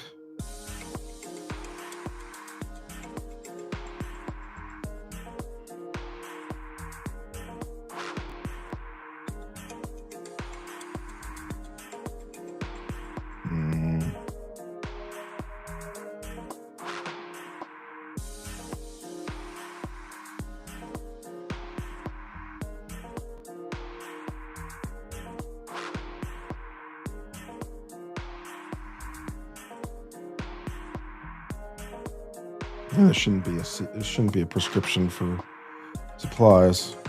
It should be a prescription for the CPAP itself, not for the supplies. So do I get myself the medium pillows with the nasal?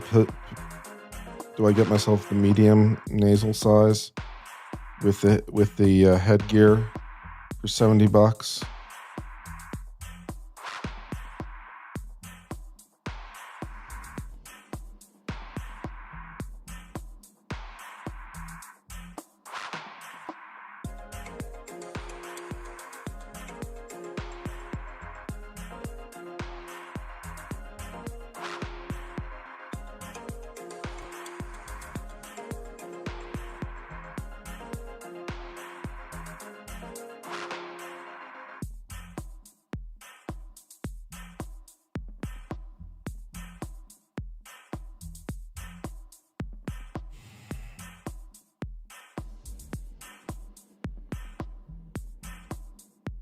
Use the med full mask.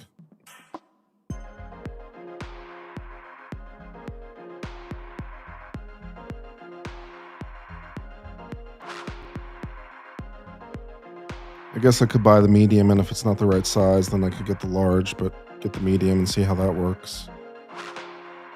You really don't feel it shoved up your nose all night?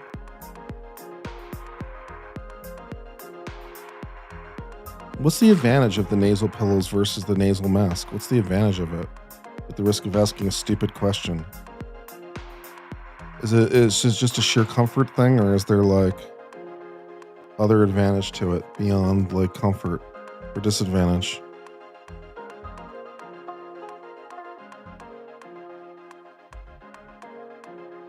More comfortable?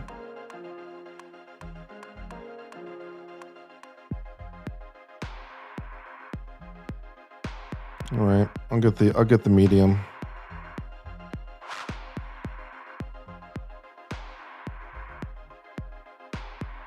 $72. Also, while I'm at it, can I get myself a My Pillow from Amazon?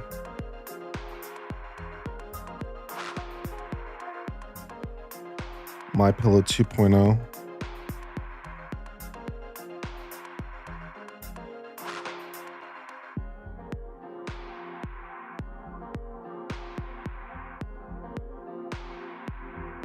Last time I got a My Pillow, I wasn't particularly impressed, to be honest. With the My Pillow 1.0, I was not particularly impressed.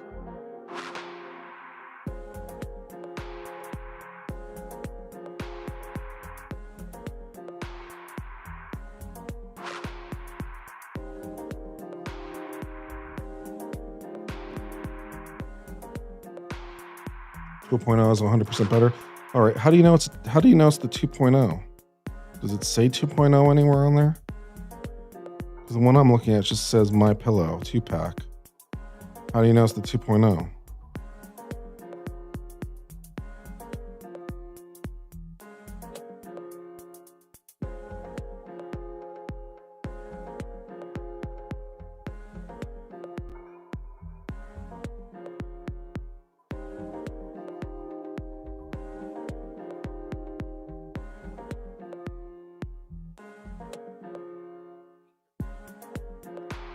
Yeah, I guess this is literal pillow talk with Kurt. It's true.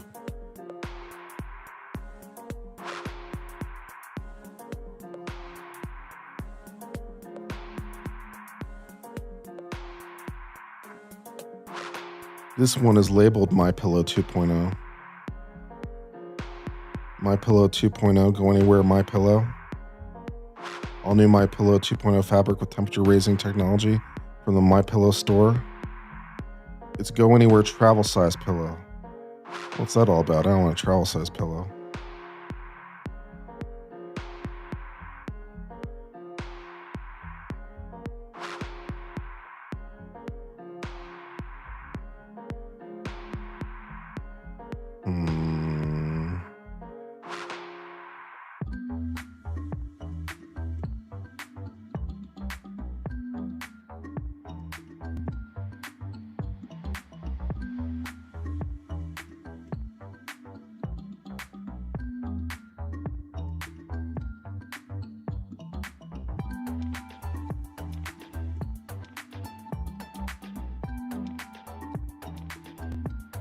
I am confused.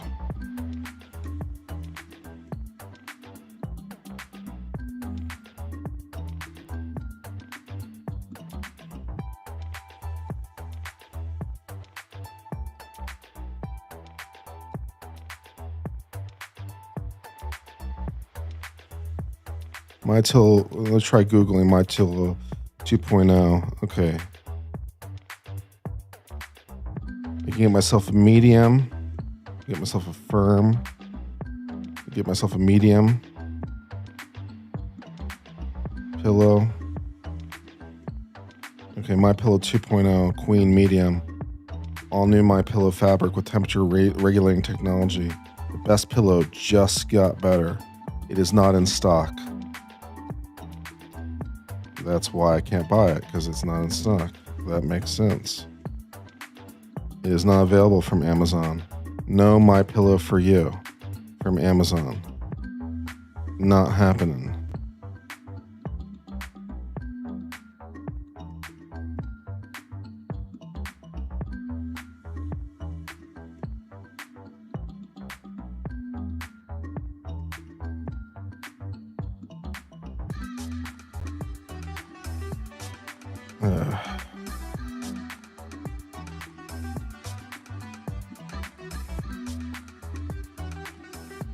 It's currently unavailable from the Amazon store.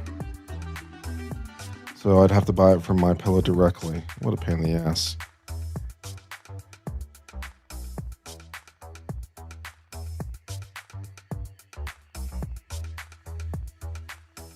All right, fine. Get it from the MyPillow store.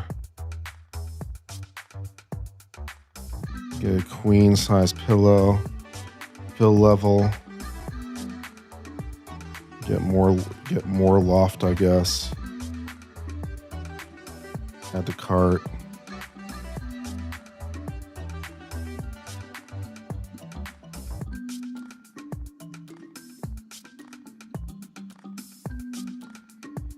Save 50% with promo code. Now I have to hunt for the promo code? What the fuck?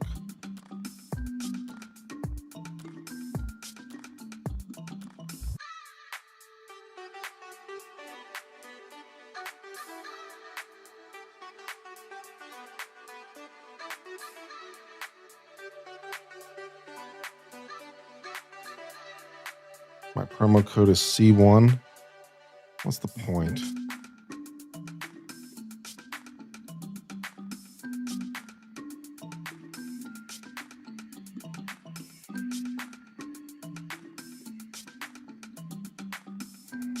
All right.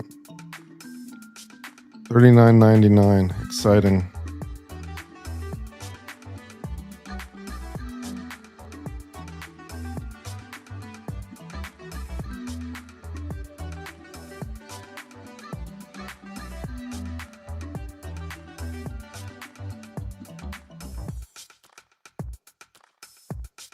I have to break up my credit card for this. Pain in the ass.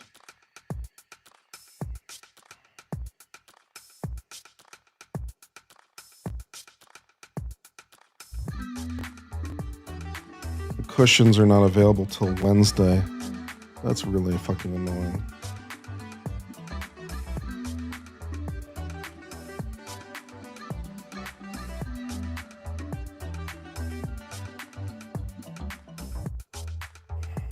All right.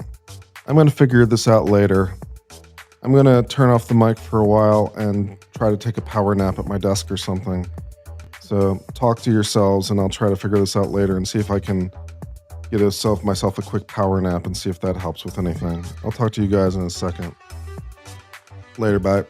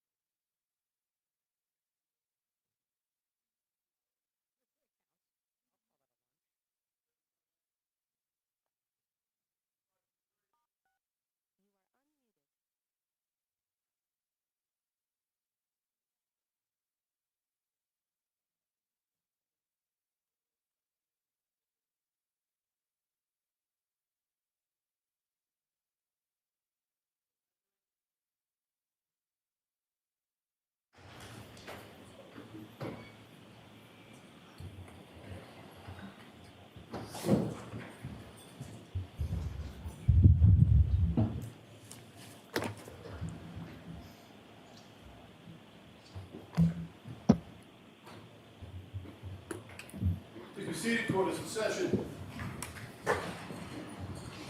Whenever you're ready, Mr. Brennan. Ms.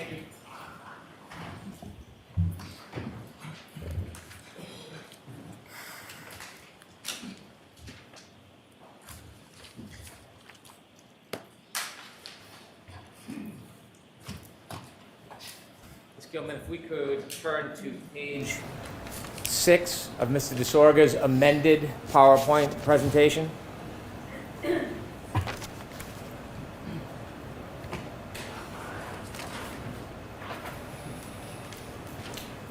Sir, I want to ask you about your opinions, and inevitably, some of the slides that you've presented to this jury regarding adjusting the clock in a time period of 3 seconds.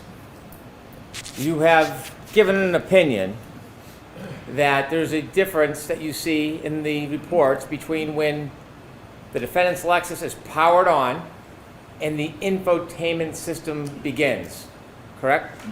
Yes. There's a 3-second difference on the exemplar vehicle between when the power is turned on and then the screen lights up, the ignition, the infotainment system. The 3 seconds I'm referring to is the timestamp in the data from the SD card. So I'm referring to the timestamp in the SD card. It seems that that's coupled to the screen, but I just want to make it clear I'm referencing the data from the SD card. The data from the SD card correlates directly to the infotainment system itself. The date does, yes. Because the SD card is, with the other chips, part of the board that makes up the infotainment system. Yes. That infotainment system powers the screen that goes on after a user presses the button to start the vehicle. Yes. So the time that the infotainment system is registering is when the infotainment system goes on, not the power on event. Correct. So that 3 seconds that was tested with the exemplar vehicle between pressing the button to turn the car on and the time the infotainment system turns on, the infotainment system clock does not accommodate that 3 seconds. Correct. So when we're talking about time on infotainment system, we're talking about after the 3 seconds when the screen comes on. Yes. Okay. Now you've made some slides and you've made some assumptions suggesting that that 3 seconds should be added to your analysis. And I want to ask you about your analysis regarding the 3 seconds. If we could turn to page 7, please. If you could zoom in on the left side. Sir, you told us that you didn't do any testing or data vetting yourself. You simply relied on reading and reviewing Mr. Burgess's report and Mr. Welcher's report. Correct. And really, the information you're reviewing is Mr. Burgess's report. There's only a few references in Mr. Welcher's report where he cites Mr. Burgess's findings, correct? Most of it is from Mr. Burgess's reports. There's really nothing in any of Dr. Welcher's reports that you are considering that is not in Mr. Burgess's report. The .154 alignment methodology, I think exclusively is in Dr. Welcher's and is not present in Mr. Burgess's. Did you read both of Mr. Burgess's reports? Yes. You're not aware that Mr. Burgess talks about that timestamp in his reports? He mentions it in the second report to say that he doesn't think, basically he doesn't think Dr. Welcher should have aligned it on that. That is exactly not what he said. Where in the report, Sustained. where in his report does he say that Dr. Welcher should not have relied on 154? Where does it say that in his report? I have it here. If you can give me the page, we will take a look at it. I don't know the page, and I'm paraphrasing. By no means am I conveying that as I'm directly quoting it, but I remember that as something I read in there. Well, I was careful in your affidavit not to paraphrase you, right? Sustained. So when you just made that assumption or that suggestion characterizing Dr. Welcher's state of mind or thought process, Is there anywhere in the report you can cite or show me where Dr. Welcher said that? No. Okay.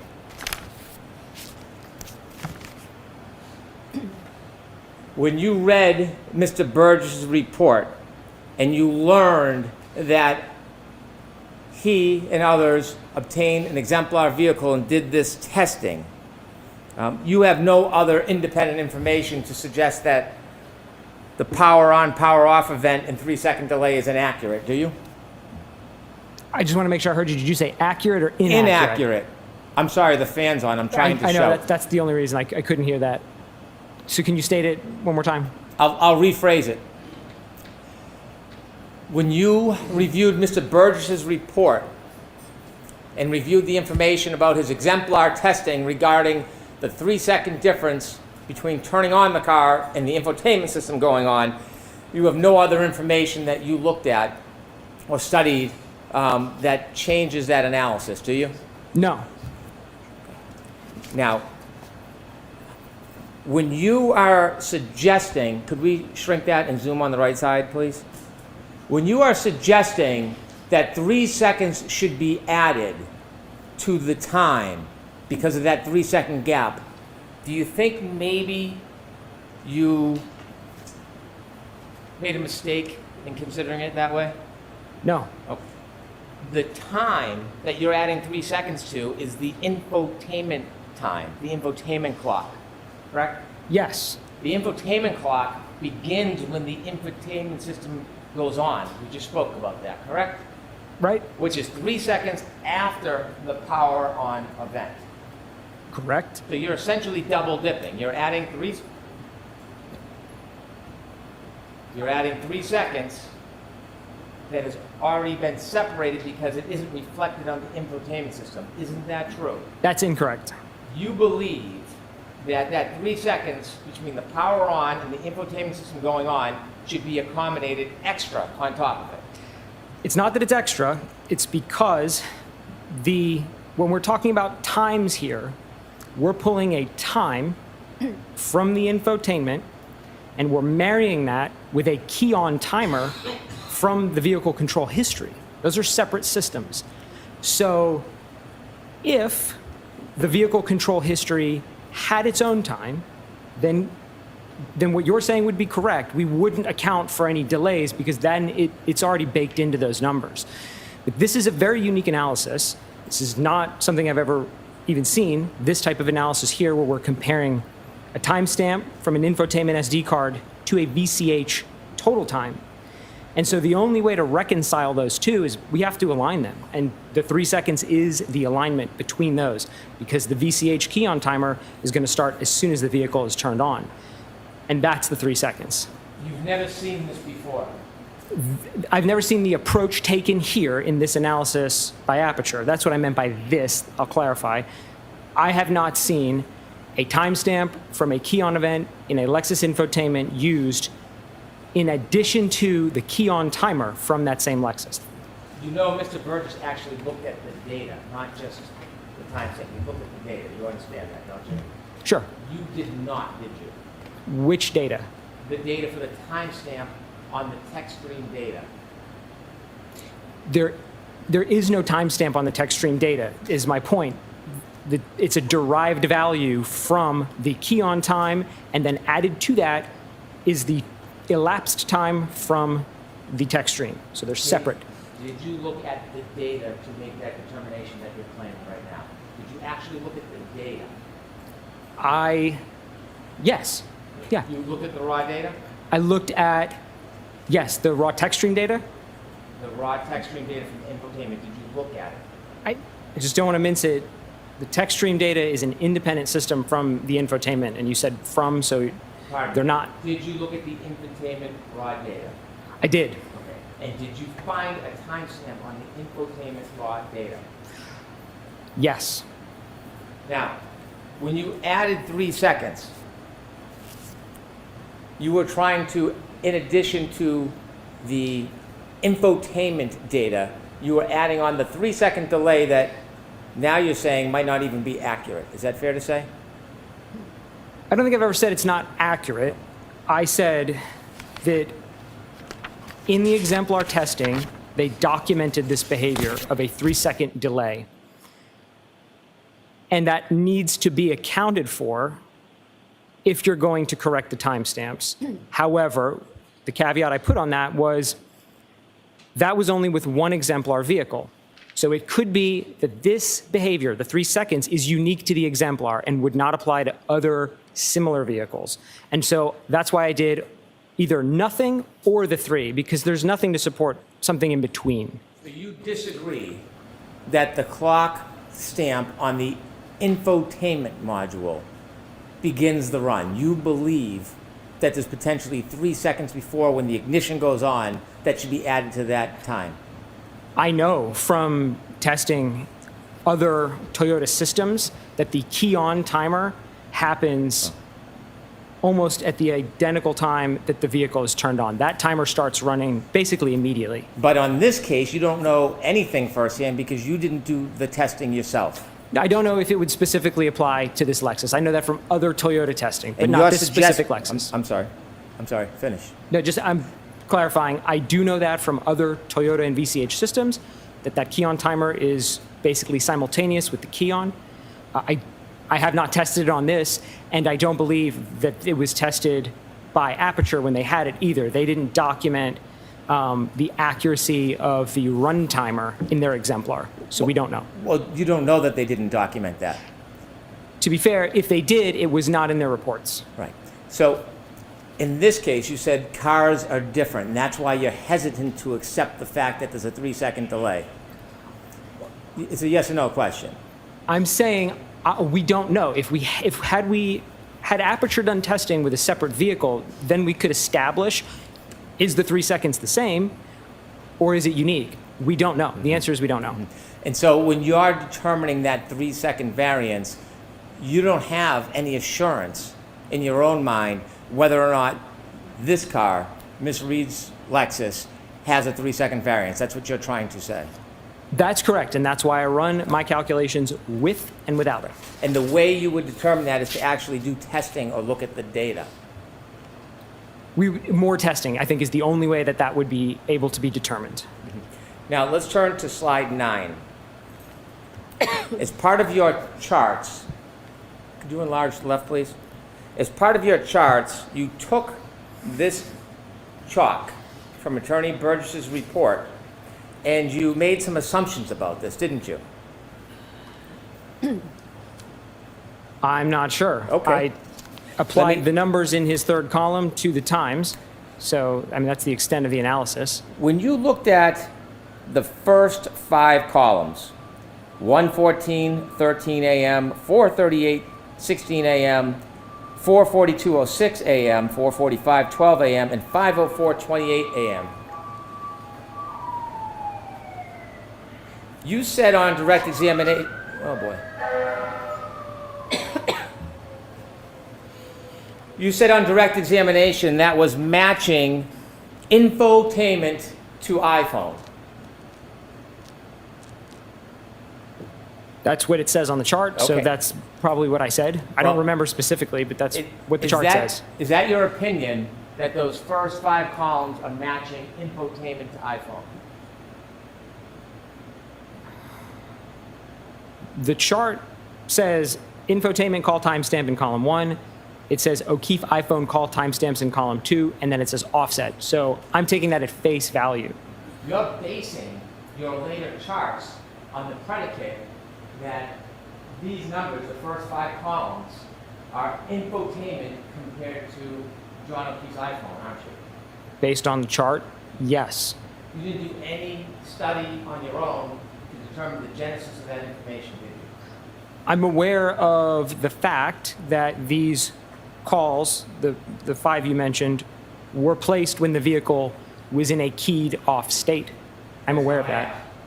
What I asked you specifically is, on those 5 columns, did you do any research or study to determine whether or not it was infotainment matches to John O'Keefe's iPhone or some other phone matches to John O'Keefe's iPhone? Did you do any independent study about that? No. Because in your ultimate conclusions and all the charts you've given to the jury and shown the jury, it relies on the conclusion that the first 5 columns are a comparison between infotainment clock and John O'Keefe's iPhone. Isn't that fair to say? That's exactly how the chart presents it, and that's how I present it. Did you know that at 1:14:13 a.m. the defendant's Lexus was turned off? Yes. Did you know at 4:38:16 a.m. that the defendant's Lexus was turned off? Yes. And did you know for 4:42:06, 4:45:12, 5:04:28, did you know that her Lexus was turned off? Yes. Do you know that when you make phone calls, oh, by the way, do you know on those different times, the first 5 times, where that information is generated from? Which column? Left column, 1:14:13, all the way down to 5:04:28. Those 1, 2, 3, 4, 5 calls. Do you know where that information came from? It came from the SD card from the infotainment. Yeah. Do you know where the genesis, the beginning, the source of that information? That matters, right? The source? It would. It would. Do you know where it came from? The assumption, the assumption is if the vehicle has a timestamp and the phone wasn't connected, it would have been synchronized after the fact. But that wasn't tested. And Aperture didn't do any of that testing in their work to look at the behavior of a timestamp in the infotainment when a phone is synchronized after the fact. Blaming Aperture is not going to get you out of answering the question. Did you know? Sustained. Sure.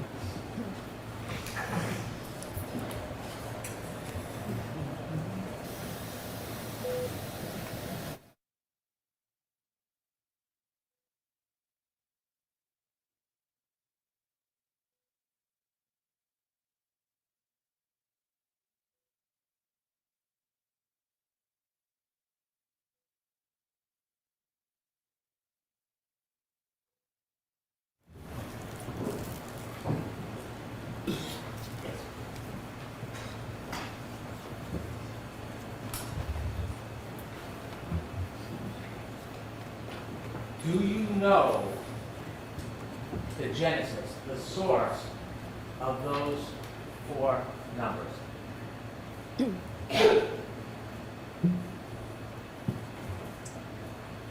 Definitively no. Your entire premise for your slides and values and ranges depends on knowing the genesis of those numbers, doesn't it? I relied on Mr. Burgess's explanation that those times were synchronized after the fact. Did you know that those are all phone calls from the defendant's phone to Mr. O'Keefe's phone? Yes. You did know that. I know that they're phone calls From who? between.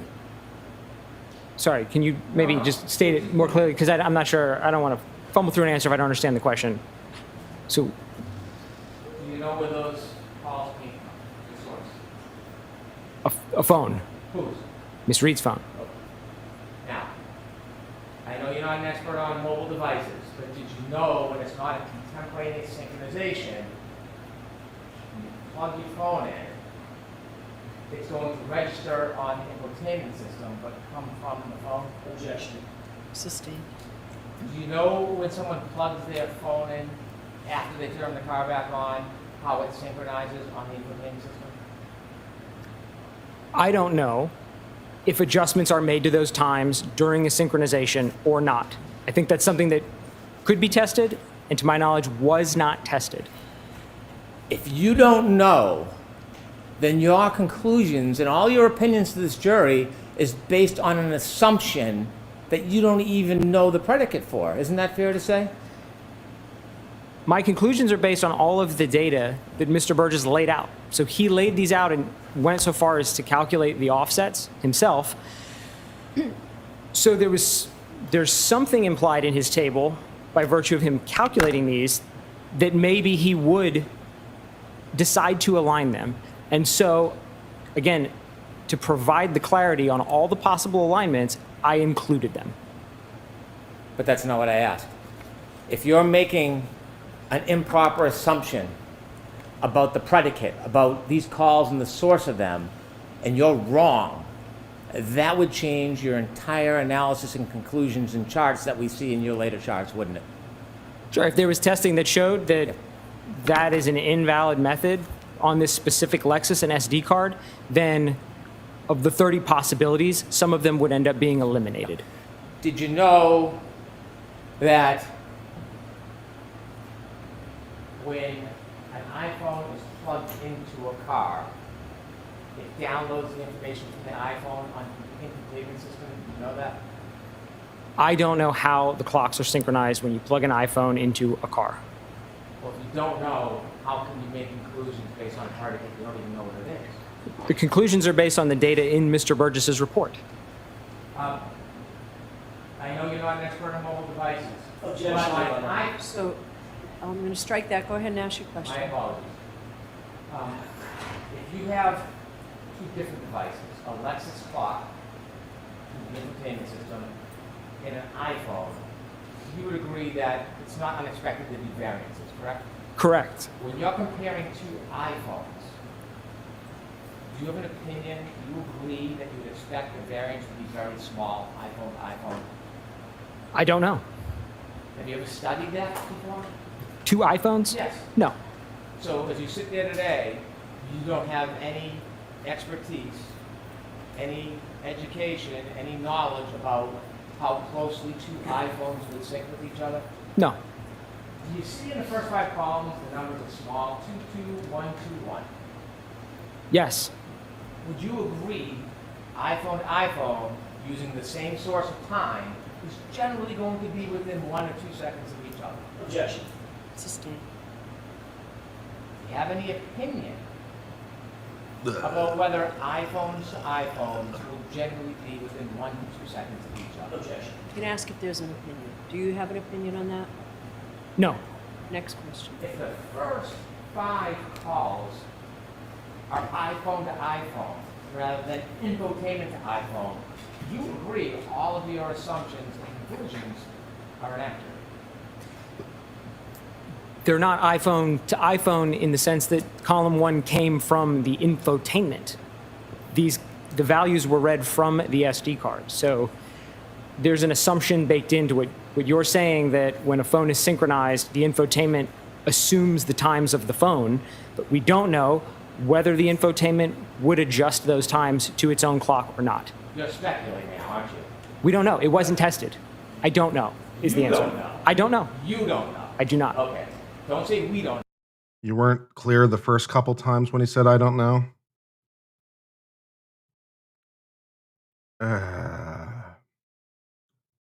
Well, I'm really glad that I turned back on the microphone and decided to tune in and listen. I'm really glad that I decided to put my earpiece back in so I could hear the court audio. That was actually a really positive decision that improved my day.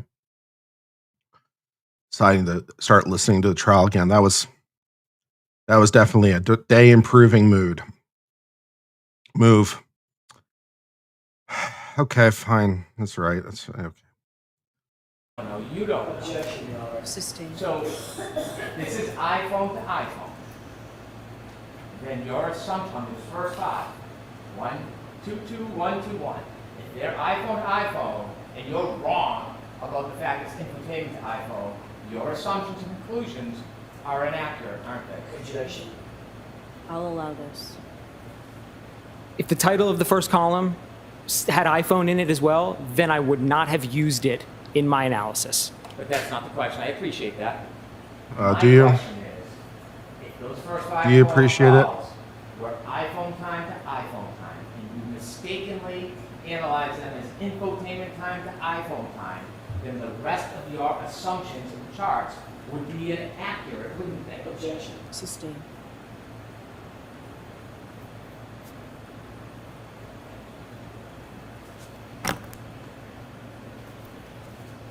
Jesus Christ, Brennan. At 5:21:36, do you know whether or not the defendant's Lexus was on? I don't recall if that one was an on or an off point. I don't want to guess. I don't recall. And so if you don't know if that was on or off, were you able to do an analysis whether this was phone to phone or infotainment to phone? No. 5:30:31. Do you know if the defendant's car was on? That one I know the vehicle was on. That's one timestamp on the infotainment system, 5:30:31, correct? Correct. And then in the O'Keefe iPhone call timestamps, there are two different numbers, 5:30:15, 5:30:52. Yes? Yes. Right. And do you appreciate that that is two separate calls, or do you think it's something different?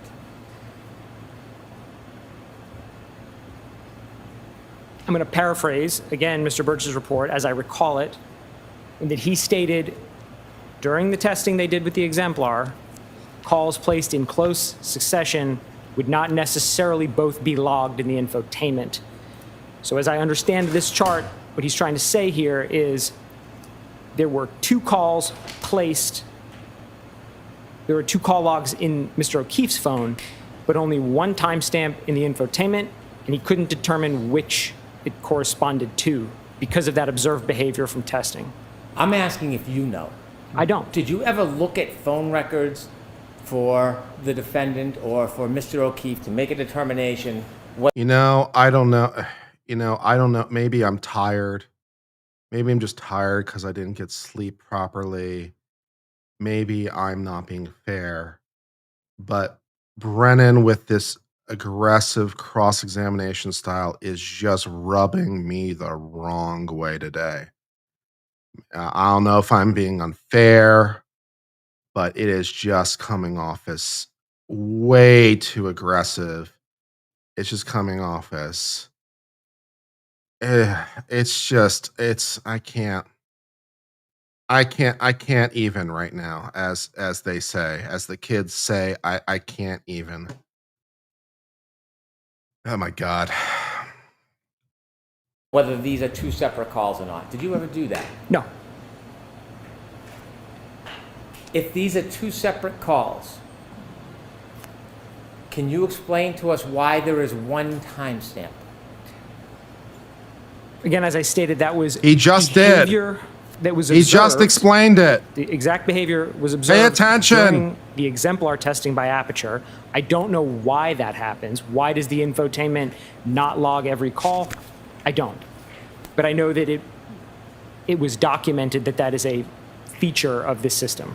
This information was not taken from the exemplar vehicle, was it? This table, no. No.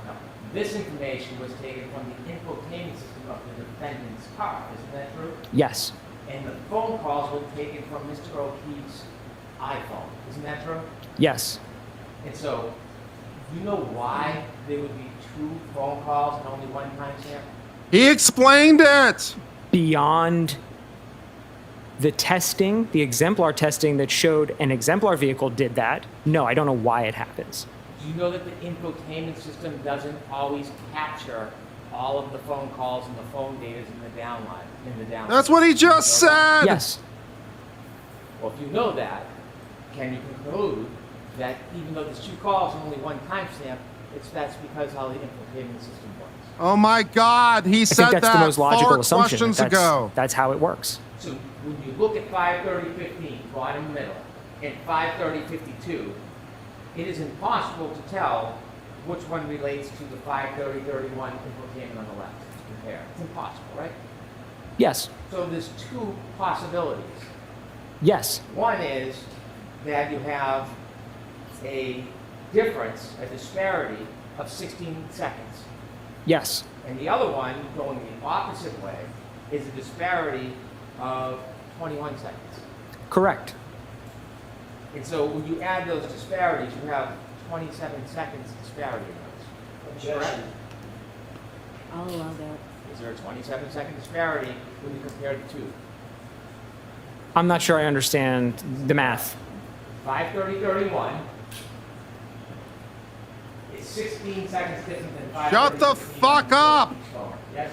Yes. 5:30:31 is 21 seconds different than the 5:30:52 phone call. Yes? Yes. And the difference is cut each way, one's minus, one's plus. Correct. So when you add those disparities, you get 27 seconds, don't you? Objection. I'm going to allow that. No. Okay. What do you get? You're saying if, maybe, so I can be clear what you're asking, if we have a negative 16 and we have a positive 21, how many seconds are in between there? Exactly. 37? 37. And so you can see, did you know that the defendant's car was turned on at 5:07 a.m.? Does that ring a bell? I don't have any of those key-ons committed to memory. So you can see between 5:21 and 5:30, the offset is different between them, which shows that variances change. They move. That seems reasonable, yes. But when I said it seems reasonable, do you have the experience and the knowledge to agree with me that variances move? Yes, they do. Okay.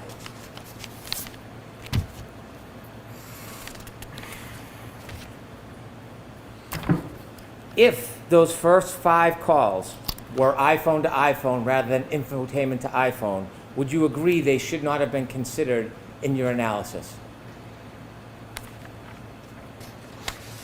Wait a second. Are you seriously asking this question? He was relying on Aperture's report. Is your question, if the data we gave you was garbage, is your report therefore flawed? Is that your question? Yeah, I guess so. Whose fault is that?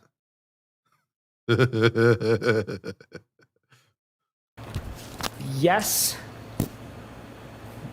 with the caveat that because this is a novel analysis with this SD card and this infotainment, that it was demonstrated that that's the behavior. My opinions on things like that are based on testing and research and literature. And so when we have a brand new system with new data, we want to see some testing to prove it works the way we think it works. But under the assumption, then yes. You would agree? Yes.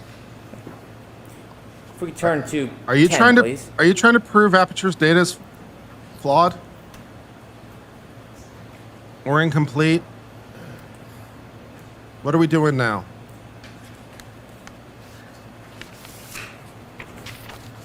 Given, could you zoom in a little, please, on the left?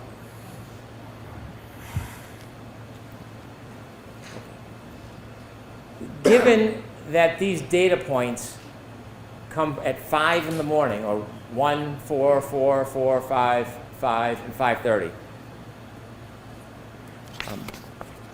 did you consider whether... Do you think he's trying to figure out whether or not he's getting paid enough for this bullshit right now?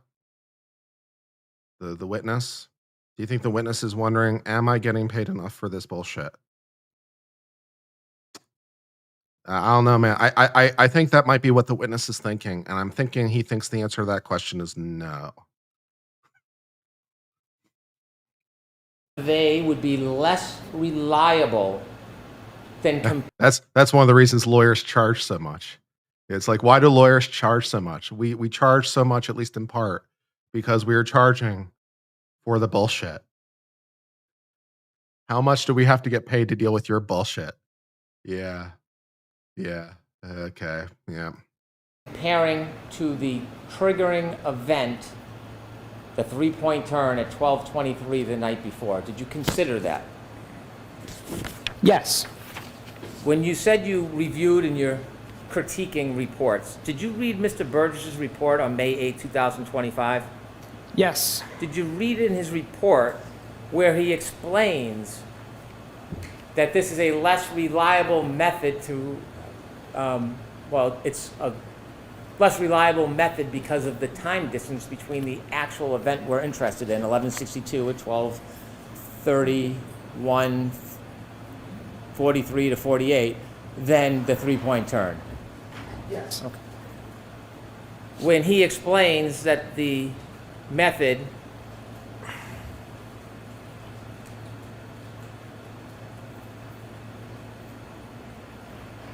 of using 5:21 and 5:30 on January 29, 2022, he explains about how the information is stored in the infotainment system when it's powered back on, doesn't he? I'm not sure. Well, do you remember when you were reviewing his report that he explains The available call log correlation is restricted to a time frame between 5:21 and 5:30 a.m. on January 29, 2022, when the vehicle was powered on. All other calls stored in the infotainment module occurred while the vehicle was powered off, indicating those entries were synced from Miss Reed's iPhone upon reconnecting to the system on the morning of January 29th. You considered that when you decided or formulated your critique, didn't you? Yes. This further indicated that the associated timestamps for those calls originated from Miss Reed's iPhone. Did you read that? Yes. Relative to those first 5 columns, correct? Yes. This behavior was previously documented in the initial report, which is the January 30th report. Yes? Yes. You shrugged. I mean, I don't want you just to agree with me. Do you remember it was in the January 30th report? I don't remember how he phrased it specifically, but I think there was somewhere around there where he noted that some calls were placed while the vehicle was off. I think that's basically what it said in the first one. I don't remember specifically. Okay. Do you agree generally, or can I give you the report? You can look and remind yourself. I want to get your best memory on this. Sure. What would you like me to do? If you'd like me to look at it, I'll look at it. Sure. Do you have a copy, or would you like me to bring it to you? Do you have the reports with you, sir? They're not. Okay. Do you have an extra copy for him, Mr. Brennan? Mine is marked. You want me to show the mark? Let me see if I can get a clean copy for the witness. You don't have a clean copy for the witness? That's bad trial prep, man. You should have a copy for yourself, a copy for counsel. Just, probably, and a copy for the witness for sure. Also, some courts require you to physically submit it, so you need to have one that you I can don't have a physically clean submit. copy. I don't want to show you something that has my writing on it. Not that I care that you read it, but this protocol. Okay. I want to read your Discussing writing. Why this is not an effective way of matching the time. Did you consider in his May 8, 2025 report, when he's talking about this method, when he says, as a result, this method yields a single reference point for Uncivil potential law. alignment. Uncivil law's desire Yes, to and my thoughts are rebrand his discrete channel points. I'm sorry? The as call a logs are watch review discrete points for channel is alignment. growing Is with that- every moment. This method yields a single reference point, which is referring to the 5. Uncivil law becoming uncivil watch soon. Stay tuned for that exciting I don't development. know. It sounds like it, but I don't know.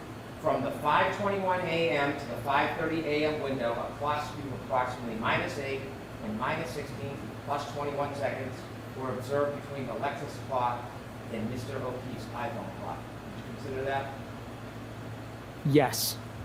This offset is measured approximately 5 hours after the time of the collision and cannot be assumed to apply to other time frames stated in the initial report. Objection. I'm going to allow it unless, do you have, I'll see counsel at sidebar. Sidebar. Going to law school was a mistake. Going to law school was a mistake. Time for that second career.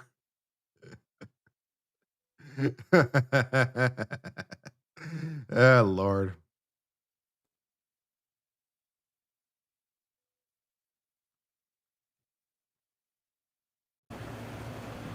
You. You can turn to page 3. What I read to you was where it says clock sync method 1. Do you see that? Yes. And this is, if you look at the second paragraph, I read that to you word for word. Do you see that? Yes. The 5:21 a.m. and 5:30 a.m. are the only 2 data points when that car was on January 29, 2022. Is that fair to say? Yes. Okay. And if you look at the last paragraph, do you agree or disagree? As a result, this method yields a single reference point for potential alignment. Do you agree with that? No. Okay. Because you still are under the mistaken belief that Sustained. you still have the opinion that the first 5 rows are an infotainment to iPhone analysis. It's presented as that way in his initial report, which is what my initial analysis was based on. And in the supplemental report, there's no further testing to say one way or the other. He just has a new opinion. So I stand by the initial analysis that I had, that those points should be included with all of the other points. But that That was expert witness for suck my dick, in case you guys missed that one. That was expert witness for suck my dick. Yeah, I'm with you, expert witness. Yep. That's not my question. My question is, you are taking the position those first 5 calls are an infotainment to iPhone analysis. They could be, and so I include them. I'm not saying they definitively are or not, which is why I never say there is one way to do it. That's why I say there's a whole host of ways to do it. So you're now saying that you're not assuming that's an infotainment to iPhone analysis. Are you now saying that? It's stated that way, and I think it could be that way, but it might be iPhone to iPhone too, if those times are just copied over. And if it was iPhone to iPhone, your analysis would be wrong. And once again, whose fucking fault is that? If it was not clear on the report he analyzed from Aperture, and he based it based on the data that he reviewed from Aperture, whose fucking fault is that, Brennan, you fucking ass? God damn. Isn't it true that you weren't able to magically determine the data was something other than what it was presented as?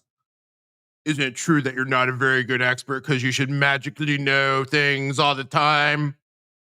Blah, blah, blah, blah, blah, blah. Lines would go away. So if you want to call the whole analysis wrong because of that, it might be your characterization. Okay. It would change the total number of possibilities. I'm thinking of a So if we possibility. put up chart 12, page 12, please.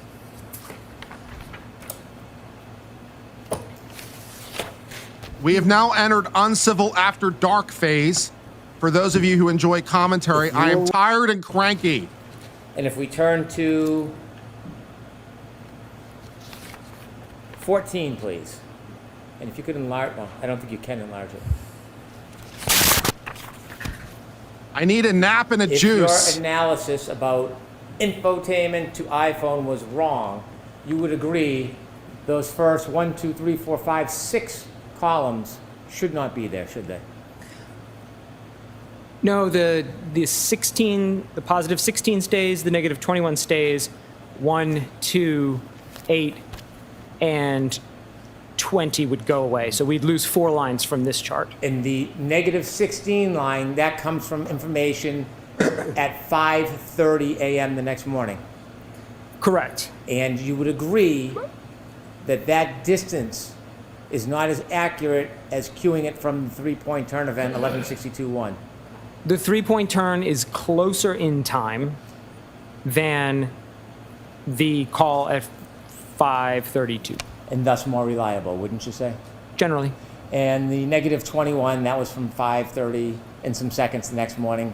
Same idea. Not as reliable as the 3-point turn information. There's greater uncertainty the farther in time we get. So when we turn to the 3-point turn information, you mentioned in Dr. Welcher's report that it was noted that the timestamp 154 was the end of the 3-point turn event, correct? That's how he states it. And then more information was provided when Mr. Burgess then broke down that 154 timestamp, correct? Correct. And when he broke down the 154 timestamp, he actually wrote a report about it, didn't he? Yes? He didn't just have it in his head, he put it on paper for all to see, yes? Yes. And in that report, not only does he break down the data, he also shows a visual of the actual data on a map, doesn't he? He does. Okay.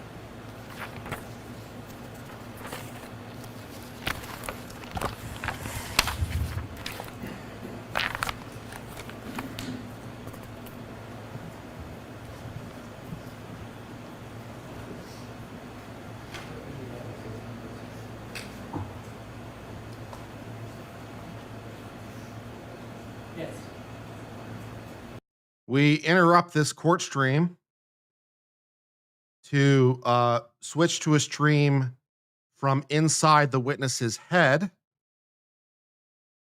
Let's watch that stream for a while. For that exciting stream from inside the witness's head, We return our attention to the court case already in progress. Exhibit 192A.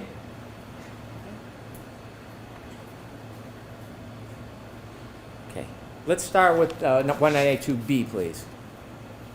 If you could open that up so we could see it a little better. When you look at the data he actually broke down, do you agree that instead of at the end of the three-point turn event as timestamp 154, that actually is at the beginning of the three-point turn? Do you agree with that? I don't know if the points are numbered on here, so I can't tell which point he's referencing as 154. Do you see the green circle? Yes. Do you see the black line? Yes. Does that orient you to? Do you see the green circle? Do you see the black line? Is fuck you a valid response in court?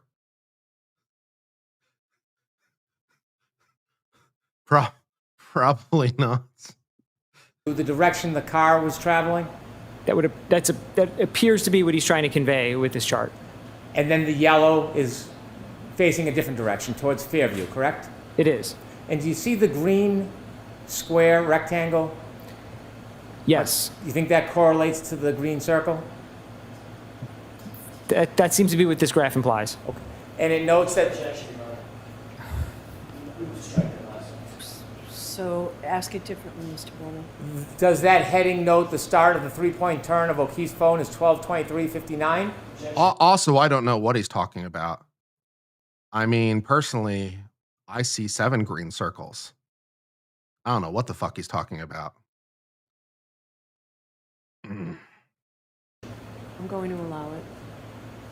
That's what Mr. Burgess states in the report. And do you have any information to suggest that's not spot on accurate? No, I didn't do an independent analysis of the three-point turn maneuver. And then the heading of the change, end of three-point turn to O'Keefe's home, 12:24:07. You have any information to suggest that's not spot on accurate? I did not analyze the three-point turn maneuver.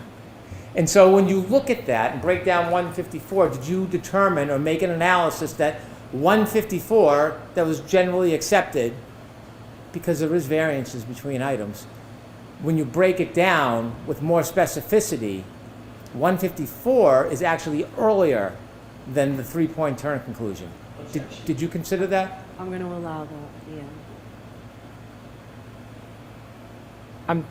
I'm not sure I understand the question, if you don't mind. You mentioned Dr. Welch's report said it relied on 154 as a timestamp for the end of the three-point turn. Yes. Based on Mr. Burgess's May 8th report and based on the data which you don't contest, you now agree that 154 was not the end of that three. Brennan sounds drunk. Brennan sounds like Higgins in his text messages with Karen.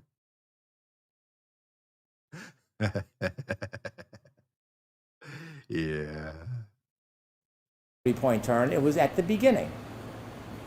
Based on how Mr. Burgess presents it, I didn't do an independent analysis. So I'm not on one side with Mr. Burgess or one side with Dr. Welcher. They present independent methods. Are you suggesting in any way it's inaccurate? Actually, you were suggesting it was inaccurate like 5 seconds ago. Are you suggesting it is in any way inaccurate? I'm going to allow that. I don't have any opinions as to the individual accuracy of the methods selected by either Mr. Burgess or Dr. Welcher. Do you have any information you'd like to add or weigh in on to dispute the accuracy of those times? Sustained. And let's turn to the previous exhibit so we can actually see the data that's broken down. If you could open that. The 154 timestamp, if you go to the left, please. Do you see that right above the green line? Yes. 12:23:58. You see that? Yes. And then the green goes to the orange, and that's an 8-second difference, isn't it? Yes. And when you looked at this, you considered that this was a more detailed study of that timestamp by Mr. Burgess, right? More detailed is, yes, that's correct. And do you know why he did a more detailed analysis of this? Why it wasn't in the original PowerPoint? No, I don't. Well, you said that variances are generally accepted in the community, right? Yes. But then you wrote a report suggesting numbers and additions, and you submitted that report as part of the basis of your testimony, right? I only submitted a PowerPoint. I have no report. PowerPoint. And after you submitted the PowerPoint, isn't it fair to say Mr. Burgess then analyzed this data to be more specific after you introduced your PowerPoint? Yes. So can you guess why he went through a more detailed analysis? No. If this witness doesn't get off the stand and strangle Brennan in open court, he has more restraint than I will ever have.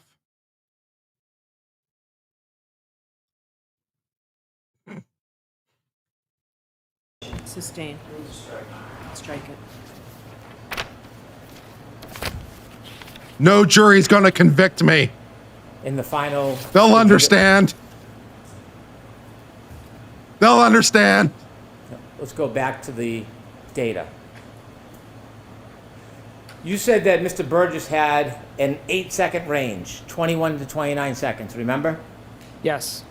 And you were suggesting that somehow there was some uncertainty. Do you remember that? Yes. Okay. Were you guessing about his state of mind, whether he was certain or not? Do you know why he gave an 8-second range? Objection. So ask it differently, Mr. Okay. You suggested the reason why there's an 8-second range is that Mr. Burgess was uncertain. Remember saying that to this jury? Not in those exact words, but that's what uncertainty is. Uncertainty is a range. If we don't know a specific value, we put a range around it. That's uncertainty. That's a... This data from the green, would you agree it indicates the beginning of the three-point turn, and then the orange is at the end when the car is already in motion at 11.2 miles per hour? Objection. I'm going to allow it. Do you agree with that? I see speed values there. I see some headings. I can't convert GPS in my head, so I don't know. You could have analyzed this data yourself, right? Before you came in and gave an opinion. If he could I could convert have. GPS in his head, that'd But be you pretty didn't. cool. I did not. Do you have any reason to test the accuracy of this data that's been broken down? Objection. I'm going to allow that. No. And so by giving the range of 8 seconds, you talked about looking at different values to be fair, a wider range, right? Even though this analysis depends on the end of the three-point turn, would you agree it's kind of forgiving to give that 8-second range to give the benefit of the doubt by starting at the beginning of the three-point turn all the way to the end of it rather than just giving the end point? As to that form, ask it differently, Mr. Green. Does the 8-second range that is provided by Mr. Burgess coincide with the data and the 8-second range between the green and the orange? That's where he comes up with the 8-second range, correct. And so if Aperture's position is the matching times at the end of... Brennan, I'm going to need you to figure out a way to not ask questions in such a condescending, infantilizing tone. Please. It's incredibly grating.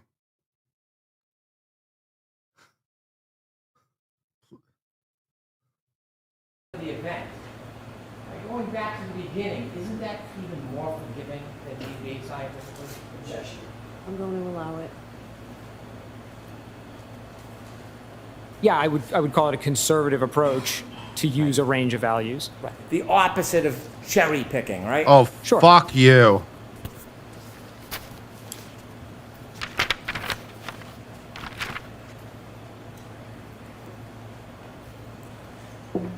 Do you have an opinion to a reasonable degree of forensic data certainty? Right now, all I'm trying to think in my head right now, I'm trying to think is, what is the most aggressive statement I can make without it being perceived as a true threat? That's the thought that's going through my head right now.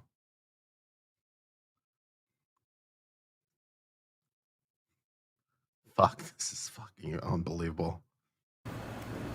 about whether the text stream data provides data reflecting whether a collision actually occurred? No. In your opinion, to a reasonable degree of forensic certainty, is the text stream data would not reflect the collision, correct? That's not what I said. I don't have an opinion. And you know that there can be collisions or touching between vehicle, and it's not going to appear on the text stream data. You know that, right? It's possible. It's possible. Did you know that the defendant's vehicle at 5:07 a.m. on January 29, 2022 bumped into a different car? Yes. Do you see that reflected on the text stream data?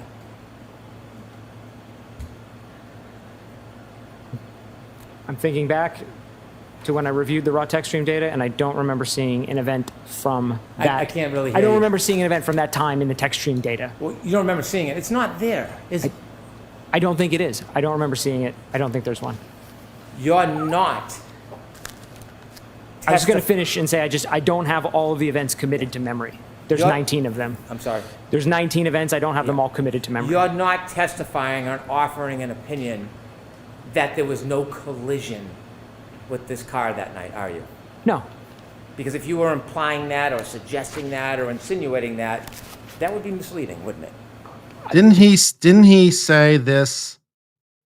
Wasn't this asked and answered like before lunch? I'm not just my memory isn't just like skipping, right? Didn't he already ask the question like, are you saying that there was no collision like before or during this time? He already answered this question. Didn't he answer this question 2 hours ago? Oh my God.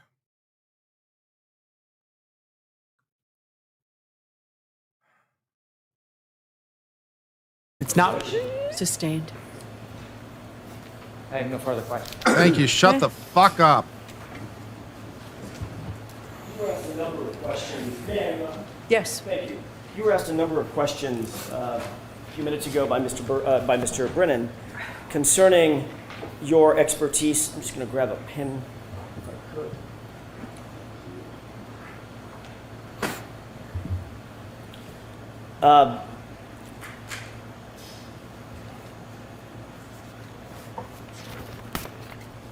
Specifically, you were asked about your expertise regarding mobile data devices.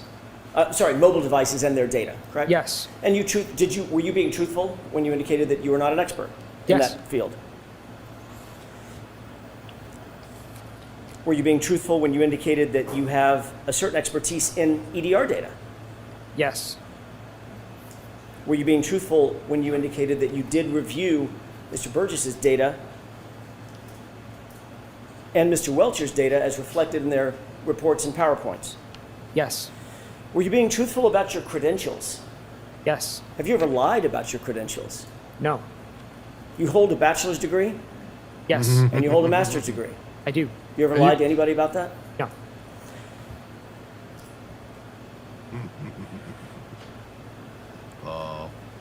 Mr. DeSogra, what is the only reason you amended your PowerPoint presentation from its original version?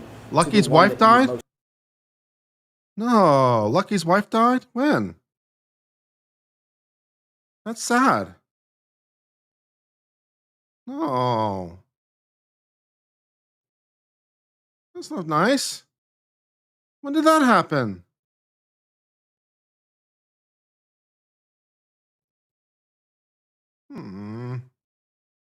Most recently amended it to. To include the additional analysis and data points from Mr. Burgess's supplemental report, So- the May 8th report. I'm sorry, I interrupted you. Go The ahead. May 8th report. So you amended yours because he amended his. Correct.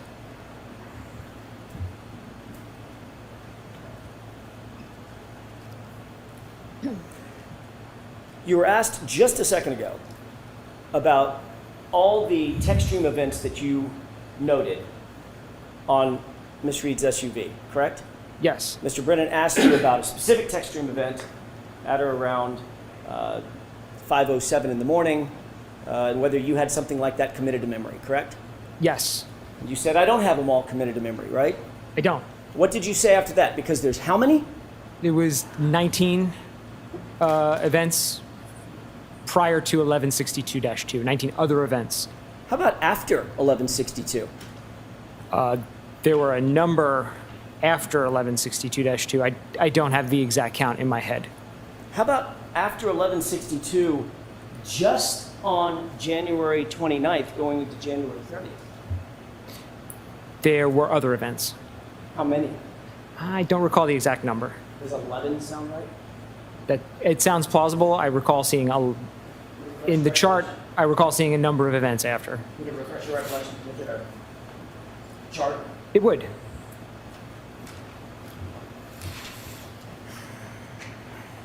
Thank you.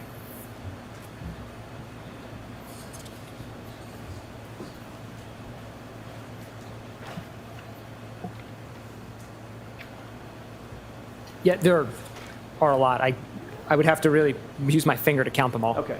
More than 8? Total after 1162-2? Only on the 29th. There aren't date stamps on these because this chart is the raw text stream data, which doesn't have timestamps. Okay. Safe to say there are many, right? Yes. May I approach? Yes. And again, this goes back to a question that you were asked by Mr. Brennan. I want to follow up on. In no instance were any of those related to a collision, to your knowledge, correct? Objection. Sustained. Were any of those that you reviewed at any time, the lifetime of the vehicle, related to a collision? None of them were triggered by a collision. Thank you.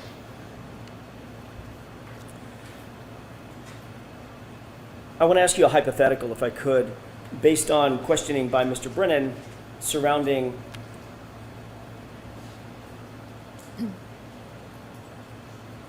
the 12/32/09 lock event. Do you remember him asking you about those questions, about that event? Yes. What you do? Do you remember the part where you Your insulted analysis you was and based treated you on like a child? the time span. Let me rephrase that. Was your analysis based on Mr. Burgess's and Mr. Welcher's analyses together of a span of time between the 1162-2 text stream event or trigger event and the lock event at 12/32/09? Objection. So the question is that what he's considering? Correct. In other words, was he basing his opinion or analysis on that time frame, at least in part? So I'll let that question stand. Thank you. Yes. Okay.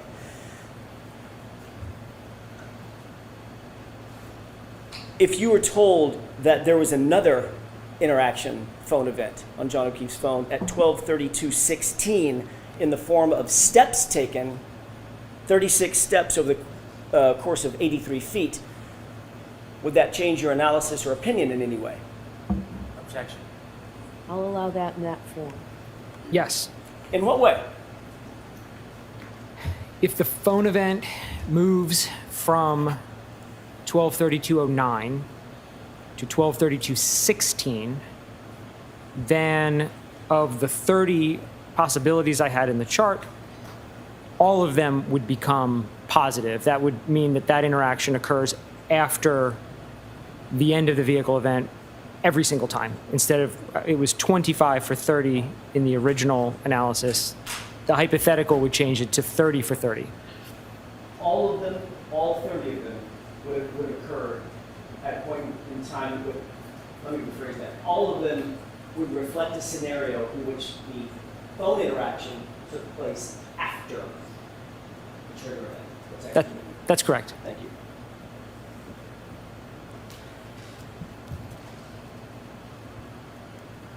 If you were told, to give you another hypothetical, if you were told that there was a Doppler state event on the phone, pocket state event on the phone at 12/33/14, would that impact your opinion in any way? Objection. Sustained. You were asked several questions about what you believed Mr. Burgess may have gotten wrong in terms of his original report and one of his original analyses dealing with bits and bytes. Do you recall that? Yes. Did Mr. Burgess... Hold on. Of course. You need to, you know what, we have to turn the fans off. And I'm not speaking loud enough? Right. I'm sorry. I'll raise my voice. I just don't want to scream over people, but I will raise my voice. Let's try this for a few minutes. May I start again? That question, yes. Thank you. You were asked about whether or not you believed that Mr. Burgess was incorrect in terms of certain analyses he undertook or reflected in his original report back in January of 2025, correct? Correct. As it relates to the bits and bytes, did you find that Mr. Burgess was incorrect or correct about his analysis concerning the size of the data set collected based on bits versus bytes? He was incorrect. Explain that to the jurors very briefly. These are just different units. A bit is a different size than a byte. And so if a size for something is listed in bits, for example, and you look at the data and assume it's in bytes, you will assume it's the wrong size. Which Mr. Burgess did based on your review of his report, correct? Correct. I want to change gears and ask a different question or series of questions about the text stream data versus the infotainment system data, specifically the timestamps associated therewith. Is there a timestamp associated with text stream data? In this case, no. Okay. Is there a timestamp associated with infotainment system data? Yes. All right. The infotainment system data, well, let me see if I can ask it a different way. Where did the 3-second delay come from? Your analysis of Mr. Burgess's review of the text stream data or his review of the infotainment system data? The 3 seconds came, well, fundamentally it came from the exemplar testing, where he identified, and he was actually, well, Aperture collectively in that testing identified a difference between when the button was pushed and the time that showed up in the infotainment. But they didn't actually look at, as far as I know, or at least it wasn't provided if they did, how that specifically related to the key on timer itself. But they showed that the button is pushed, there's a 3-second delay, and then the time gets logged. When that button is pushed for the infotainment system, I'm going to rephrase again, so I'm as clear as I can be. When that button is pushed for the on event, the key on event, is that like a stopwatch? Click, a stopwatch starts running? Timer? In the VCH system, yes. Okay. Separate and apart from the VCH system, is there an infotainment system that also has a timer or a clock on it? It has a clock.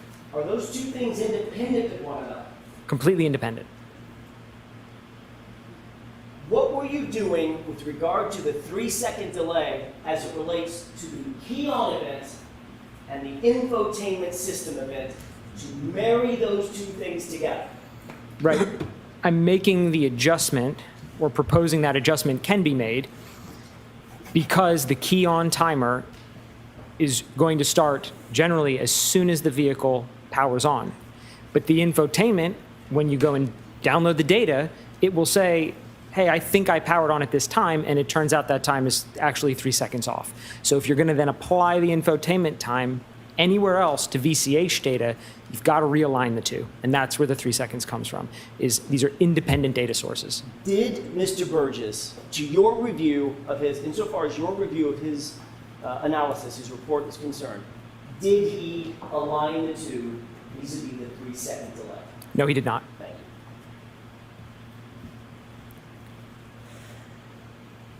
With the court's permission, may we have slide 10 of the PowerPoint of, Okay. and that is, we've talked a lot about PowerPoints of Mr.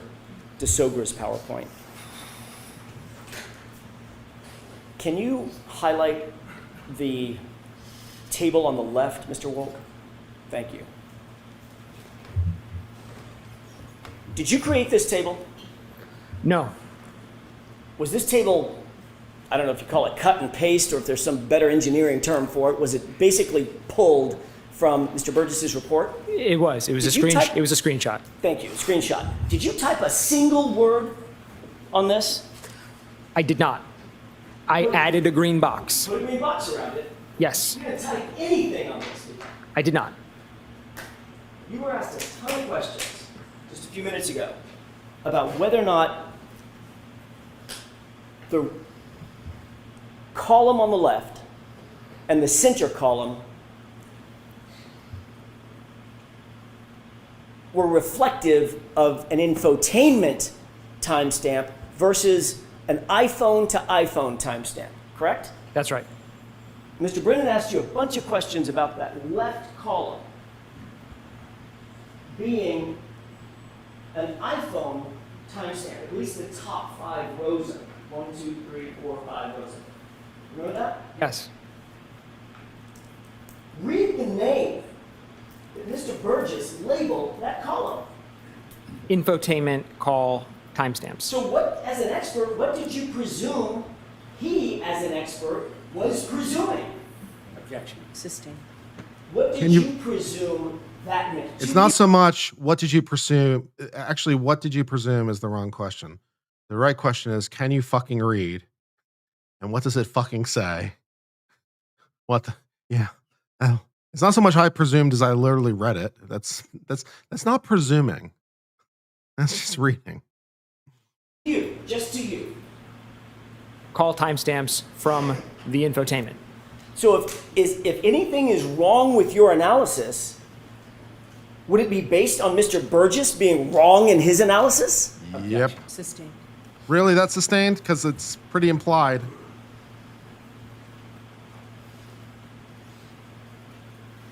I hate everybody. My hatred is at new levels today. My hatred is at new levels.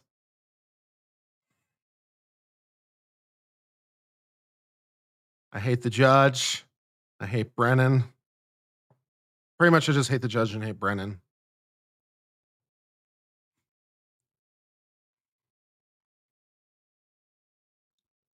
Yeah, that's like that about covers it actually.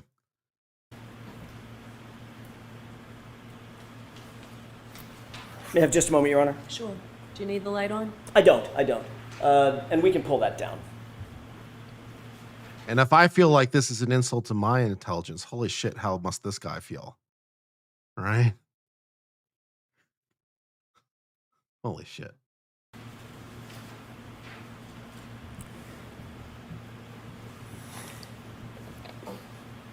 What was your entire analysis predicated on? What was it based on? The foundation of it, as you explained your analysis to this jury during the course of the day? The testing by Aperture and the collective reports and PowerPoint presentations by Aperture. That would be an initial report by Mr. Burgess, an initial PowerPoint by Dr. Welcher, and a supplemental report by Mr. Burgess. Did you change any of their data? No, Did you change any of their analyses? no, Did you explain their analyses? yes. Sustained, ask it to. Sure. What were you trying to do in terms of your presentation, in your PowerPoint, and your presentation to this jury? There were a number of different methodologies presented across all of those reports and PowerPoints, and sort of all in different places. So my goal was to bring all of them into one place so we could look at the totality of the data. You were asked whether the genesis of your analysis relies on knowing the source of the calls, correct? You remember being asked that by Mr. Brennan? Yes, The actual genesis of your entire opinion is based on Mr. Burgess's and Mr. Welcher's analyses, correct? that's correct. You were also asked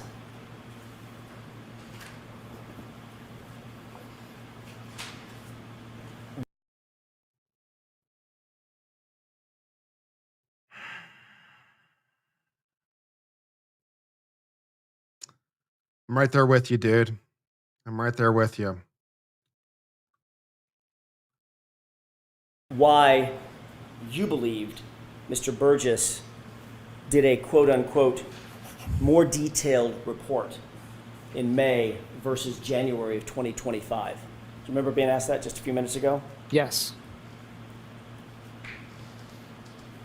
When you presented your analysis, your math, based on Mr. Burgess's January 2025 report, how many of the scenarios indicated, based on his data and his analysis, that the lock event occurred after the texting?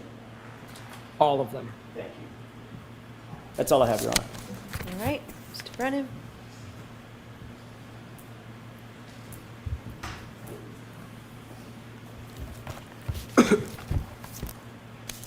So, Mr. DeSorga, this demonstrates the danger or the difficulty. Hold on.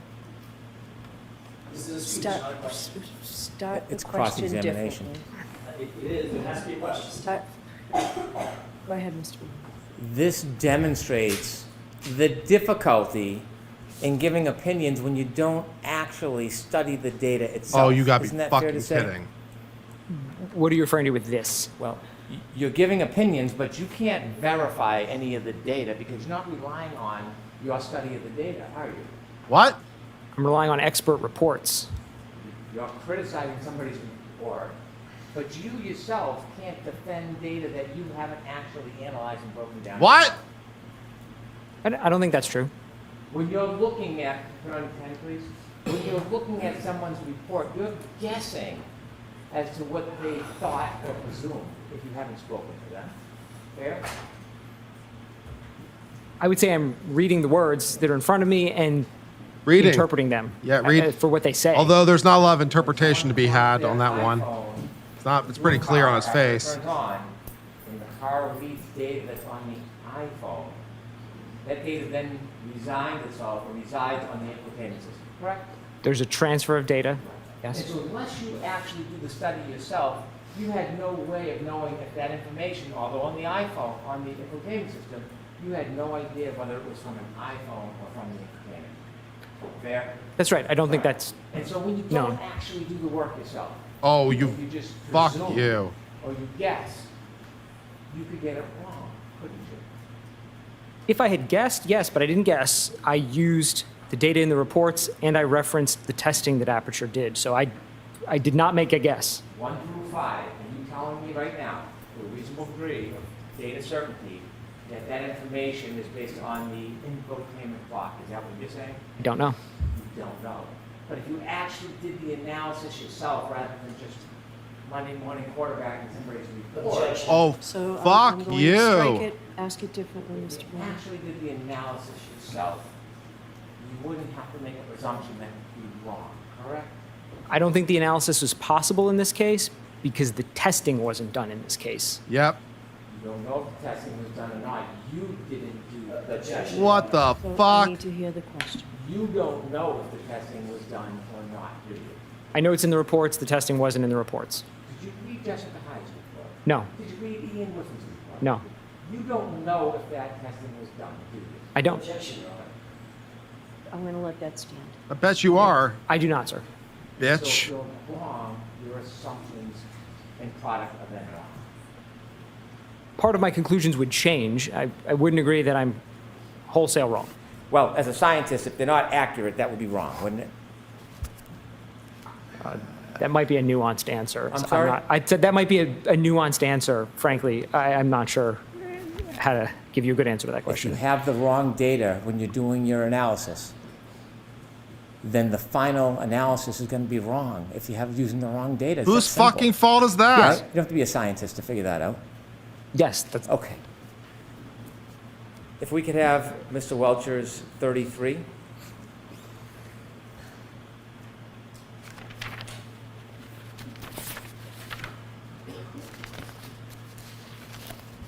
you could open that up, please. Um,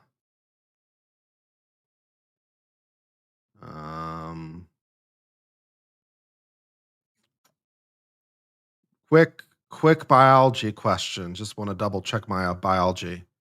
Are sometimes babies born through the asshole? Because, Brennan, just want to double check on that one.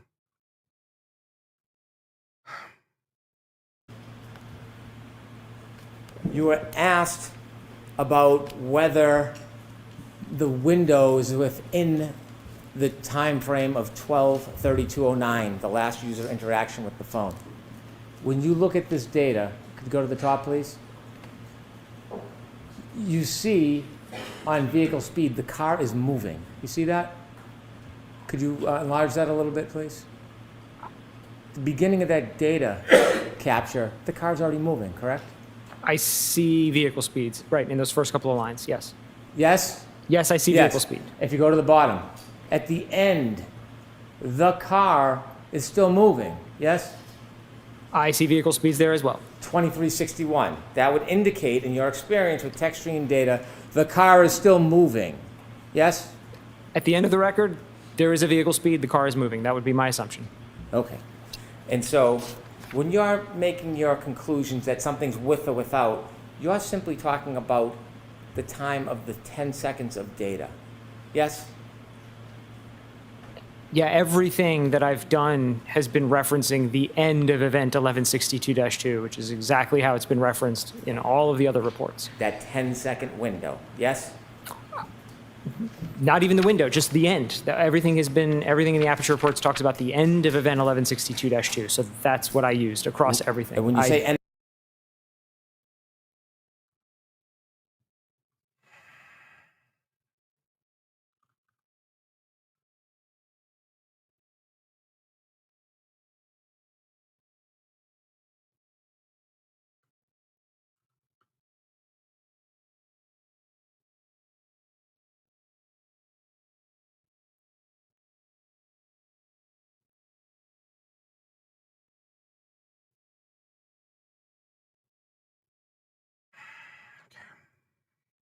of event, you're referring just to data, not the actual real life event.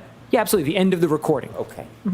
And so after that window, 12/32/04 to 12/32/12, you were asked a question about what might have happened 4 seconds later, 12/32/16. Remember you were asked about that? Yes. Did you know at 12/32/16 that John O'Keefe's cell phone moved for the last time? Did you know that? No. And between 12/32/12, which is in the 10-second window, and 12/32/16, do you know what John O'Keefe was doing in that 4-second period? No. Do you know if he was walking? No. Do you know if he was crawling? No. Do you know if he was falling? No. You don't know. I do not know. Thank you. May I just briefly go on? Okay? 12/32/16 wasn't just that Mr. O'Keefe's phone was moving, there were steps being taken, correct? I didn't review the phone data, so I don't know. Did you review anything to indicate that steps were taken over the course of 83 feet? Objection. Anything So else? that's sustained. You were asked just a second ago, what about the data? What if it's wrong? Then you'd be wrong, correct? Generally, yes. Garbage in, garbage out. Yeah, that's a problem. Basic scientific postulate, correct? Generally, yes. Yeah, pretty much. You're relying on whose data? Mr. Burgess's data and Dr. Welcher's data. Thank you. All right, Mr. DeSoger, you are all set, sir. So you, you Your Honor. can step down. I'm going to see counsel for a minute. Do you? Do you want to see Joyce, feel counsel free for a to minute? stand up and stretch if you'd Do you like. want to see counsel for a minute? Do you have some more grave concerns you'd like to share with the defense?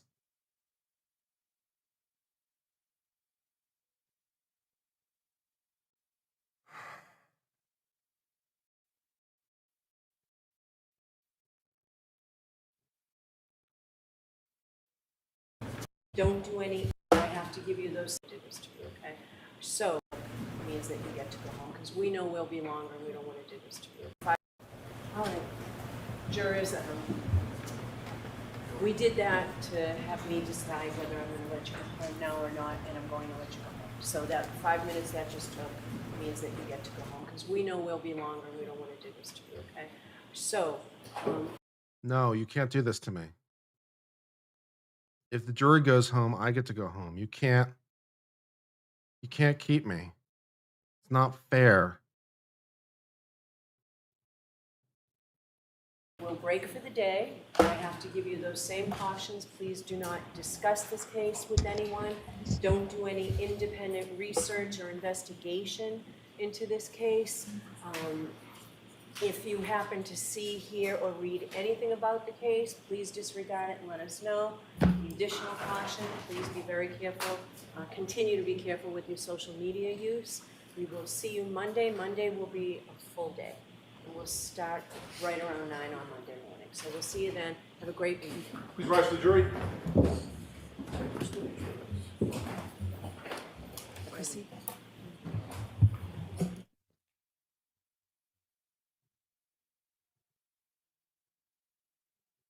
Court TV thinks we're done for the day. I don't know. I don't think that's what she just said, Court TV. Maybe we heard two different things, but that's not what I heard. Court TV. We'll come back. I'll come back in 5 minutes for the voir dire. Yeah, there you go. Yeah, that's yeah. We're not done, Court TV. We're not done.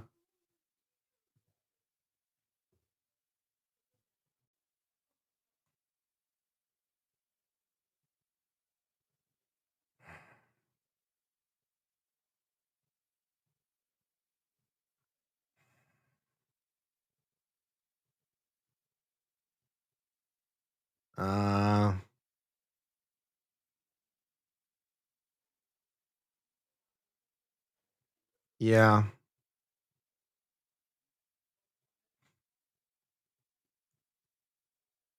Voir dire. I don't even know anymore.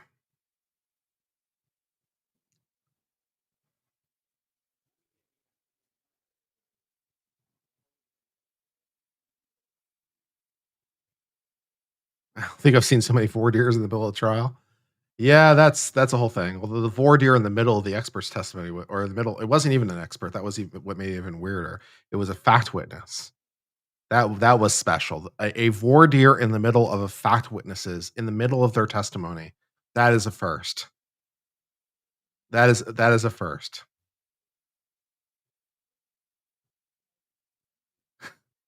That was special.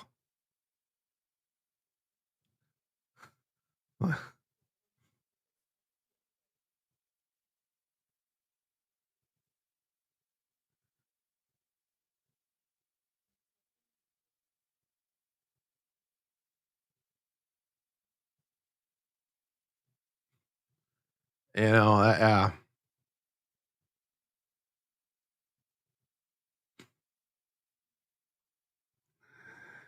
yeah. That was a new one. A voir dire of a fact witness inside the middle of their testimony while they're on the stand. What? What's that now?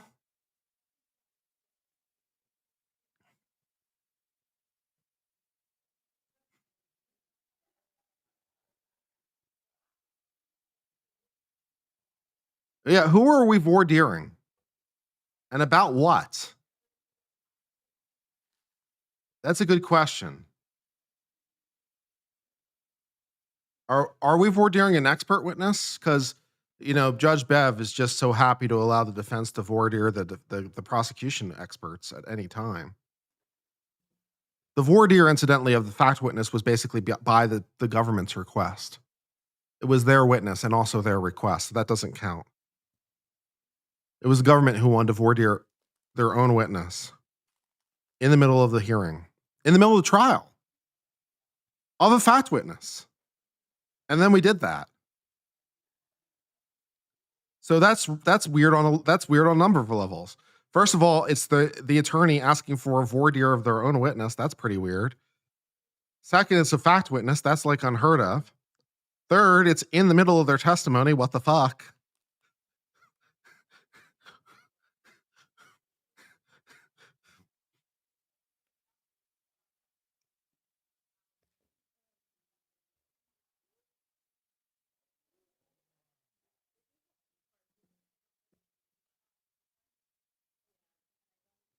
This is the end. My lonely friend, the end. This is the end. My lonely friend, the end.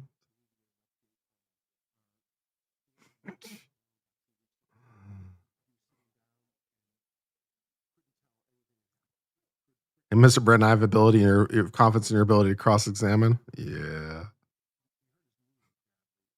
Who or what are we doing a voir dire of and why?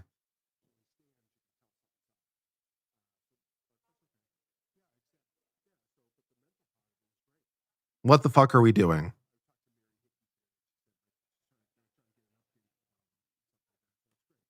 Crash Daddy voir dire? How many voir dires can we have? We need another voir dire? We've already had voir dires. How many voir dires do we need?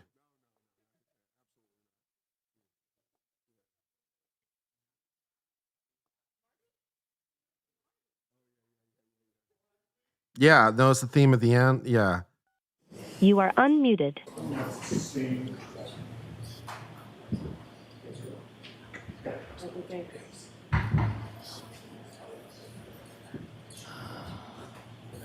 What the fuck are we doing? What fresh hell is this? So you're going to step up, face the clerk, and raise your right hand.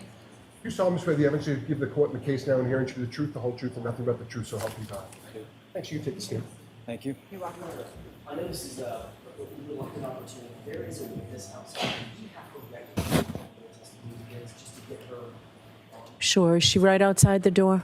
Last time I checked. Do you mind, sir, if you can stay right there? Sure. And it'll just be a few minutes, okay? What the Ms. fuck is Giannetti, when do you happening? need this witness back? Monday?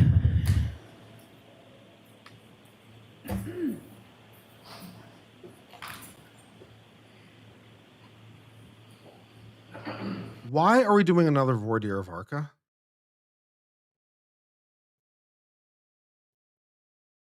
I'm about to lose my shit, aren't I? I'm about to lose whatever is left of my shit, aren't I?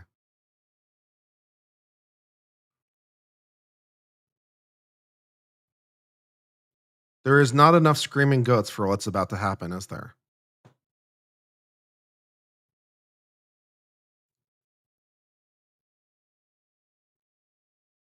Fuck.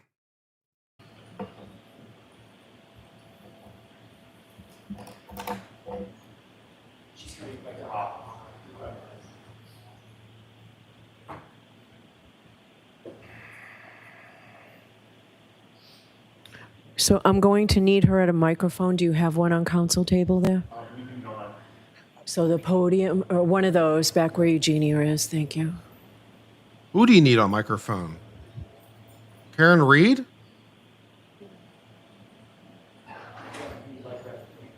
No, there's a microphone a little closer. We're just follow the. Thank you so much. Hi, good afternoon. Hello.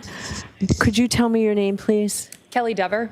And Ms. Dever, you've been summoned here. I think I saw you earlier. You've been here all day? Yes. All right, so we're not going to reach you today, unfortunately, but you were summoned to be here?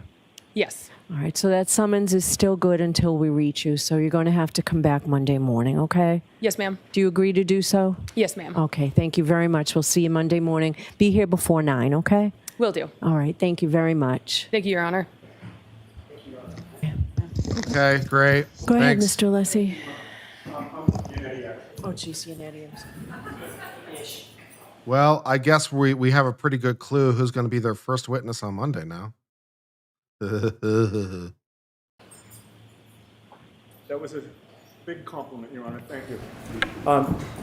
Good afternoon, sir. Would you please state your name and spell your last name? Jonathan Diamandis, Diamandis. You've also been here all day. Yes, Sorry for making you wait. no problem. Do you know former State Trooper Michael Proctor? I do. How do you know him? I've known him since middle school, probably the 6th grade. Grew up with him, essentially? Grew up with him, been friends for 30 years. Okay, and if you just keep your voice up, Sure, yeah. I'm sure other people can hear you, but this So old guy. can we turn off the fans and the air conditioning? Are they all off? We're just gonna do that, sir, so that we can get through this a little bit. Absolutely, sure. Much better, thank you. So you say you've known him since middle school, elementary school? Yes, Graduate high school with him? yes, And are you friends after high school as well? yes, Do you have his cell phone number in your phone? I do. Have you texted with him over the years? I have. In fact, were you on a group text chain with him that lasted a number of years? Yes, I would like to show you a document, sir, and I'm going to ask you to read it to yourself, familiarize yourself with it, and then when you're done, look up at me. Okay? Okay. May I approach? Yes.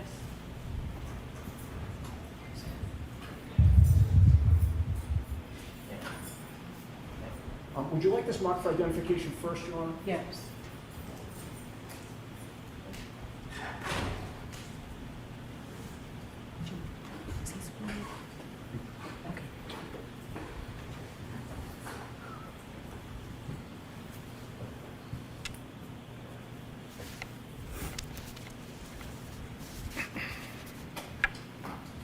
Exhibit NNN for identification.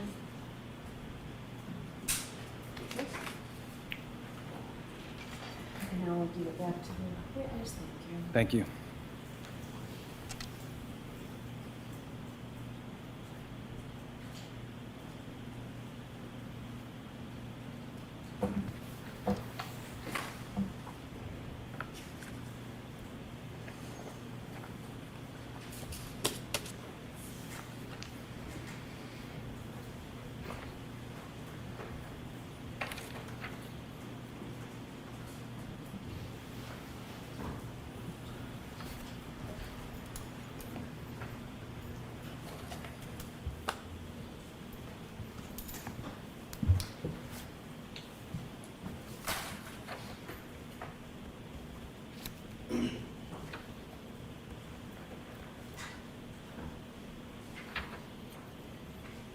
Yeah, maybe they're not going to call Proctor.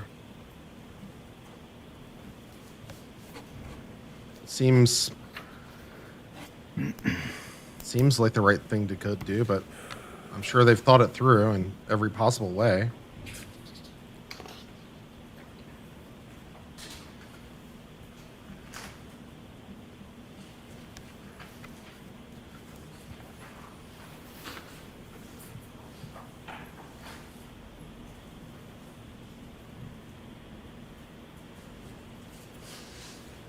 Yeah, I don't know.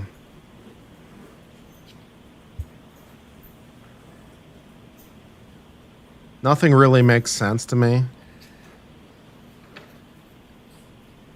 Some of the answers I've heard online, like the defense is concerned about Proctor being asked about how he's been harassed.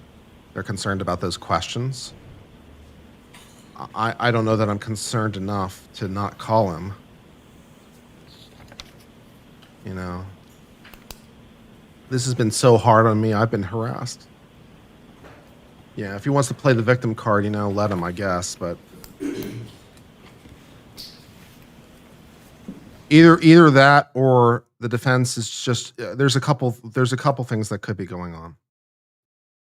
There's a couple things that could be going on. Number one, they want to keep their options open, which is always a good strategy as a lawyer. Right, so they want to keep their options open so they can not call Proctor if they want to, or yeah, that's one option.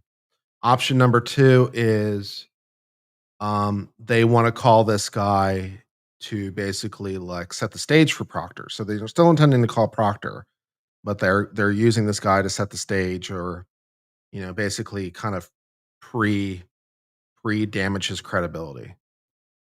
Possibility number 3 is they're somehow concerned about Proctor being asked questions about how he's been harassed, and they're concerned about him being the victim or some bullshit, which I don't really buy. Possibility number 4, they're not going to call Proctor because they think it's a bigger risk calculation than me, which obviously I can't see that, but yeah, I don't know.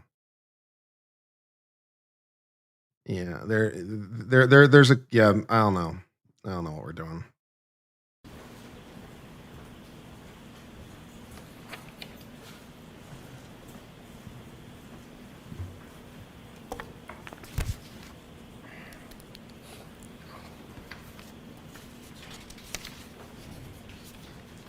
Proctor has liability. If his liability is civil, that's just unfortunate. He can't take the 5th because of civil liability.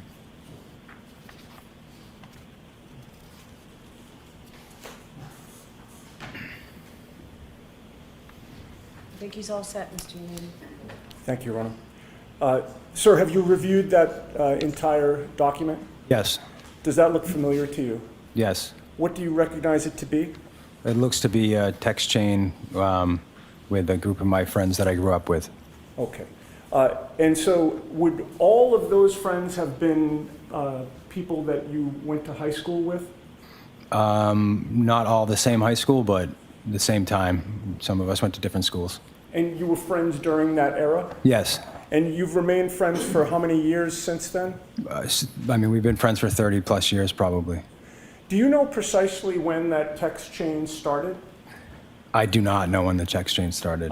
Months, years? Years.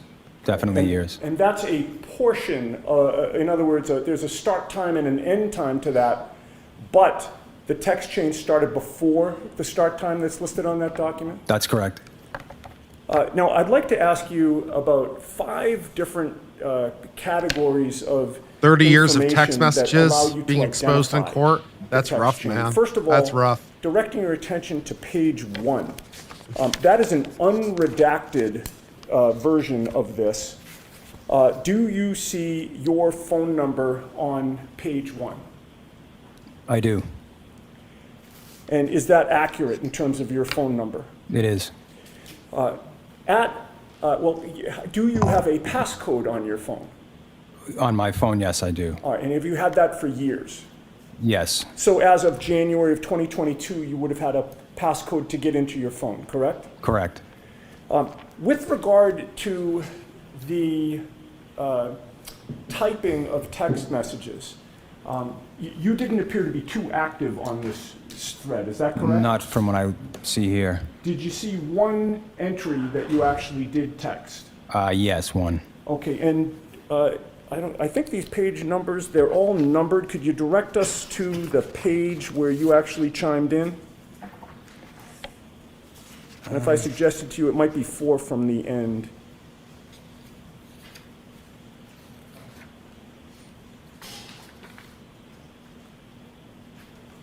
And you don't have to read the actual text, sir. I just want to...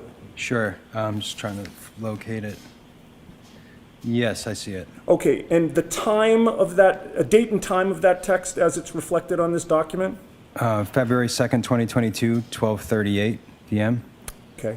And what you type... I have a different copy. Oh, I'm sorry. It's, for the record, it's on page... What's the bottom page number? So what are the last 2 digits of that? 4, 5, 4. Thank you. And for the record, reading what is typed there, does that sound consistent with something you might chime in a text message, a text chain of this sort? I mean, it could be. I have no memory of actually typing it, but sure, that's not something. I mean, it could have been something that I would say. Yeah. At the very last line of that text, do you mention somebody's nickname? Yes. And what nickname is that? Chip. And whom do you know as Chip? Michael Proctor. Now, going back to the first page, there are a number of other phone numbers there. Have you checked your phone prior to taking the stand today to match those phone numbers with other friends of yours? Yes. And if you could, and hopefully you remember them all, can you list by first name only your friends who are included in this text chain? Sure. I don't think it's necessary. Yeah. So let's not, if he recognizes, I don't want to put names out. Oh, there. I don't either, Judge. That's why I was saying first names. But if that's sufficient that he recognizes... Why don't you refer to the last 2 digits in the phone? Sure. Is that acceptable, Mr. Brennan? It is. Okay. Okay. You see, I'll list the last 2 digits of the phone numbers that don't have a name associated with them. Okay? Okay. If I may just have a moment. Yes.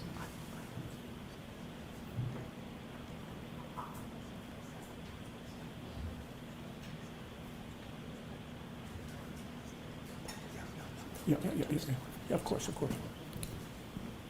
Okay, starting with the phone number that ends in 51. After you checked your contacts, is that a friend of yours? Yes, it is. Who was on the text chain? Correct.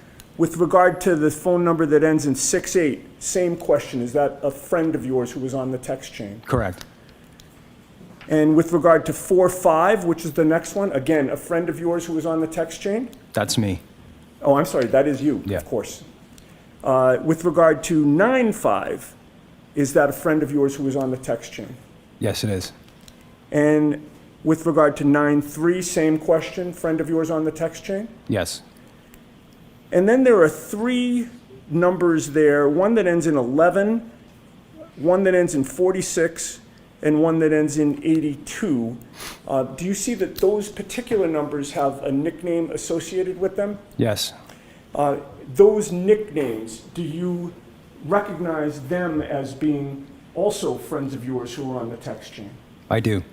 And then finally, there is somebody listed as local user. We'll get back to that one. Okay. With regard to the other ones that you've just identified, sir, have you texted back and forth with them on those phone numbers over the years? Yes. And also with regard to this particular text thread? Yes. All right. Now, I'd also ask you, with regard to the content of these messages and who said what, and particularly focusing on the one that's identified as local user. Having read that text chain, were you able to determine who local user is? Yes. And who is that? Michael Proctor. And was that by the content of the messages that Michael Proctor typed that you recognized it? Yes. And with regard to whether this is a complete, accurate record of what it purports to be, what is your testimony in that regard? I believe this to be a record of our text chain for this period of time. Appears to be accurate and complete. It does. If I may have a moment, Your Honor. Okay. That seems like a lot of foundation to me.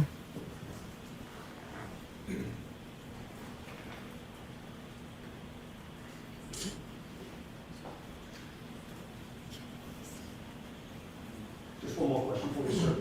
Does the text message chain that you read fairly and accurately represent the circumstances of the conversation that was going on? Yes. Nothing further. Feels like a lot of foundation. Good morning. Morning. Good afternoon. Do you have an independent memory of any of the text conversations in the package that you reviewed? I do not have a memory of this happening. Thank you.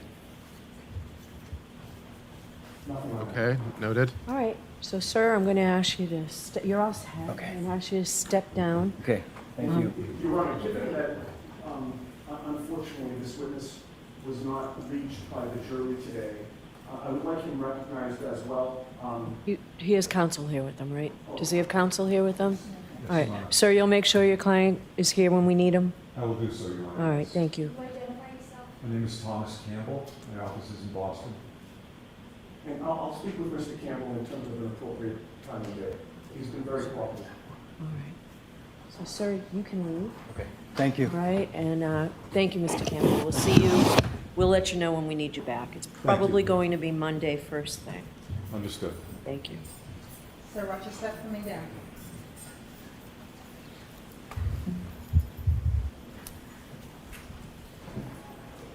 All right. We'll hear you, Mr. Yannetti. So, Your Honor, my understanding is there's an objection, so I've got to respond to the No, objection. I want to hear you as to why this is admissible.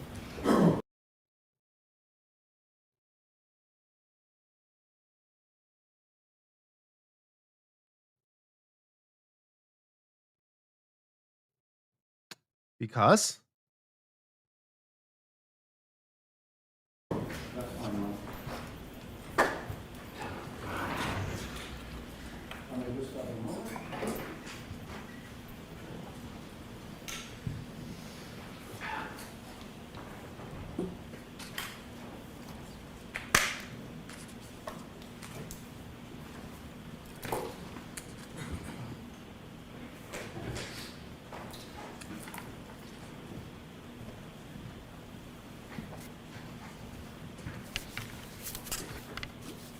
So, Your Honor, with regard, I assume we're just dealing with authenticity at this point? No, we're dealing with both. You're the proponent of the testimony, so let's deal with both. Okay, all right. So, regarding authenticity, Your Honor, there are several ways that are either independent or connected with each other by which or through which a party can authenticate text messages. The majority of the case law out there are defendants having appealed judges' decisions to admit text messages offered by the Commonwealth, and the majority of the case law that exists affirm judges' allowance of text messages into evidence. The Commonwealth filed a memorandum in opposition to these text messages being admitted, and not one of the cases cited by the Commonwealth apply here or are appropriate. The case of Commonwealth versus Purdy, in that case, the Commonwealth introduced text messages from computers seized at a massage parlor. The defendant objected that there was no evidence that he had authored any of the, these actually were emails, not text messages, any of the emails that were admitted into evidence. Nobody saw him do it. Nobody saw him type it. And nobody discussed any of the emails with him. But the SJC cited a long-standing rule, including Rule of Evidence 901B1, 4, evidence may be authenticated by direct or circumstantial evidence. And the circumstantial evidence is essentially what we covered here in court today: the appearance of the electronic communications, the content, the substance, internal patterns, or other distinctive characteristics. Commonwealth versus Welch, it was a murder case where a boyfriend killed his girlfriend, was charged with killing his girlfriend, was convicted. The Commonwealth sought to introduce text messages between them, and various text messages from the victim's cell phone were admitted into evidence because, for one reason, they referenced the defendant's distinctive nickname. And in this case, we have a text chain with 3 nicknames, all of whom the witness recognized as being his friends.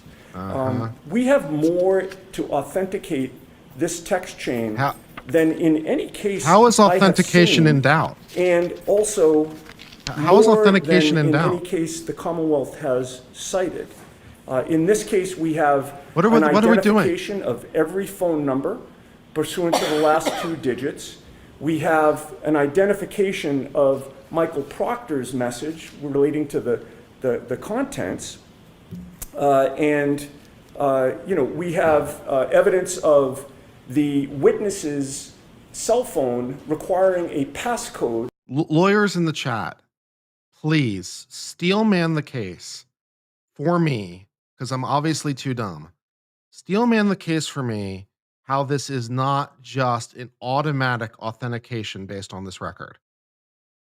Steelman for me why this is not just clearly sufficiently authenticated to allow in for why is authentication an issue based on this fact pattern? Does anyone have any ideas? Help me out.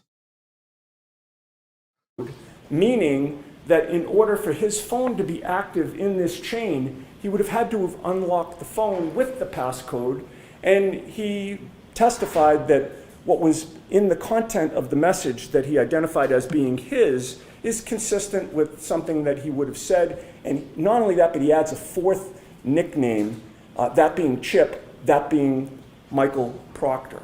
How are we having this discussion? Commonwealth, with regard to Commonwealth versus Welch, which is again cited in their memorandum, this opposition, Your Honor, they state what appear to be rock solid black and white legal principles, but when you scratch below the surface and you actually read the case stands for nothing in terms of what they've represented it to be. They stated that in Welch. I mean, just to boil it down to simplicity, authentication is that what it purports to be. That's authentication. It is what it purports to be. These are in fact text messages. The guy's like, yeah, I've been on this text change for 30 years. These are my friends. This is my number. I recognize these people. It's password protected, so they're obviously authentic from my point of view, and the receipt therefore is also authentic. How are we having this discussion? The court must find that each and every communication was authored by the individual member of the group. That's just plain false. The case doesn't say that at all. That doesn't make it's sense. Nowhere in that case, and in fact, the messages were let in, again, because of the circumstances and the content of the messages. Commonwealth versus Raposa, another case that they cite. The defense sought at this point, as a lawyer, I'm like, do I really need to bring case law into this? Seriously? Do I really need to bring cases into this discussion? Why? Call a neighbor to testify that he had seen the victim alive after the defendant had confessed to having shot him, another murder case. The problem was that the neighbor denied making the statement, so the defense wanted to call the neighbor for the sole purpose of impeaching him with his prior statement that he supposedly made to the police and use that statement as substantive evidence. So in that case, the defendant wanted to use an out-of-court statement for its truth. It was rank hearsay. That case had nothing to do with text messages or statements used to show state of mind or electronic communications. But somehow it makes its way into the Commonwealth's memorandum. Commonwealth versus Rajiv R., which is the second to last case that they cite, that dealt with a search warrant done at a juvenile's home. The police officer in that case was allowed to testify to what he was seeking, which was the goal of the search warrant, a firearm allegedly in the juvenile's possession. And he was also allowed to testify to what the juvenile's mother did during the execution of the search warrant, which is she directed the police to the juvenile's bedroom. The Commonwealth cited that case to say you can't use hearsay when trying to prove a Bowden defense or present a Bowden defense. That case had nothing to do with Bowden. The evidence was admitted to explain what the police were doing in the home. So it's a situation where, there are times when, the police stop somebody on the street or the police get a search warrant and then they show up at a home. And rather than just have them magically appear at the home with the warrant, the police are allowed to give some circumstances as to how they got there. Nothing to do with Bowden. It's just giving the jury a fuller picture. Yet it was represented to you by the Commonwealth that, geez, this is a Bowden issue and you can't use hearsay to present a Bowden defense. Commonwealth versus Sullivan, exact same situation. Testimony was admitted about DNA on evidence matching the defendant's DNA from a national database. The Commonwealth cites three principles. It's almost like they're setting a standard down that the court is supposed to follow with three factors. But Again, none of the three principles that the Commonwealth cites is found in Sullivan at all. They're not even mentioned in the case. They're simply made up and put in a memo to ask this court to do something that the case does not support. And again, it has nothing to do with Bowden. So now we come to the arguments about the fact that the Commonwealth is claiming that these statements are hearsay. They're not. These statements contain insults of my client. I'll be kind and just mention the word. So I read them. Yes, okay. Well, I mean, Your Honor, if you're going to allow this into evidence, I'll stop talking. Otherwise, I have to make my argument. I understand what you mean by insults. Okay. So I won't even mention them then. The Commonwealth is essentially arguing that we're offering these text messages to show that the insults were true. That's a silly argument. Yeah, Obviously, I mean, we're not. Hearsay has three We're not trying to offer to show These they're are all true. statements out of court. None of them are offered for the truth of the matter asserted. None of them. Even the statement when Michael Proctor says that the homeowner's not going to catch any grief because he's a Boston cop. We don't know if that's true or not true. It's offered to show that Michael Proctor believes it's true. He's the lead investigator in the case. He has input into the case. He can decide who's investigated or not investigated. At least that's our argument. It's all consistent with our defense. It's offered to show his state of mind. Everything that he says is offered to show his state of mind and to show his bias. He, as the lead investigator, his bias in what he does or doesn't do. And in fact, Mr. Brennan said at sidebar earlier when we started this conversation that Bowden deals with what was done or what was not done.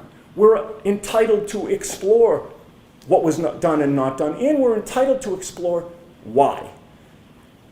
We have evidence of why. We have Michael Proctor's words about why he did or didn't interview people separately, why he waited, for instance, a year and a half to interview a plow driver who was out there on January 29th, why he treated some people with kid gloves and other people with brass knuckles. He's stating it in these text messages. She's gonna go down for this. We're gonna pin it on the girl. We're going to make sure that there are some serious charges. She's effed.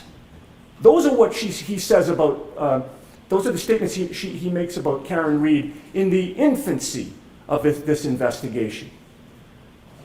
And to the contrary, is anything going to happen to Brian Albert? Nope. He's a Boston cop too. These are all statements about Michael Proctor's state of mind. The prosecutor and I have been over the statements. I realize he's objecting to the admission of these statements. I don't think he has a legal argument that passes muster to do that, but not really, no. Should the court allow them in?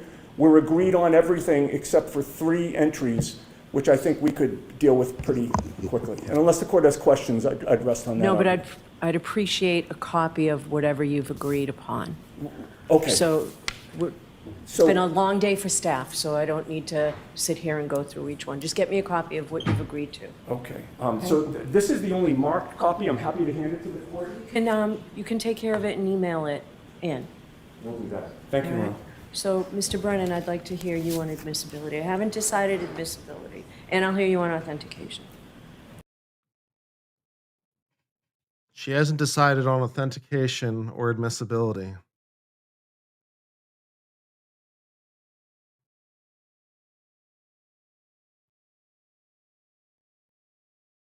Is this not a gimme? Is this not a gimme? What more do you need?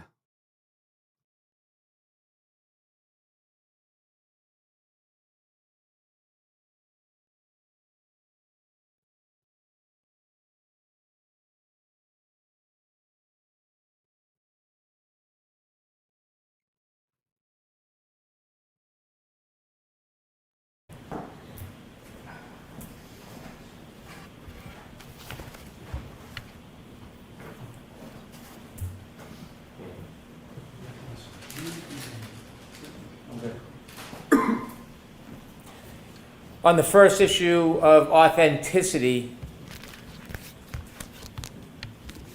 this witness has no memory of any of the text messages. I think it's fair to conclude he's on the text message string. He recognizes the people on it, but there is no authenticity if he doesn't recognize them. The person that could best authenticate these text messages is Michael Proctor. This witness does nothing as far as identifying the individual text messages and whether they're reliable, whether there's been any additions, deletions, whether in sum and substance this is part of the conversation. Notably, I think, according to the questioning by Attorney Yannetti, he's made one comment at the end of the string that really has nothing whatsoever to do with the text messages that are at issue. So authenticity, I don't believe this witness reaches that conclusion for them. Regarding admissibility. But Proctor himself testified to it in the last trial, which is part of the record. So how is authenticity in question?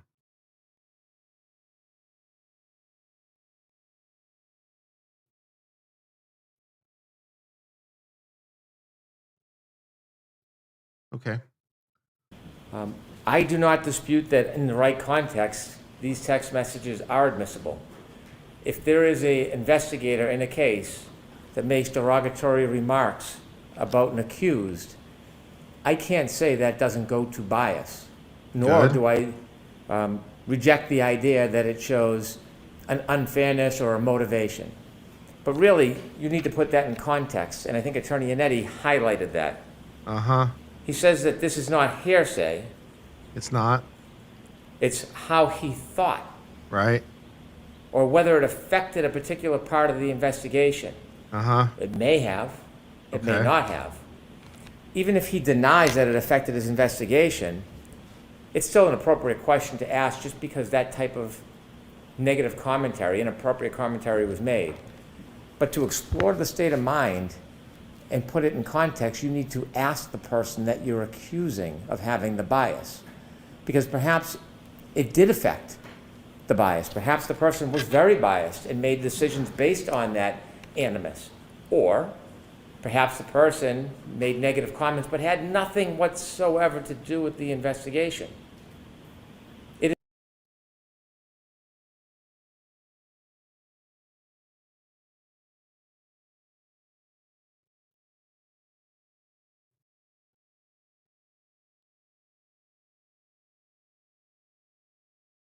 It is surmised to say because these comments were made, a witness was not investigated, or there was some other amorphous, undefined ill that happened. That's the whole reason why the witness who made the comments should be confronted with the comments they made so the jury can fairly assess, is this relevant, is it material, and what is the value of it? I am not opposed to the admission of bias against a witness, especially a police officer, but it should be against that witness because they need to have the opportunity to admit, deny, define, accept, and explain. By putting these messages in with sidestepping, calling Mr. Proctor, they are trying to gain the advantage of putting information in front of the jury that has no context, suggesting it has a value that has not been defined, and then, as Mr. Yannetti just did, making an argument that because the comment was merely made, that therefore there was a consequence, and specify a consequence where there's no factual basis to conclude. Because he made a derogatory comment, he didn't investigate or speak to a plow driver for 1.5 years. That defeats the purpose of defining the value for which this is being omitted. I do have some issue that it's really not under the context of Bowden, because this doesn't have to do with the adequacy of a police investigation. It has to do with bias. And that purely is the state of mind of the person who made the comment. I would not get in the way of confronting the witness about their bias if they were called to the stand.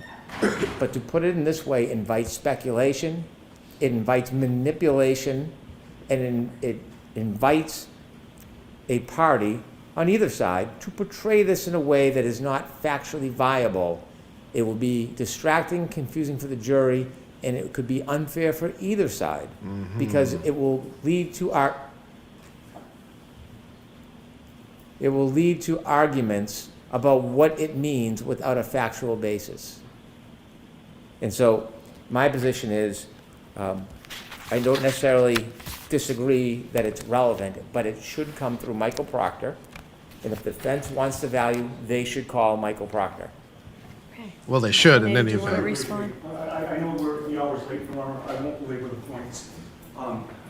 I would state the following very as succinctly as I can, which is, yes, it goes to bias, but it also goes to the adequacy of the evaluation. The two concepts are intertwined. If you're biased or exhibit bias, the defense should be able to argue that the investigation was not adequate.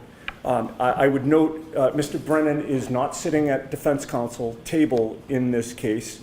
We appreciate the offer to help us with strategy about which witness we should call, but that's solely the That's damn straight. Yeah, damn straight. Like, we could call Proctor, but that's our call. They're 100% right. Yeah, thanks for the tip and all, but we have the right to get this testimony in any way that pleases us, that's allowable by the rules. That's true for the government as well. It's like, we appreciate that we could do it this way, but we want to do it this way. The fact that there's an alternative mechanism is totally wrong. province of the defense to determine which witness we want to use to authenticate and admit text messages. That's our choice, and we should not be deprived of that choice because Mr. Brennan thinks there's a better witness that should have introduced the text messages. There is no rule. There's no best witness rule in this case. I believe Fair. my co-counsel has already made that argument in That's another definitely not a thing. circumstance. His arguments, Mr. Brennan's arguments, go to the weight, not the admissibility. Yep. He is fully entitled to cross-examine this witness about all of the points that he raises. And in conclusion, Your Honor, he complains that we have not called Michael Proctor.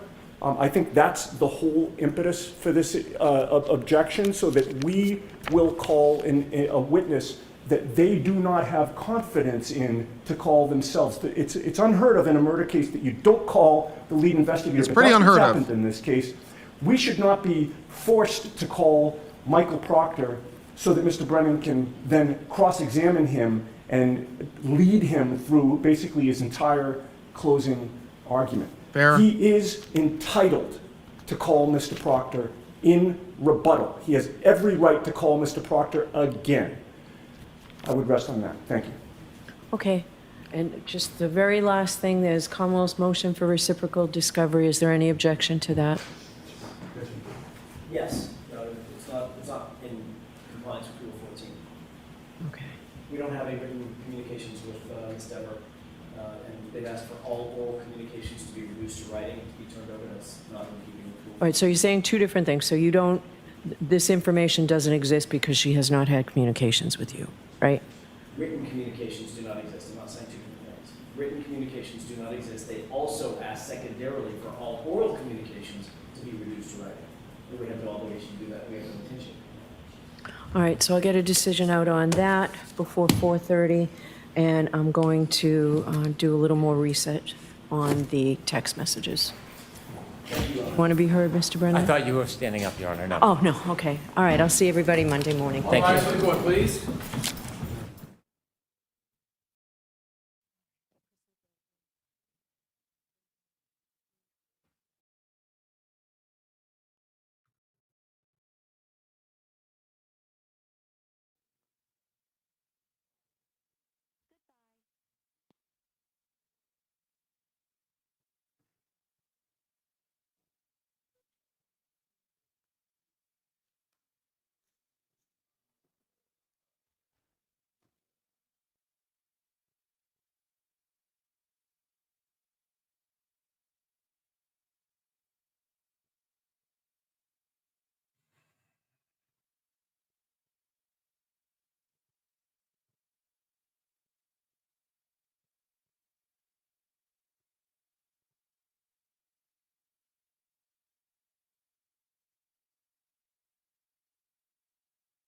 Meanwhile, we turn our attention to the live stream from the judge's head. With this exclusive footage, I have a live stream from the judge's head.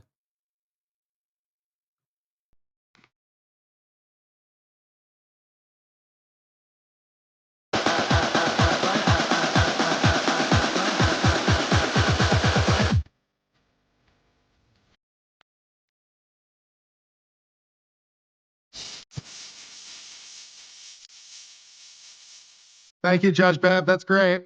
Yeah, I understand. That's fantastic. Appreciate that. That's fantastic. Good stuff. Holy shit. Okay.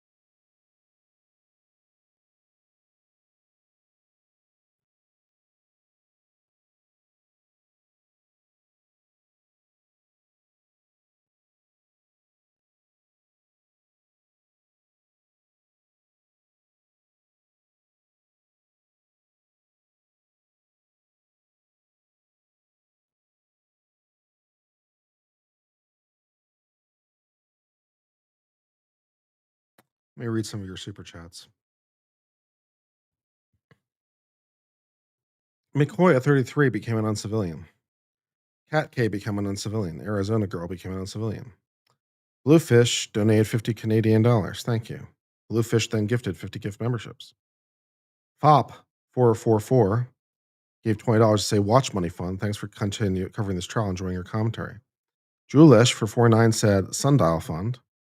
Jesse Davin gifted 5 gift memberships. Jess Julish 7499 said the Sun Fun.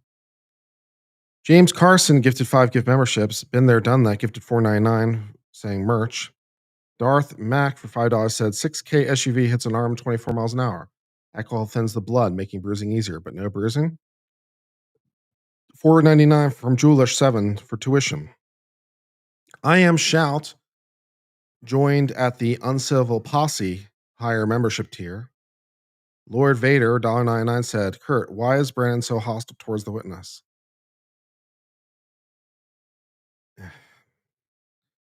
Miss Mandy gifted 5 gift memberships. Trans birthing person gifted $9.99 or $19.99. 1LH Danielle Marie became an uncivilian. Diabolic Tutor for $10 said for nap juice and towards expensive watch. Julish 499 he said for lunch money. Annie Oporowski gave $10 say Kurt or said, okay, I'm having a very hard time mentally watching Brandon be up on witnesses. Can't imagine being a juror. Diabolic Tutor for $20 said for mood improvement. I hear crackling became an uncivilian. Annie Oporowski for $5 said, so Brandon frothing at the mouth while he rapid fire stupid redirect questions. He sounds rabid. I'm not sure the jury is enjoying this. Collusion, not collision, says Proctor on the run or out of state. And Rose, RNC, LNC, gifted 5 gift memberships.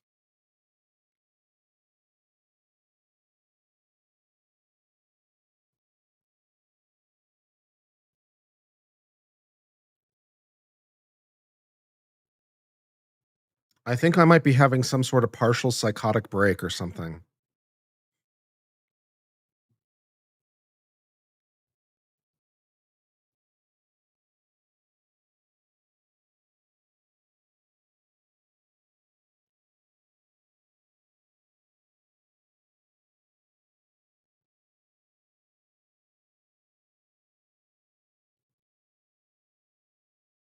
Not partial? Yeah, there's that possibility too.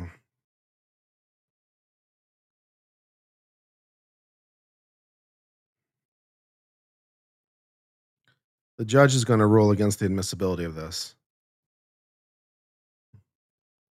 I don't know how you get there legally.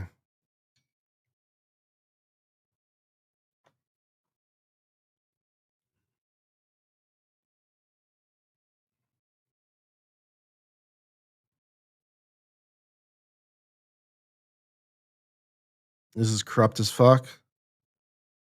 Pretty much.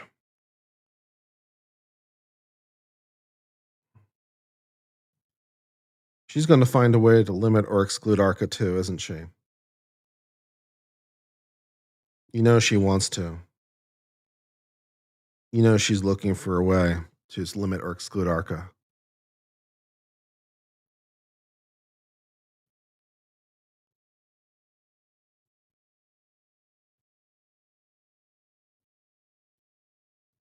So the defense is, so at least the defense's stated concern, which may not necessarily be their entire concern or even their principal concern, but they gave a concern in their argument today. That may not necessarily reflect their chief concern. It may not necessarily reflect their only concern. They may not be actually, they actually may not actually be concerned about it at all, but it's something they can say even if it doesn't reflect their own feelings. So I don't know whether it's true or not, although it could be, certainly. And if it is true, whether how concerned they are about it. But one of their concerns, at least their stated concern, is they're concerned that Brandon's going to be able to lead Proctor through the closing argument and basically just lead him to wherever they want him to be. And that is certainly a factor. I don't know that it really works, but it is a factor, to be sure. The defense is not wrong for considering it. He can lead him, but he can only lead him to places where, he can only lead him to viable places. And so I suppose one of the questions is, are there viable places? Where's the line for removing Bev and mistrial? There isn't one really.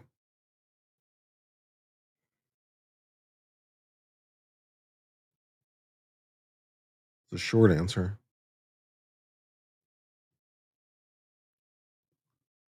And of course, as some of you may know, the bar association, I forget which one it was. It was state bar, local bar, I forget which bar association. But one of the bar associations just made her person of the year like 3 days ago. They had a dinner. And she was named person of the year. So, yeah.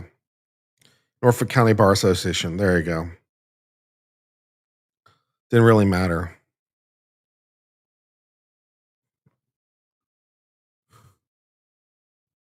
So the bar association apparently likes her.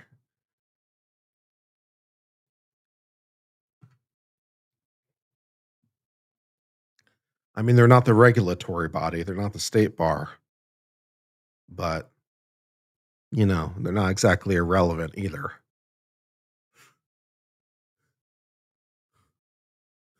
So, yeah.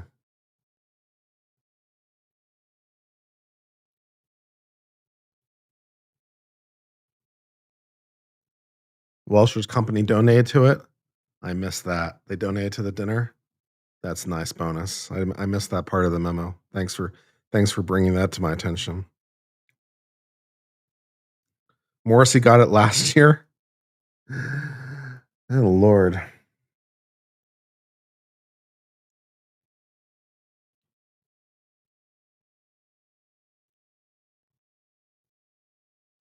You never heard super chats read with less enthusiasm? Sorry, Jim, my heart's not in it right now. I've been beaten. I've been defeated. It's not you, but I've been beaten up and been defeated by the stupid and the bias. My heart is just not in it.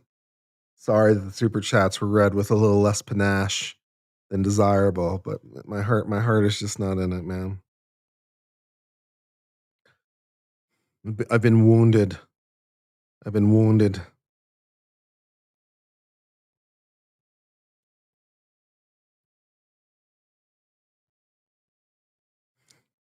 Time to start the give, send, go for Karen Reed's appeal. Yep.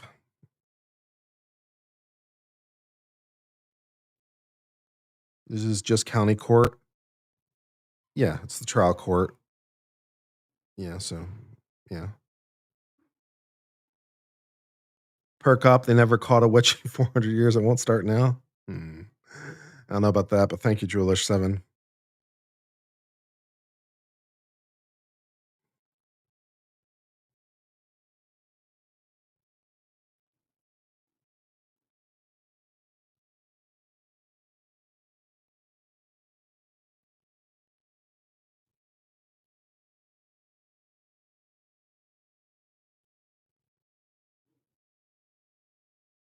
It's disheartening. It's really disheartening. It's demoralizing. You guys know that I have a kind of a reverence for the court. A religious. I have a religious like devotion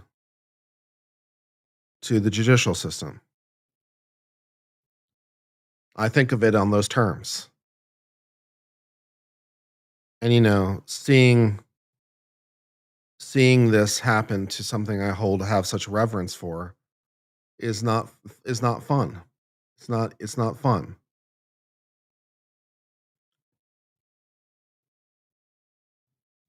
Your frustration, you guys are frustrated because, you're seeing this corruption. I'm frustrated for the same reason, and then also the additional reason of, this is something I've devoted a good chunk of my life to. So not only am I offended like as a citizen, not only I'm offended as a professional. I'm offended I'm offended that offended that my priest, for want of a better description, is in such a state. It wounds me.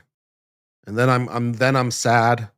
Not only is my priest corrupt, but apparently the diocese in this analogy of the bar association, I guess they're diocese or something like that.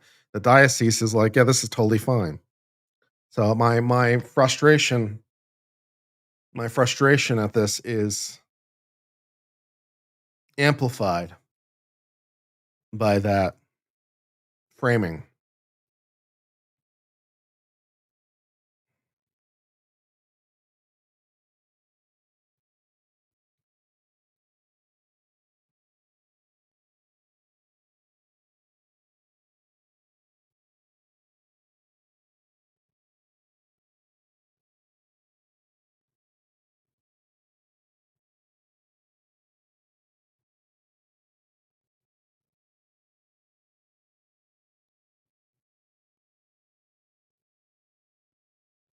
And given, everything that's in play, I'm not exactly like, not exactly I'm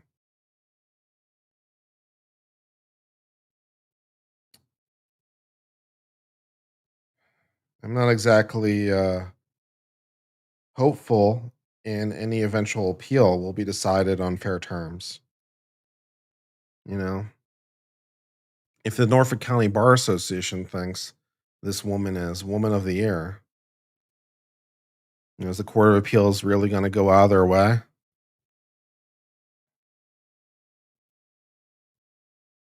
So, like, the technical legal merits of any appeal become somewhat secondary, although that's not often, that can be a problem unto itself, but that's a real problem here.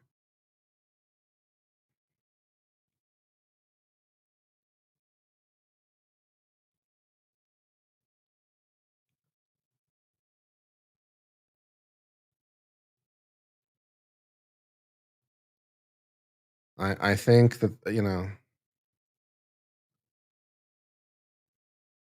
I think that there is a fairly decent probability that Karen Reed is going to be convicted and no court of appeals will save her.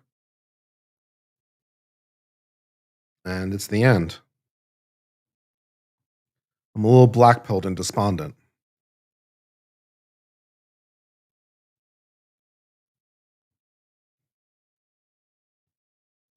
Collusion, not collision, 20 CHF. Kurt, I want to say I didn't like your interview with Vinny. I want to say sorry for that. I really like you. I was angry at Vinny. Your stream is great and honest, and so many people like you. Keep going for the positive. Thank you. Snap out of it? Yeah, that's not happening right now. I appreciate the thought, but that's not happening right now.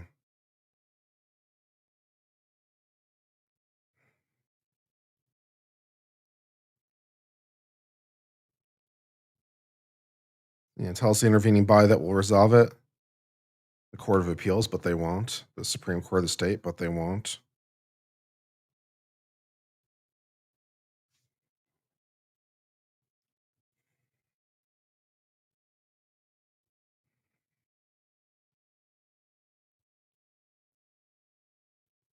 Federal court on a habeas, but they can't.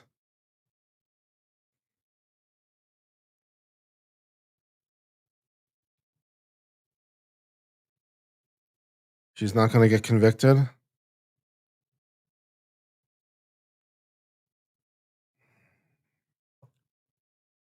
Yeah.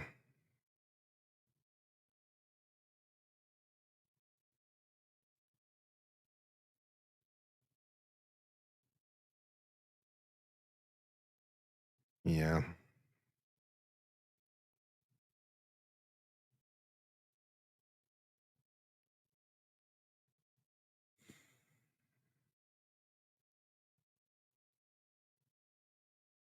They're appointed in Massachusetts. Not that it really makes much of a difference. I'm sure there's some sort of judicial commission that could remove her, but of course they're not going to. You know, everyone's covering for everyone. The corruption is real. Everyone's covering for everyone.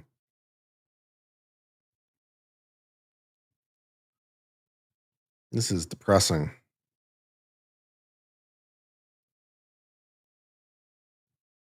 40% of her cases have been overturned. There is no way that's true. There's no way that 40% of her cases have been overturned. That is just not possible.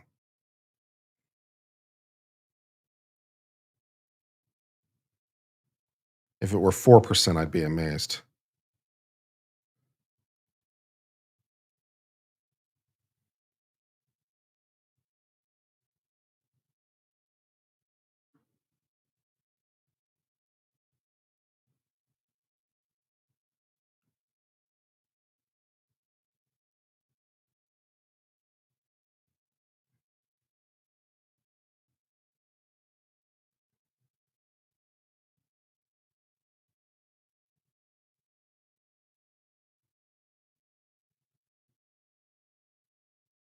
Yeah.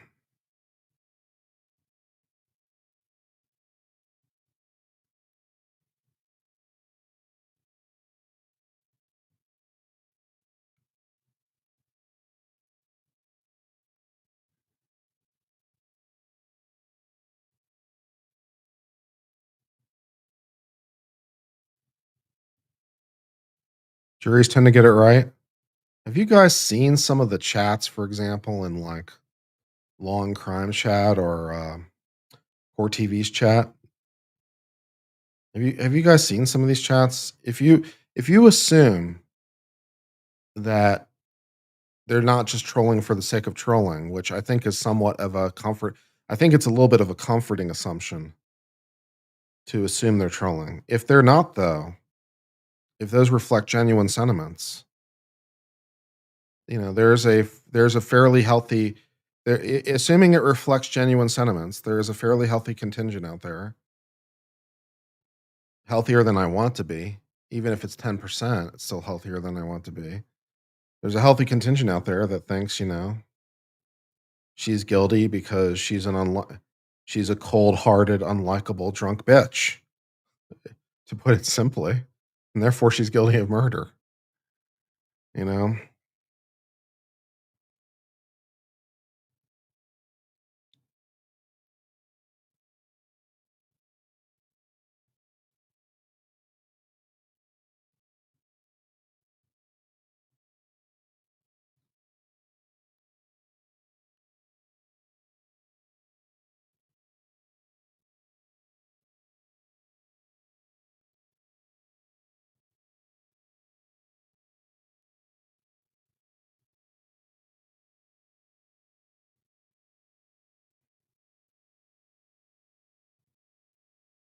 I don't want to sign off because I don't want to be alone. Sorry, we're hanging out, but I don't want to be alone.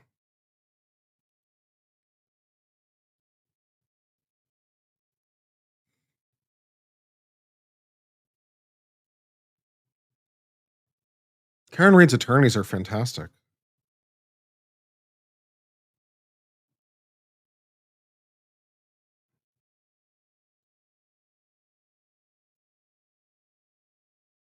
She's got some of the best legal help that money could buy, and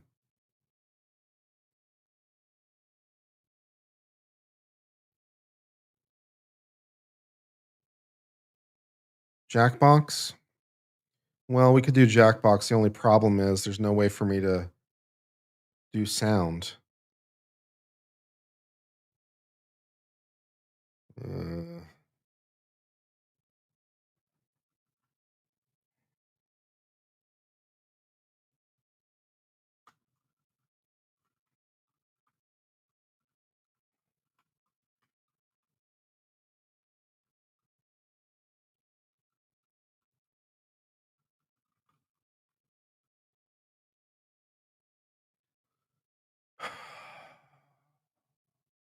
all right, what are we doing?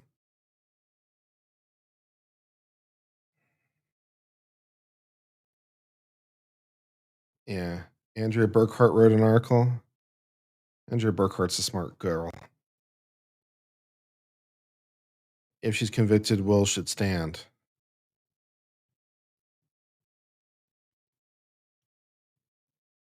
Found 10 published appellate decisions that ruled on. It consists of 3 civil cases and 7 criminal cases. Of those, she was affirmed 6 times and reversed 4. In 6 of 7 cases, she originally ruled in favor of the defendant. 3 of those decisions were reversed.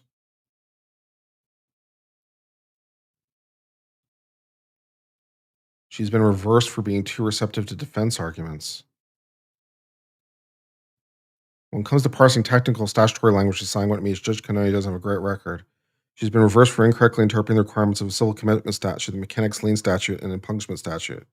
Cases where language established unambiguous requirements such as length of term, service requirements, or form selection, she does it better. The fact seems to influence her legal reasoning heavily, but not always in the right direction.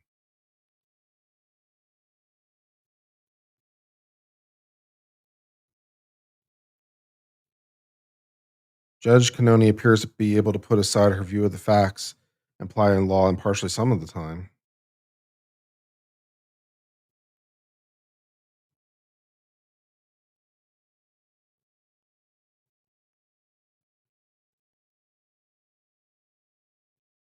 Judge Canoni's recent high-stake experience with third-party culprit issues. Interesting. When it comes to discretionary decisions like evidentiary ruling, the appellate standards are very forgiving. Facts.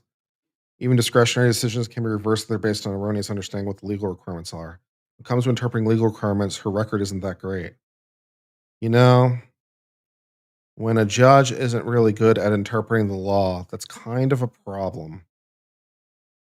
I'm not sure what the first job of a judge is, but correctly interpreting law's got to be up there. If it's not number one, it's got to be close. To the extent any of her rulings can be criticized on grounds of legal misunderstanding, the grounds likely be fruitful, straightforward challenge of reasonableness. That said, when the judge rules for the Commonwealth, it rarely goes wrong for her. Harmless error analysis allows judge to make numerous errors so long as the case defense. Harmless error analysis is a bitch. The unfortunate lesson from the record appears to be the ruling for defense is more likely to get you reversed. On many occasions, she's gone out in favor of a limb for defendant, draw a slap on the wrist. Yep. So she's been too favorable to the defendant and the defense in the past and gotten slapped down for it. That's disturbingly dumb.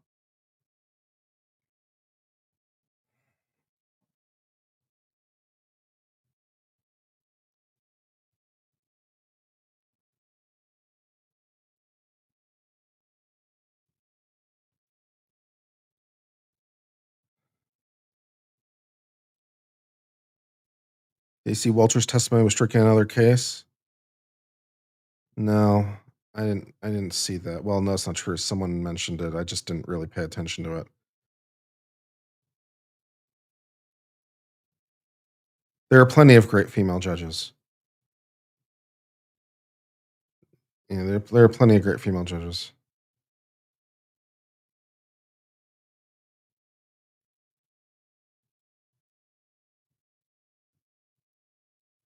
Mm. The FBI will make a call. They will do no such thing.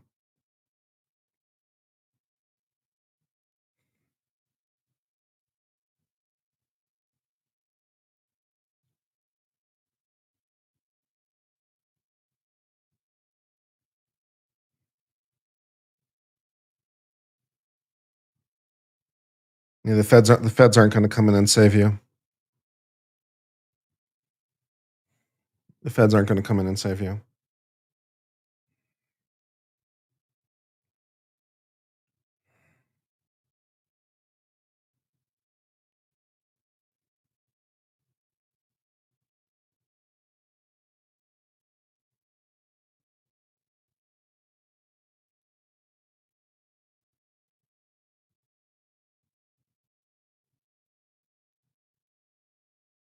Maybe my 5 favorite female judges. Mm.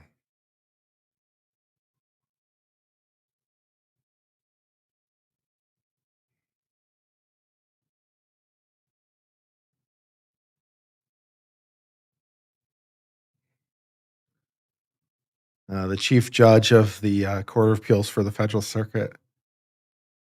She's a firecracker. I like her a lot. She's a firecracker. She's fun. Let me see who else comes to mind. Let's see.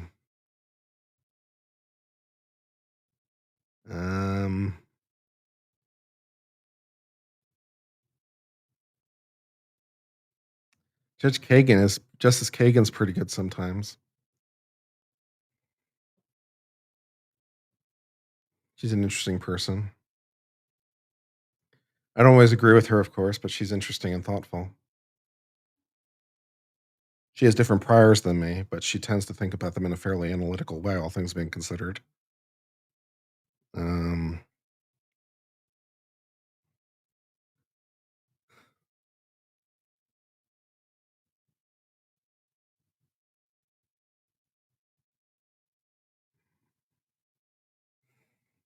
Jennifer Dora in Milwaukee. Yeah, she was good. Although she drove me a little crazy because she was too lenient to the defendant. I really wish she had smacked the defendant around. She was going way bending over backwards to make sure that the defendant got every possible break in a way that drove me a little bit crazy, but it was the more conservative course of action, so there's that. Yeah, that's fair.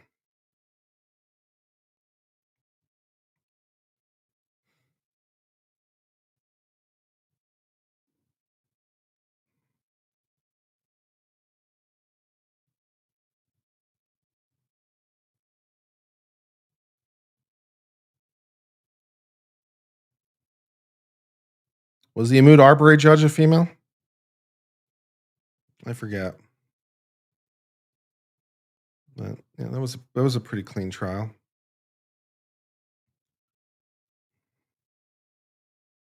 That versus her judge. There you go. Yeah, she was good. She was very good. Yeah, she was very good.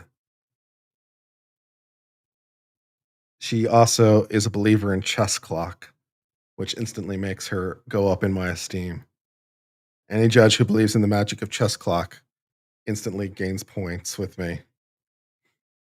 So that was good.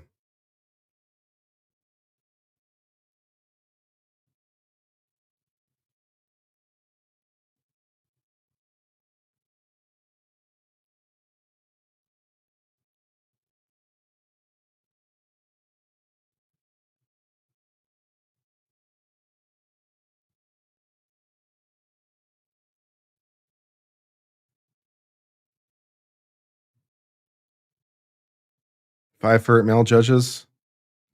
Well, Gorsuch is probably number one, at least at the moment.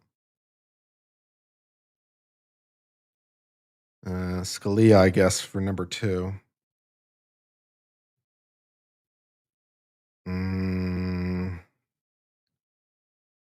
Let's see who else is good.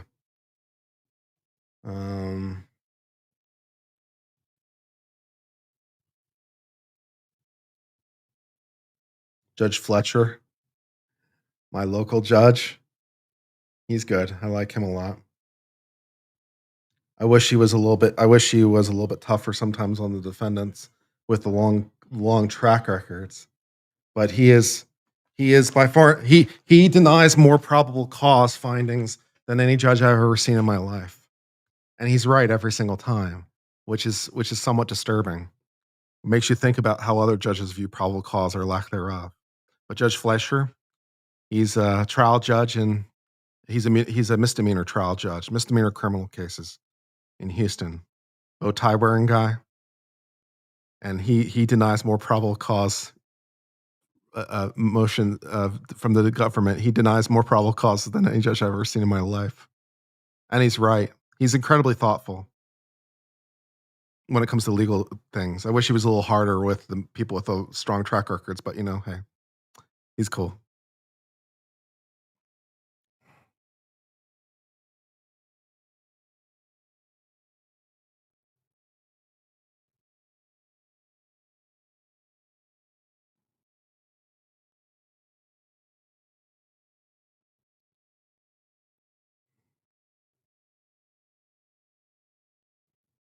Yeah, he's equal opportunity on the legal issue. He's equal opportunity. So like on the probable cause stuff, like when on legal determinations, he's equal opportunity. So he gives the government a hard time, but he gives the defense a hard time too. He's just like he's equal opportunity, and I appreciate that. On the legal determinations, I wish when it came to sentencing though, and like remand decisions, he was a little bit harsher because he'll say things like, if I see you in my courtroom again, blah blah blah, and then he'll have someone in his court who's like had 20 prior cases, like, well, maybe I'll give you another chance. I'm like, God damn it, judge. How are we supposed to have any credibility when you tell this guy, if I see you again, I'm going to really bring down the hammer. And then someone with like 20 cases comes in. You're like, well, maybe we'll give some bond. What the fuck, judge? Pick a lane. Rittenhouse judge? Yeah. The problem with the Rittenhouse judge is he was too willing to allow Binger to convince him. Binger knew it too. He's like, if I just keep arguing, eventually I'll win. So he wouldn't make decisions and stick with them. Not to say that a judge should never reverse themselves. They absolutely should. But when they do it every single time, it's very annoying. Like he rules against the prosecution, and like the prosecution just talks for a while. They're like, oh, I'll reverse. Basically, it's like, God damn it, judge, have some balls.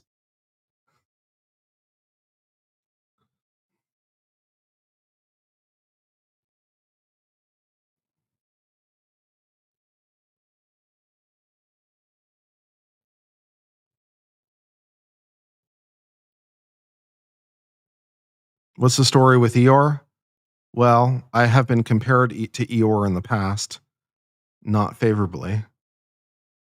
And someone sent me the Eeyore doll in the mail one time, and it's like, I'll put it on the shelf. Some people think I'm Eeyore-esque because I have a bit, sometimes I'm a bit depressive. And so, I think someone sent it to mock me. I'm not sure, but either way, it's like, well, I'll put it on the shelf. It's like, what can you do?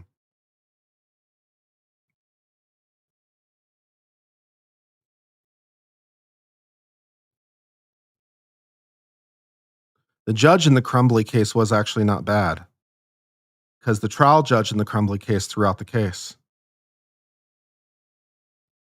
The Court of Appeals reinstated it.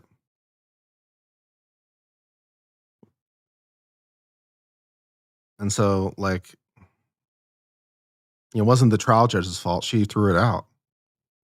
And the Court of Appeals is like, no. And also, the decision from the Court of Appeals didn't really make sense, which was very annoying.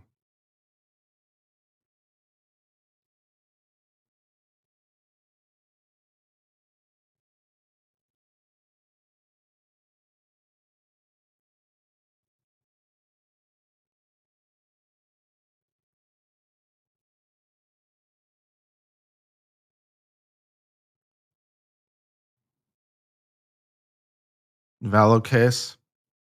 Yeah.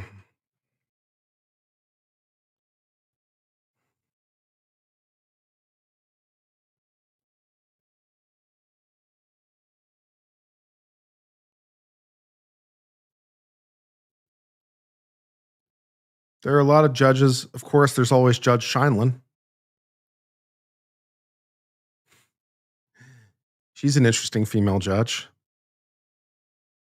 Judge Scheinlin.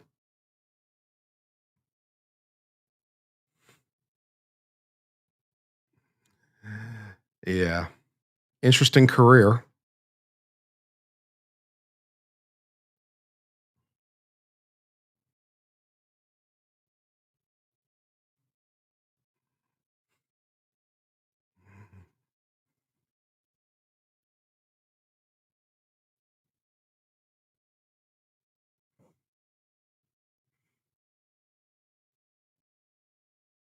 What's a case I wish I could have argued? Well, the Supreme Court brief I wrote would have been good.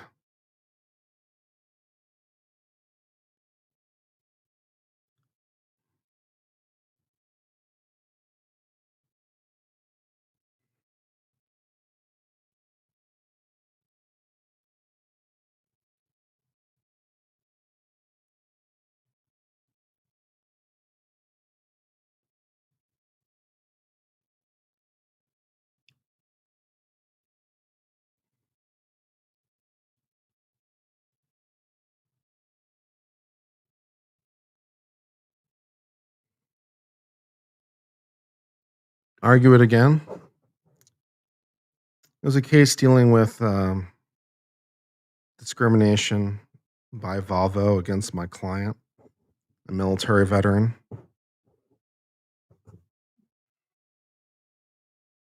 The argument on our side was that she was discriminated against because of her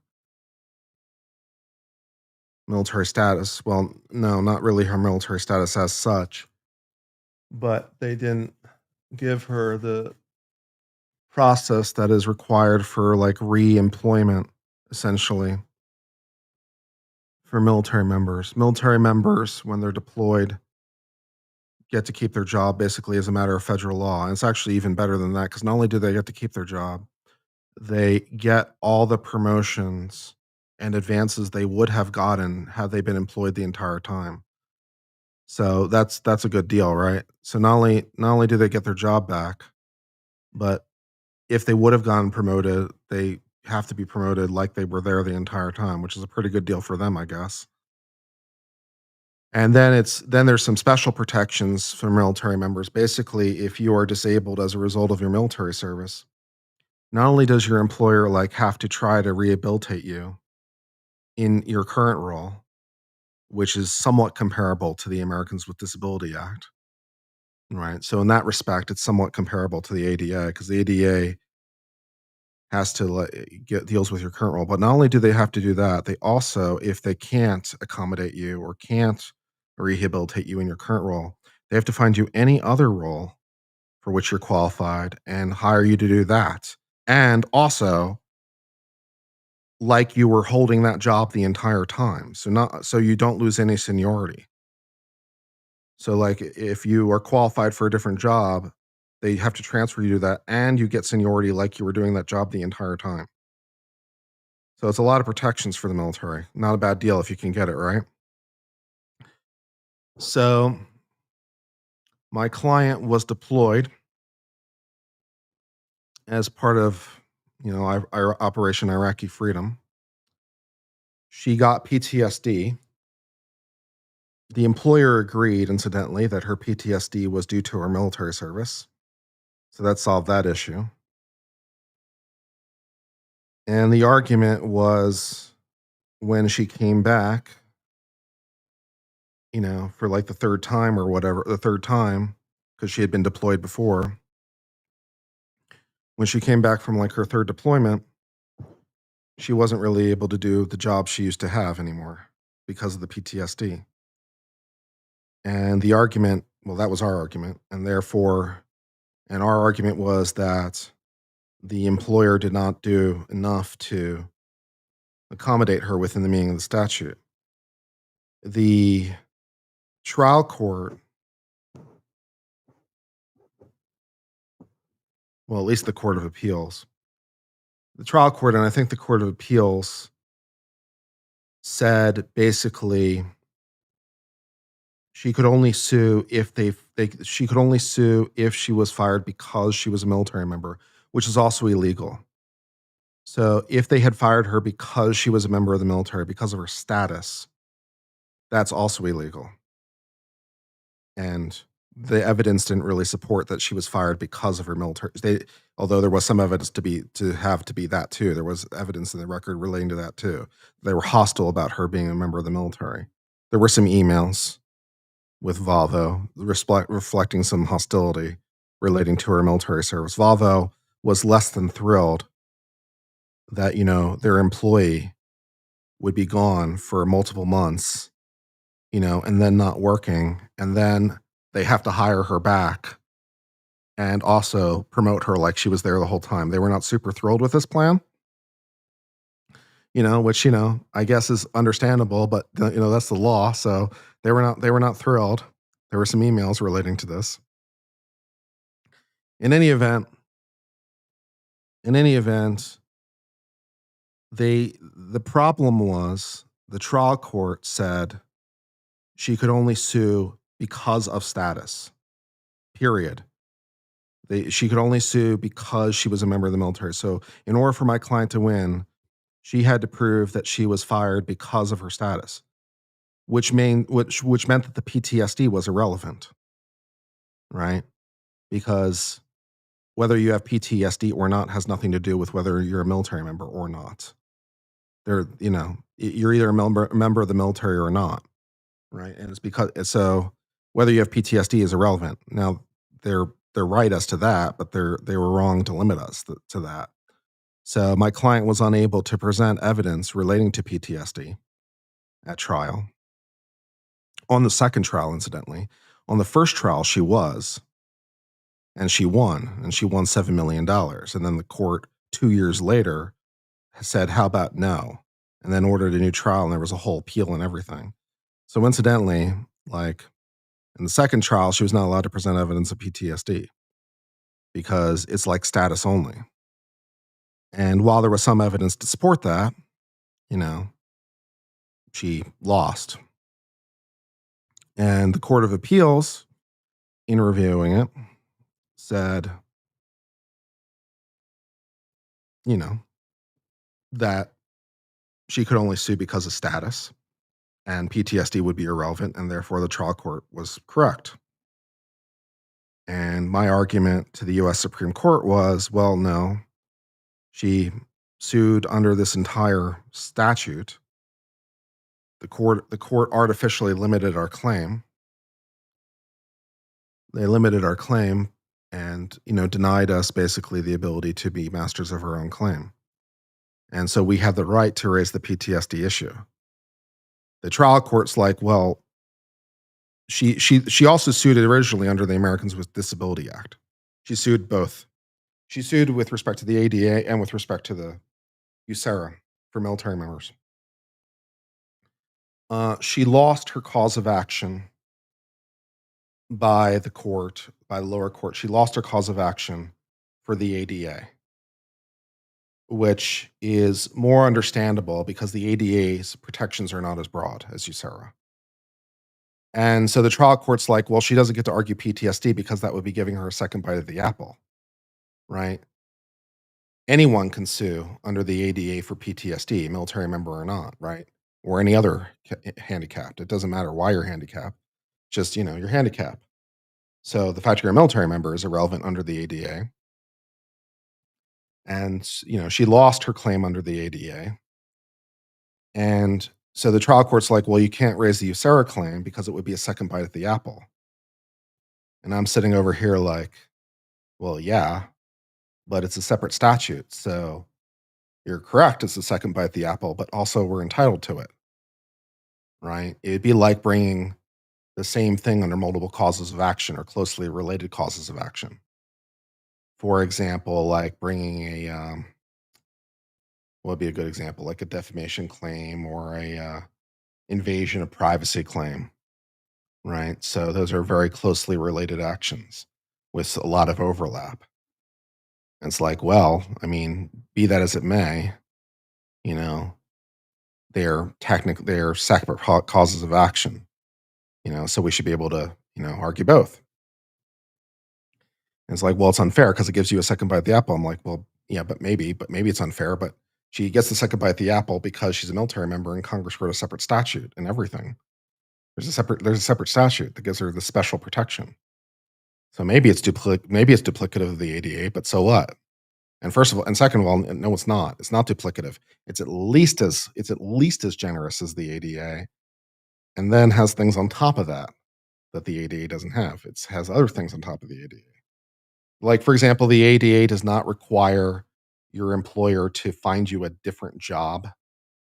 They only have to accommodate the job you have.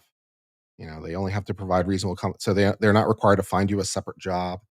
They're not required to hire you back. They're not required to fire somebody to give you a job where USERRA does. So USERRA gives you a lot more protection. So our argument was, that the court, that they artificially limited our claim. And that was, improper. And if the Supreme Court had taken the case, which was the challenging part, it was always the challenging part. If you could get the Supreme Court to hear the case, I felt pretty good on the merits because there's basically all the factors that would lead you to believe that you have a good cause of action at the Supreme Court were present as to the merits. So the merit arguments I thought were pretty good. I thought we were pretty solid on the merits. But the challenge was, of course, getting the Supreme Court to agree to hear it. And then my client decided ultimately to hire a different lawyer to file their brief, which was defective in some pretty material ways that was extremely aggravating to me. You know, I don't necessarily think that my client was going to be able to get get someone to hear the case because of what I wrote, but what the person my client hired wrote was defective and dishonest, and so that was annoying. So, but it would have been a lot of fun to argue. It would have also been a lot of fun to argue for a very particular reason, which I was somewhat amused by personally, because by the time I would be standing in front of the Supreme Court arguing this case, right, I would basically be the foremost expert on it. Having started, when I was hired, having never heard of the statute. And that's just inherently hilarious to me, right? You go from, I've never even heard of the statute, to by the time you're standing in front of the Supreme Court, I am literally the most qualified person. I'm literally the most qualified attorney in the country to argue this because, of course, I've been studying it at this point for several months cold, living it and breathing it. And so, that's kind of hilarious. It's like I go from I know nothing to I'm literally the foremost expert, and that's just inherently hilarious. And so that was amusing to me. And so I wish I had gotten the opportunity to argue the case. I felt pretty good about it, obviously, and I felt we had pretty good odds on the merits. So unfortunately, well, it was always a challenge to get the Supreme Court to grant it because it didn't really have any of the standard metrics or hallmarks by which the Supreme Court would agree to hear a case. It didn't really have any of the standard markers. I did what I could to try to elevate it, and did what I did. I did what I could to try to make it elevate it, but it's challenging. It's inherently challenging. So I did my best. I like what I wrote. So there's that.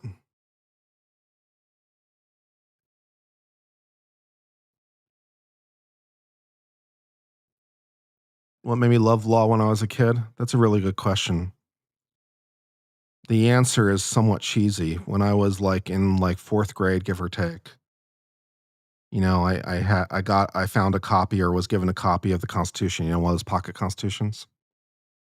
And I read the language and something about it just spoke to me. I just found the language. I just found it to be. I basically it was romantic to me.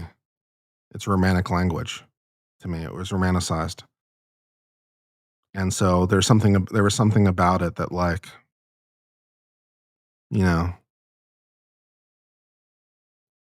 something about it that made me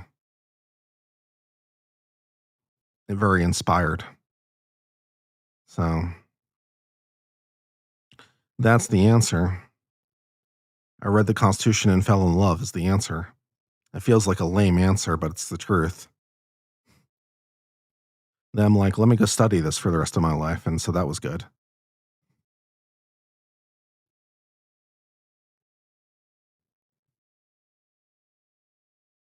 Then one of the other things I like about it, one of the things I've grown to like about it is that law is the study of the human experience. It's the human experience distilled. It is a practical philosophy.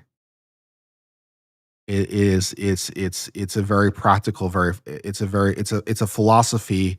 It's philosophy made actionable, right? Because law is basically the set of rules for how you know, we work with each other as human beings.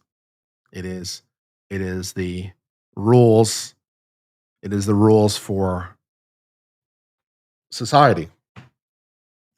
And those rules were not largely, written. They were so almost discovered, right? Because they were like basically through the experience of hard knocks of people trying various things. This was the answers we came to.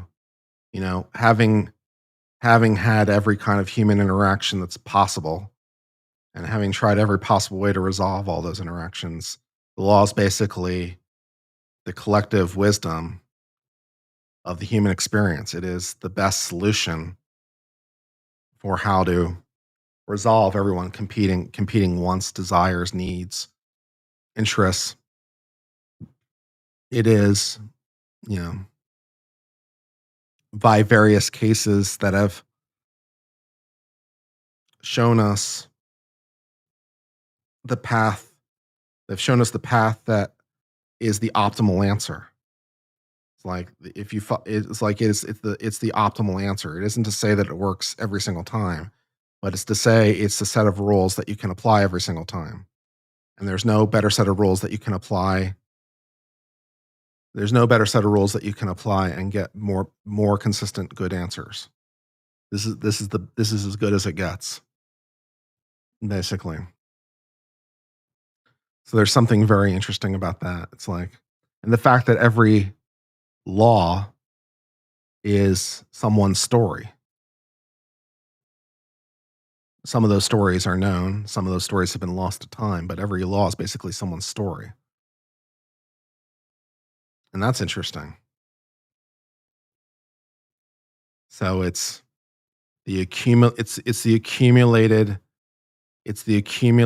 record of the human experience. That's pretty interesting to me.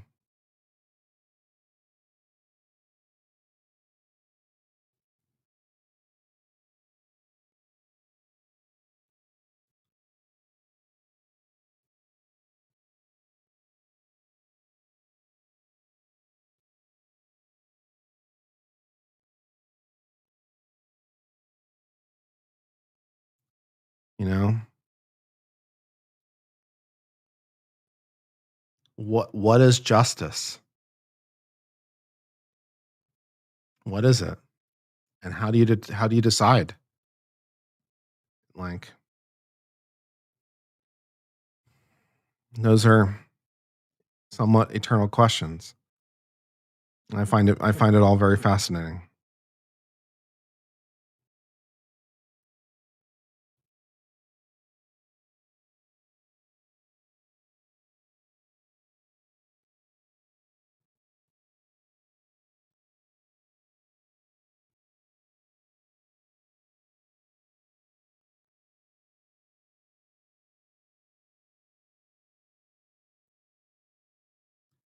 It's perhaps it's the ultimate form of rule utilitarianism. That's another way of looking at law. Yeah, it's the ultimate form of rule utilitarianism. These are the best rules we've got. I mean, that's basically what law is. It's rule utilitarianism. It's like if you follow these rules, you will reach the promised land. So there's something to that too.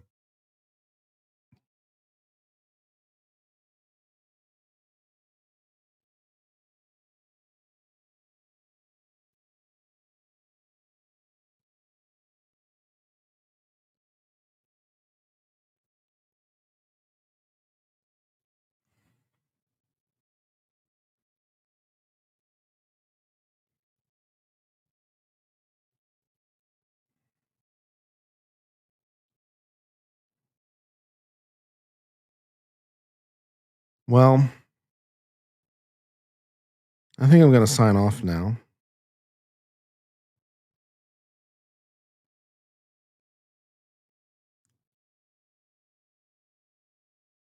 But thanks for hanging out with me for a while. I'm going to try to get some good sleep at some point and hopefully come back re-energized on Monday. We'll give it another go. Thank you, Stephanie, for $10. It's very nice of you, very kind. Thank you.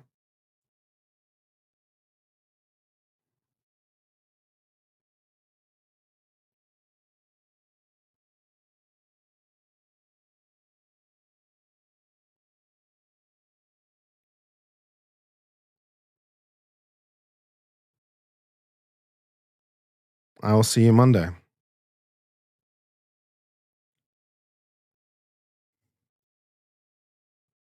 I've been on civil law. Have a good one.